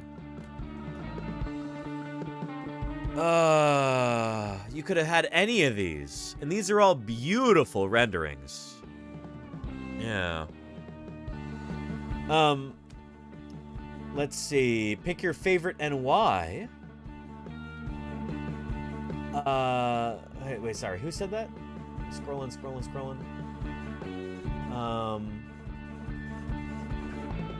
Oh, burn slots. I will in a second. Give me just a second. Let me check on something.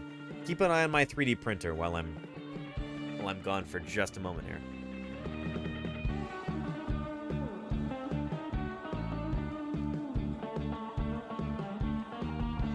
Ugh, okay.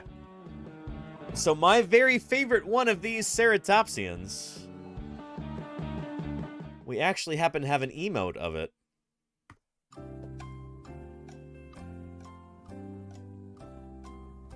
What's my, what would you say my favorite ceratopsian is, long-term chatters? Anybody have an idea? I've got a very personal connection to it. Or at least of the ones that you see here. Yeah. Tommy Platycus. If any of you answered with the Yoshi's Triceratops, you are correct. That's this one right here, number 36 on our list or chart, with those absurdly long brow horns. Just nuts. So this is a species of Triceratops that has not yet been described. This is an intermediate species between Triceratops horridus at the bottom of the Hell Creek Formation and Triceratops prorsus at the top. There we go. Here's our PDF. Yep. So at the bottom of the formation, you've got Triceratops prorsus. Down here at the top, you've got Triceratops horridus at the bottom. Triceratops prorsus at the top with a big old nose horn. But in the middle, we've got this one here with long brow horns and kind of a medium-sized nose horn. Triceratops. It's not yet been scientifically described and published, but I helped excavate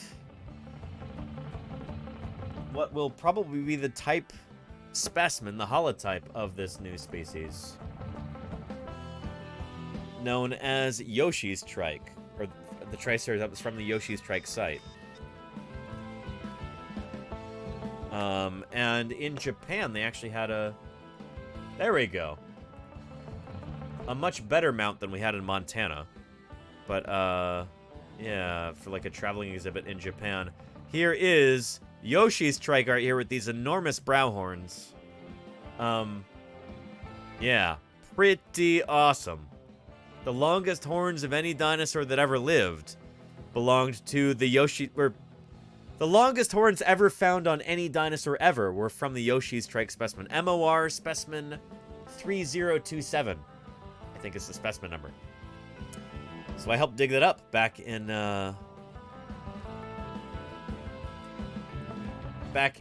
2011.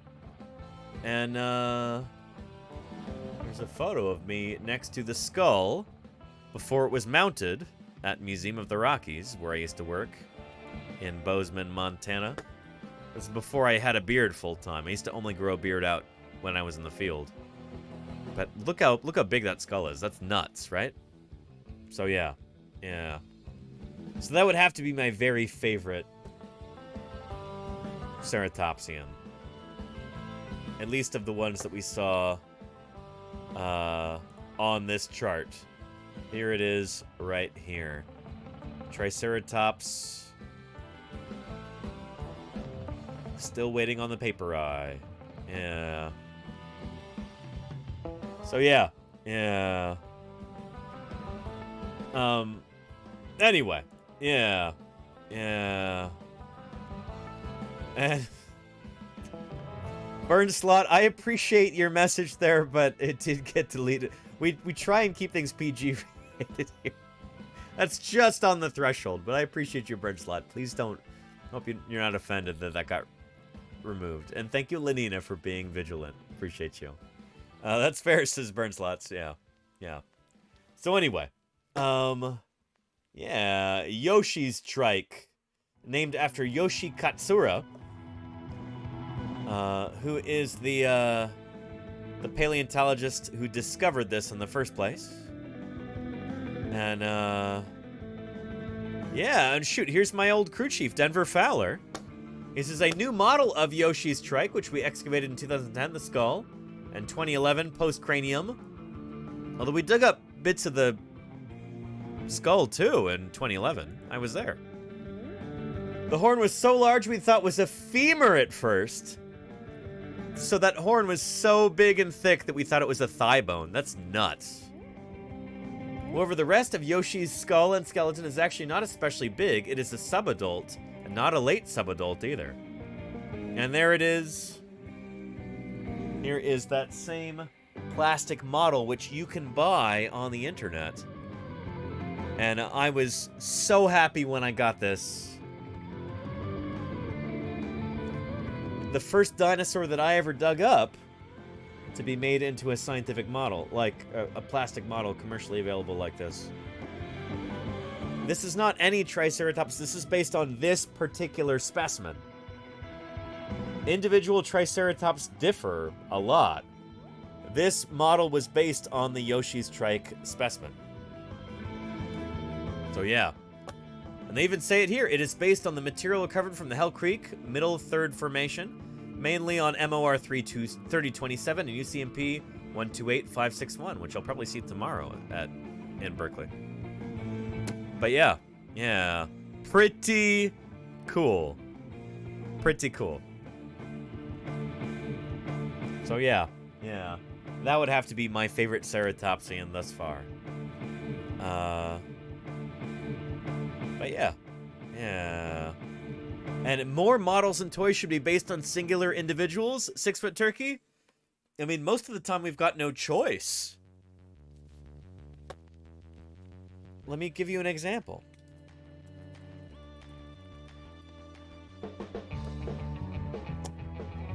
Carnotaurus, for instance.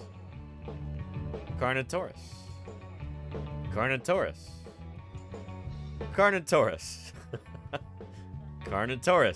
There's only ever been one Carnotaurus ever dug up. This is a dinosaur that's only known from one specimen. there are a shocking number of dinosaurs that are only known from one individual specimen. I mean, like, entire genera and species only known from one specimen. It's honestly the majority of dinosaur genera that have ever been named are based on one specimen. And Carnotaurus is a good example of that. Maybe the most well-known. At least it's in the running for being the best-known dinosaur to the public that's only known from one skeleton. So yeah. One of Mom's favorites. There you go, Ornis. Well, now you can impress Mom with a fact about that animal. There's only one specimen in the whole world that's been dug up of this animal. So yeah. And Rocky Alter says it would be so brutal if, by some freak occurrence, the one specimen found had some genetic malformation that resulted in 2 small arms for its species. That's the problem with naming things based on one specimen there. Like, that's a good point there, Rocky Alters. That's why we like to have more specimens, if at all possible, you know? This is the horizon, which marks the extinction of the dinosaurs. Neuralicia. Below this level, and out in here, there are dinosaur fossils. Yep. Above this level, on these rocks, there are no dinosaur fossils. So I'm actually standing on the level that marks the extinction of the dinosaurs. Yes, indeed, Neuralicia. And their 8 raiders have stumbled below that level. Let's talk dinosaurs. Welcome to Paleontologizing, Neuralicia. How are you doing? How did your stream go? I hope it was really good. My name is Danny Anduza. I'm a dinosaur paleontologist. I'm here on Twitch trying to do some good old-fashioned science outreach. The Mirjin, thank you for the follow. Neuralicia, tell me how your stream went. I want to hear all about it. And Dualeche, that is indeed Carnotaurus. We're actually just talking about this dinosaur. The global and serious game of paleontology. Dualeche, thank you for the follow. Welcome, welcome. Carnotaurus, believe it or not, is a dinosaur known from exactly one specimen. Despite how famous it is, despite how widely known it is throughout popular culture, we have exactly one skeleton of this animal. Well, maybe not exactly one, because that skeleton's not complete, but less than one complete skeleton that's ever been found of this animal. And that's actually the case for most dinosaurs that have ever been scientifically described. Most of them are pretty obscure and you've never heard of them, but yeah. There's, I don't know, another dinosaur that's only known from one specimen would be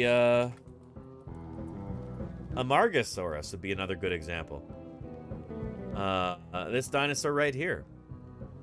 You know? Alvarezsaurs. Yeah. It's actually from the same formation as Carnotaurus, believe it or not. So yeah. Yeah. That's mind-blowing, says Dualeche. I'm working on a video about this right now. I'm working on the script for it. Talking about why dinosaur specimens are so important, why they belong in museums, you know? That belongs in a museum! And why, like, commercial auctions of dinosaur fossils are harmful to dinosaur science. So yeah. And there you go, Dinosaur Dave. Yeah, indeed. Another Gondwanan dinosaur there, Dinosaur Dave. But there's only one specimen that's ever been found of Alvarezsaurs. Yeah. Pretty cool animal. There it is at the Western Australia Museum, right? Yeah. So yeah. Dualeche says, are you in favor of, like, cloning extinct species like mammoths and stuff? I mean, if it worked, sure. There's a good chance that mammoths actually went extinct because of people. Like, we may have actually hunted those critters into extinction. There's good evidence for that. So that would be kind of righting a historical wrong, you know? Am I convinced that that's actually going to work? That it'll ever actually happen? No. I'm extremely skeptical. Or at least, I am very skeptical. We'll say very. Be a little bit more diplomatic. I'm very skeptical that we'll ever be able to, like, bring back mammoths from extinction. But I don't see much of a downside to trying, you know? Even if it doesn't work, the information which will be learned in the process will be invaluable, you know? Because if we can bring back mammoths, and think about the other extinct species that we can bring back, more recently extinct species, like ibex from Europe, the dodo bird, potentially. Birds are hard to clone. You know, the thylacine, the marsupial tiger, the Tasmanian tiger from Australia, hunted to extinction by people. The Australian government actually put bounties on them and said, go out and kill them all. And then people did.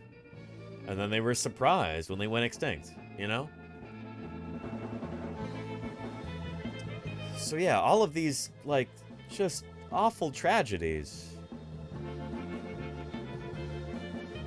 And if we could right that wrong, then we absolutely should. You know? So yeah. Yeah.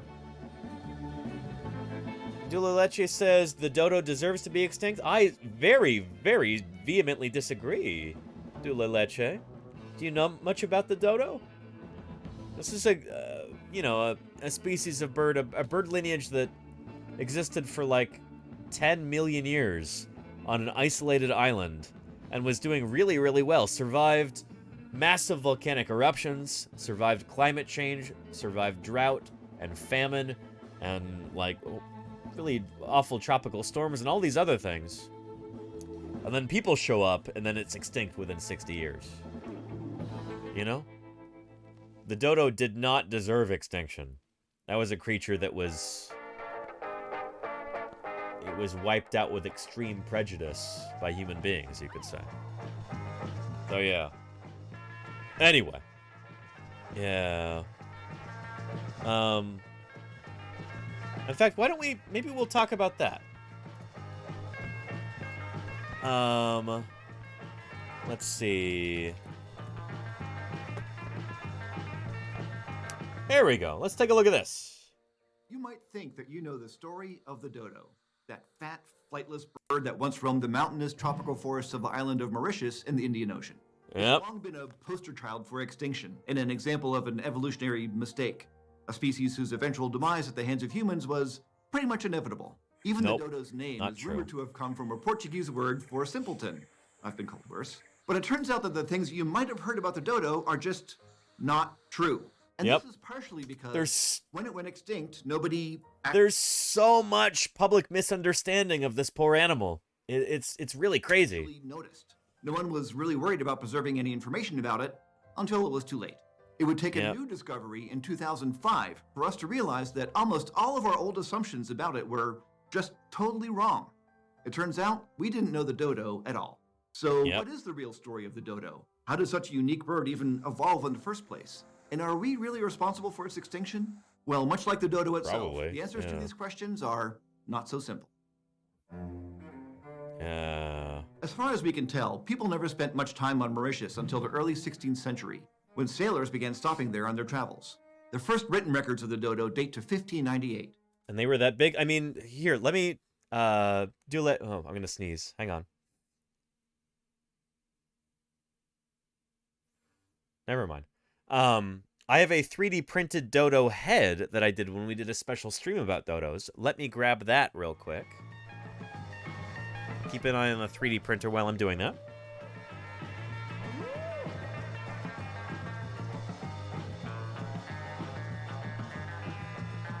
Ah, here we go. So here is a dodo head. This is smaller than life size. Like, it would be maybe 1/3 bigger. This is a big bird, you know? Much larger than any turkey you've ever seen. Larger than a lot of eagles that you've ever seen. It's like, it's a big bird, you know? So yeah. Yeah. And what did they eat? They ate lots of seeds, insects, all kinds of different stuff. Dutch sailors described it as fast, slow, and so oblivious to threats that it could be caught and killed easily. And even though they apparently weren't especially tasty, a single chonky dodo could feed so many sailors that they were hunted in large numbers. 60 years later, the dodo was gone. It was treated pretty foul. I would agree, Iacan. Oh, no. Widely accepted sighting dates to around 1660. But no one is really sure exactly when it disappeared because no one was really paying attention. In fact, the concept of an entire species being gone forever hadn't really caught on in Western science yet. So yeah, a lot of people like did not believe that a species could go extinct. Like the very idea was considered heretical. Like that was considered like, I don't know, a like religiously offensive idea. Like how dare you say that like any kind of living thing could disappear from the earth entirely? People did not want to believe that that was possible. It went against their strongly held religious convictions. Extinction wouldn't even be proposed until around a century later in the late 1700s. Yep. So it wasn't until well after the dodo had already vanished that scientists started paying attention. See, when the British took over Mauritius in 1810, a major boom in interest in natural history was unfolding. And by that point, tales of the dodo were so odd that at first British naturalists wondered if it ever had been real at all, likening it to a mythical phoenix. In 1816, they held a meeting to ask the island's oldest inhabitants if they remember the dodo or any talk of it. Now, over 150 years had passed since the last known sighting, so unsurprisingly, they did not. All that was left were some Dutch illustrations and stories, many of which contradicted each other, as well as a few bones and body parts scattered in museums throughout Europe. The world had been left without even one complete dodo. In 1848, two naturalists working at Oxford published their first scientific work on the animal. They'd used what little evidence they'd been able to gather and study, and drew from the various Dutch accounts from centuries earlier. They called it a strange, abnormal bird with a grotesque appearance, which seems needlessly mean, but they were at least convinced that it had once existed. They concluded that it was some odd form of pigeon, an idea that they were widely ridiculed for at the time. But they were right. For a long time, they were right. About as complete a picture of the rise and fall of the dodo as we had. But in 2005, all that began to change. Excavations at a swamp on the island unearthed more than 200 dodo bones. Holy cow. A chance to study the animal in a new light. The site allowed them to understand the broader ecosystem of the dodo and put the species into its actual ecological context for the first time. And what the researchers found was surprising. The dodo's supposed stupidity wasn't a result of having evolved in a sheltered paradise that left them fat, happy, and complacent. The swamp and the dodos it preserved told a totally different story.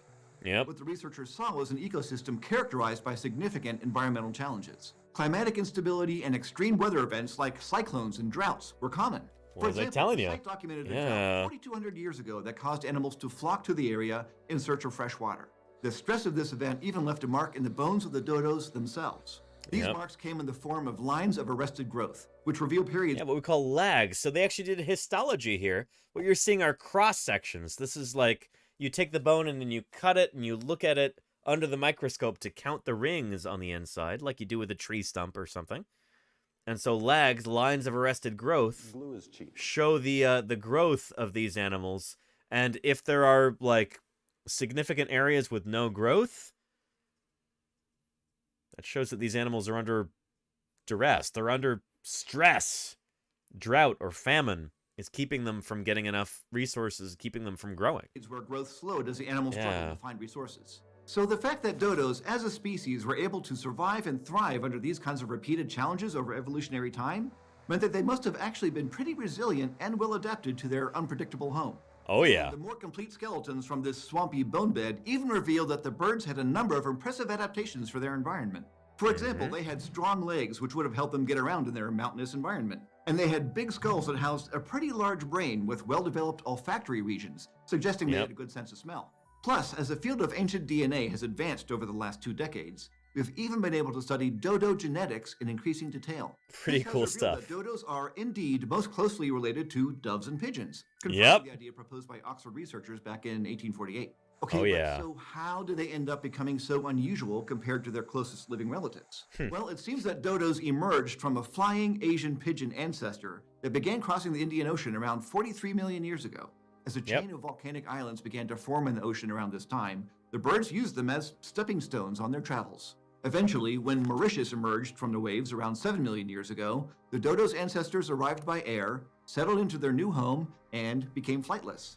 After all, so their closest relative would have been the Rodriguez solitaire, which is now extinct.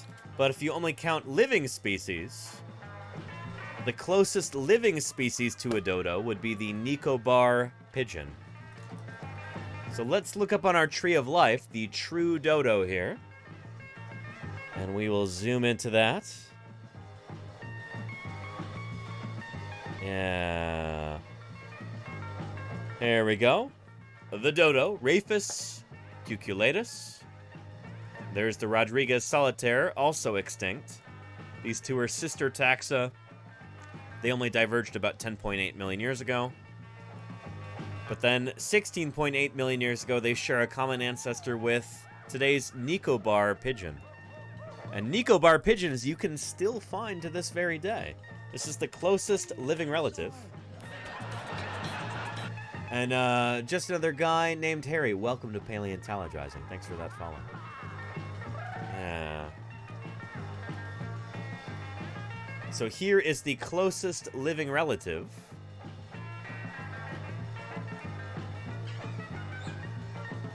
To the dodo. The Nicobar pigeon. So you've got to go back about 16 million years to the point where that lineage diverged. But, yeah. Yeah, and can we get these dates from DNA? Sort of. It's a little more complicated than that, but yeah, Burnsluts, it's... DNA is... We can generate what we call a molecular clock from that. We can look at the DNA from these Nicobar pigeons and the DNA from dodo specimens. And then we can try and figure out about how far back they diverged. Hey, a dinosaur! And Johnny B, thank you for the follow. Welcome to Paleontologizing. How you doing? Good to have you here. And you saw one in a zoo. Oh, very cool, Murph. I've never seen a Nicobar pigeon in person. But yeah. Yeah. Let's get back to our dodos here. Evolution is about trade-offs. And in an environment without any predators, the ability to fly simply wasn't worth the energy cost. It's a process we've seen happen time and time again with birds that arrive on islands without animals they need to evade. Flight becomes unnecessary, wings become vestigial, and bodies become bulky, sometimes comically so. Okay, so if the dodo was actually pretty well adapted to its environment rather than being an evolutionary mistake, then what happened to them? Like, why did they go extinct? Well, the classic story is that we simply ate them to extinction because they were too easy to catch. But in reality, it seems that this was less a result of our appetite and more our habit of altering the delicate balance of ecosystems wherever we go. So yeah, this is introducing rats and pigs and monkeys to the island, all of which ate the dodo's eggs, it seems. These animals, these beautiful birds, laid their eggs on the ground, given that they couldn't fly. They're not spending a lot of time in trees. And so you just start bringing in animals to that island, animals that don't belong there, and then they just muck everything up. So rats and pigs and monkeys and maybe dogs too, just wrought havoc on these animals' nests. You see, dodos had one key vulnerability that may have spelled their downfall. And Charlie's Dragon. Charlie's Dragon gifted a tier 1 sub to continue. Thank you, Charlie's Dragon. They have given I 7 appreciate that. subs Thank to you, the thank you. channel. Enjoy, Confused Echidna. Enjoy. An Achilles heel, if you will, that put them at risk even before they were born. They only laid one large egg at a time, and on the ground too, rather than hidden away in some treetop nest. And when people arrived on Mauritius, we brought a couple of very egg-hungry associates with us. Yeah, like pigs. Kennedy says pigs are incredibly powerful as an invasive species. They are. Shoot. And they're, I don't know, pigs are just like, they could be deadly animals just in their own right, not even just as an invasive species. There are so many more people who get killed and eaten by pigs every year than by sharks. Pigs kill and eat a lot of people every year. It's like, it's surprising. Yeah, I don't know. They're ravenous critters. Yeah. And Patrick Crusader says it's also said that dodos were very social and came to each other's aid. So when one was in trouble, the rest came to help and got killed too. I mean, yeah, there are stories about that. But like all these stories are so old and poorly attested that like I would not be surprised if that were true. Pigeons and doves in general are very social animals. Yeah. I don't know. The associates I'm talking about are pigs and rats. These creatures have devastated a range of island bird species across the world after being introduced, regardless of whether those birds seemed intelligent or agile or not. So it wasn't exactly us humans that doomed the dodo, not directly at least, nor was it necessarily their supposed lack of smarts and speed. And by the way, shoot, talking about pigs and rats too, there is a place in North America, a big place, that actually has no rats. No rats. It's like the only big mainland area outside of Antarctica in the whole world that's got no rats. Does anybody know where that place is? I was very surprised when I first heard this. It's not Alaska. No, getting close though. Not Alcatraz. Alcatraz has rats. I've been there, Hurricane. It's also very small. Not your house, Oscar Juniors, unless you happen to live in Alberta in Canada. I was blown away when I first heard about this. But Alberta, an entire province in Canada, it's got no rats. Yeah.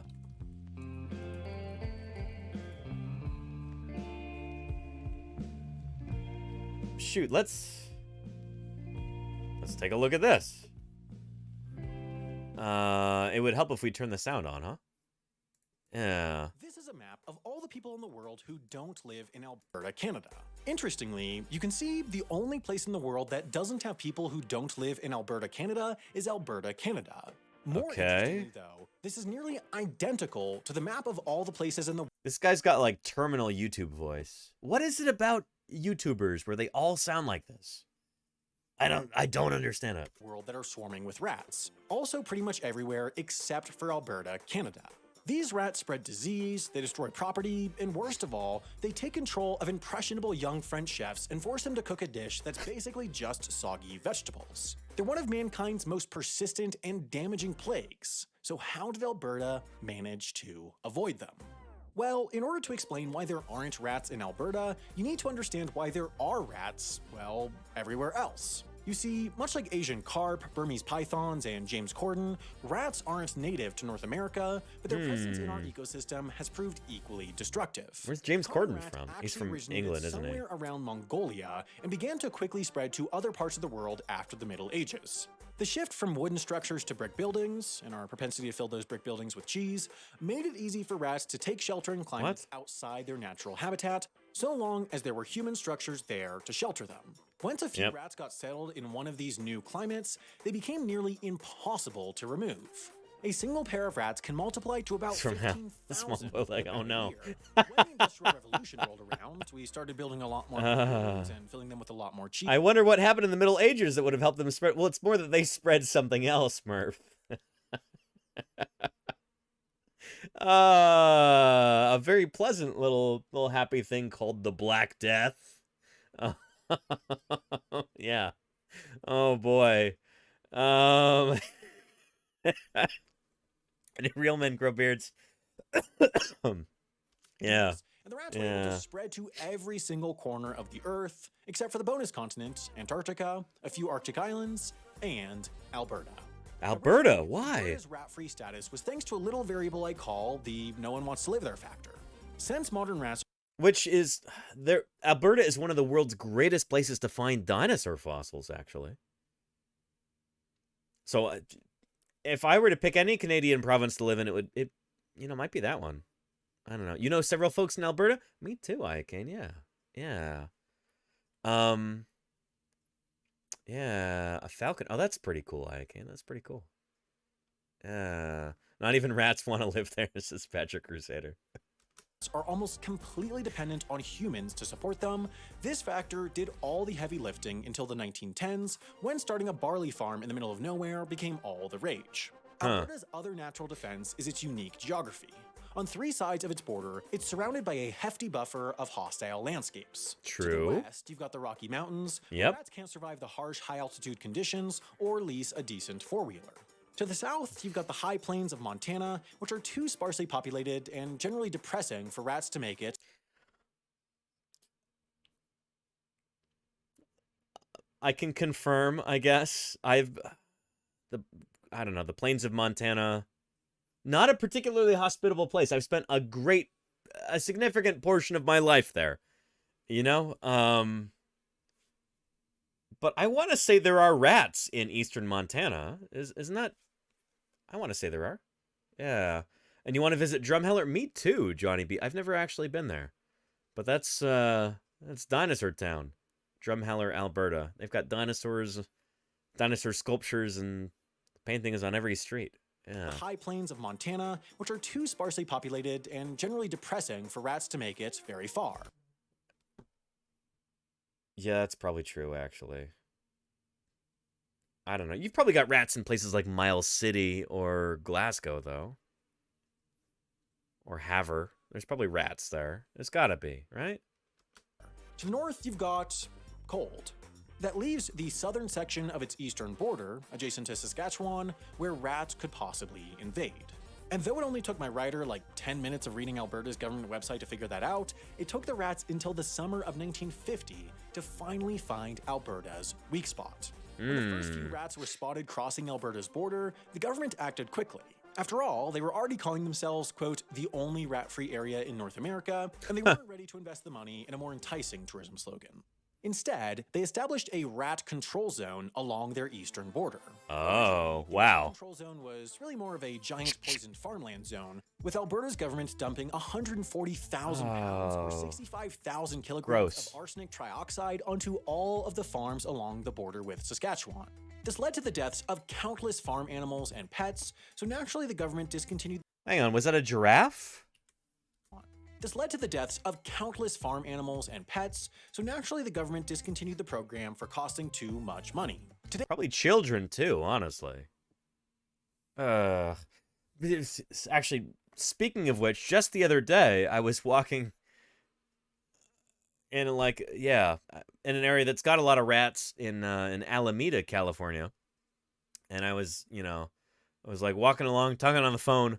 And then I see this family walk by, and then there's this little kid, probably like 2 years old, and he runs right over to one of these big, like plastic rat trap things, and he just like sticks his hand inside, and his mom runs over and picks him up, and he pulls something out of it and tries to put it in his mouth, and he's like trying to ingest rat poison, and she had to like pull it out of his mouth. Rat poison's not a good thing. It's really, really not. Yeah. Today's program involves a publicly funded team of rat inspectors and assassins who annually inspect every single farm and building in the control zone, upwards of 4,000 premises depending on the year. Now, if you moved to the rat control zone because you thought it sounded like an exotic getaway, you're in for a rough surprise. It's actually a zone where rats are controlled. And by controlled, I mean trapped, gas-baited, or in more extreme cases, dug out with a bulldozer. Now, Sam, you might be saying, what? Surely there are other ways for rats to get into Alberta. After all, you make all those videos about transportation and planes and stuff. Well, to that I say, stop confusing me for that logistics nerd. Like, who even watches videos about Oh, I thought this was the same. He's got like a very similar sounding voice. logistics? Really, what a waste of time. But to that I also say, yes, good point. Alberta's rat controlling measures do extend beyond just the rat control zone. Firstly, Albertans are banned from owning rats, even domesticated fancy rats, as pets. Only zoos, universities, and certain research facilities are permitted to possess rats. If a rat were to sneak in on a truck or a plane, there's an active hotline. And it is the same guy who does... Oh, is it the same guy? Thank you, Little Gay Ghost. I appreciate that. His voice sounded very similar. I'm like, why does this guy sound like every other YouTuber with a channel like this? And it's because it's literally the same guy. Ah! Rats and an email address, established last year because email is complicated, where any concerned Albertan can report a rat sighting to the government, who then investigates it thoroughly. Though Alberta gets hundreds of these reports every year, most of them turn out to be squirrels or muskrats or a mafioso who was caught wearing... Wait, hang on. That was not a muskrat. That looked like a beaver or something. These reports every year, most of them turn out to be squirrels or muskrats. That's a beaver. That's not a muskrat. Muskrats are a lot smaller than that. That's got much wiry hair, too. Much more wiry hair. Or a mafioso who was caught wearing a wire. Only a tiny... Oh, no.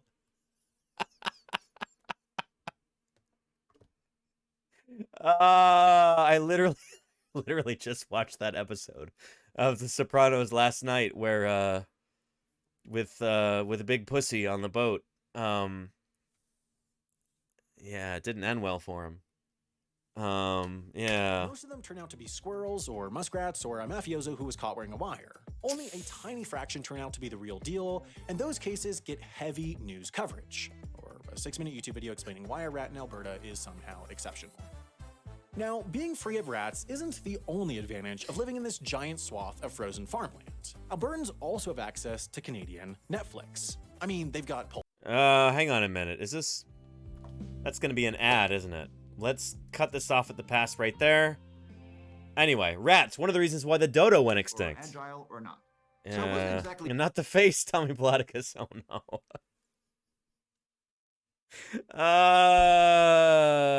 Yeah. The last humans that doomed the dodo. Not directly, at least. Nor is it necessarily their supposed lack of smarts and speed. Far from being the hopeless sitting duck that it may have seemed at first glance, the dodo was, for the most part, an evolutionary success. It was. I mean, this is... It survived for, like, what? Close to 10 million years? After it originally arrived on the island? Like, a huge success story. Survived cyclones, volcanic eruptions, hurricanes, droughts and famines, and all kinds of adverse weather conditions. And then people show up, and then 60 years later, it's gone. After, like, 10 million years of survival. It's just nuts. He's superbly adapted to its specific ecological conditions. Until, of course, we and other mammals that we traveled with suddenly changed those conditions. Yeah. And its demise didn't just prove to be a valuable case study in understanding the concept of extinction, back when that was a radical new idea, but it also may end up being a case study in an equally radical idea emerging today, de-extinction. Armed with our new understanding of the dodo's ecology, its DNA, and the recognition that its extinction was not inevitable, the possibility of bringing it back is seriously being explored. So perhaps the dodo's story has another surprising chapter or two just waiting to be written. Yeah. There you go. The dodo. Hope you learned something about it right there. There is a company that is talking about bringing the dodo back. I wish them the very best of luck. But it involves cloning, and thus far cloning has been completely impossible for birds. We can't clone birds yet. It doesn't work.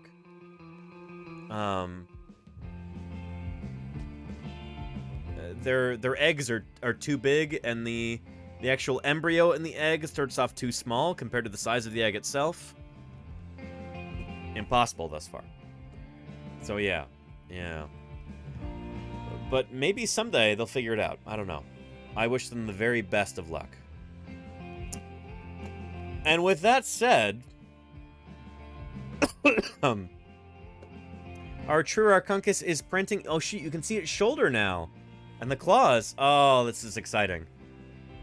And its hind leg. Oh, let me go look at this.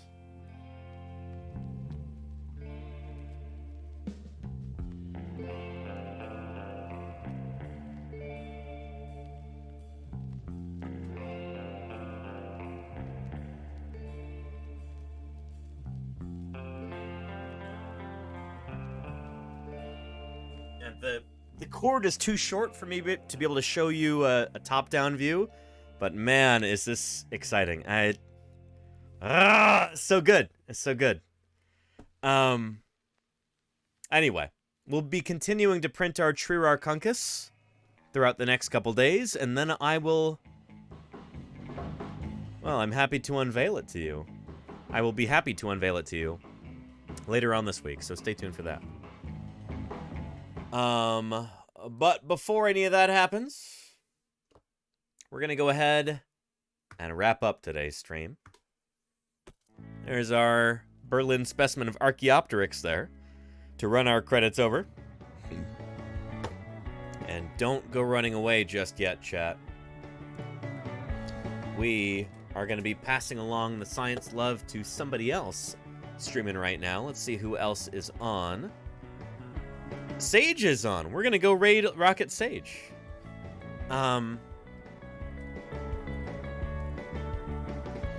Yeah. Everybody be nice to Sage. She just went through a bad breakup, and yeah, we're gonna go say hello to her, and hope that she's doing well. She's Twitch's resident preeminent geologist, and she's playing something called Demonologist right now. One of these scary games, but we'll go say hello to her.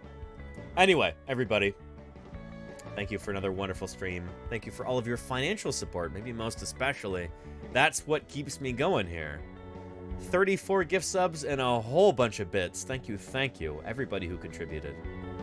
And to everybody who just watched or chatted or asked questions or rated or lurked even. Every last bit of support helps me keep doing what I do here, and thank you very, very much for that. I'll be streaming again tomorrow at 2 p.m. California time. So I hope to see you then.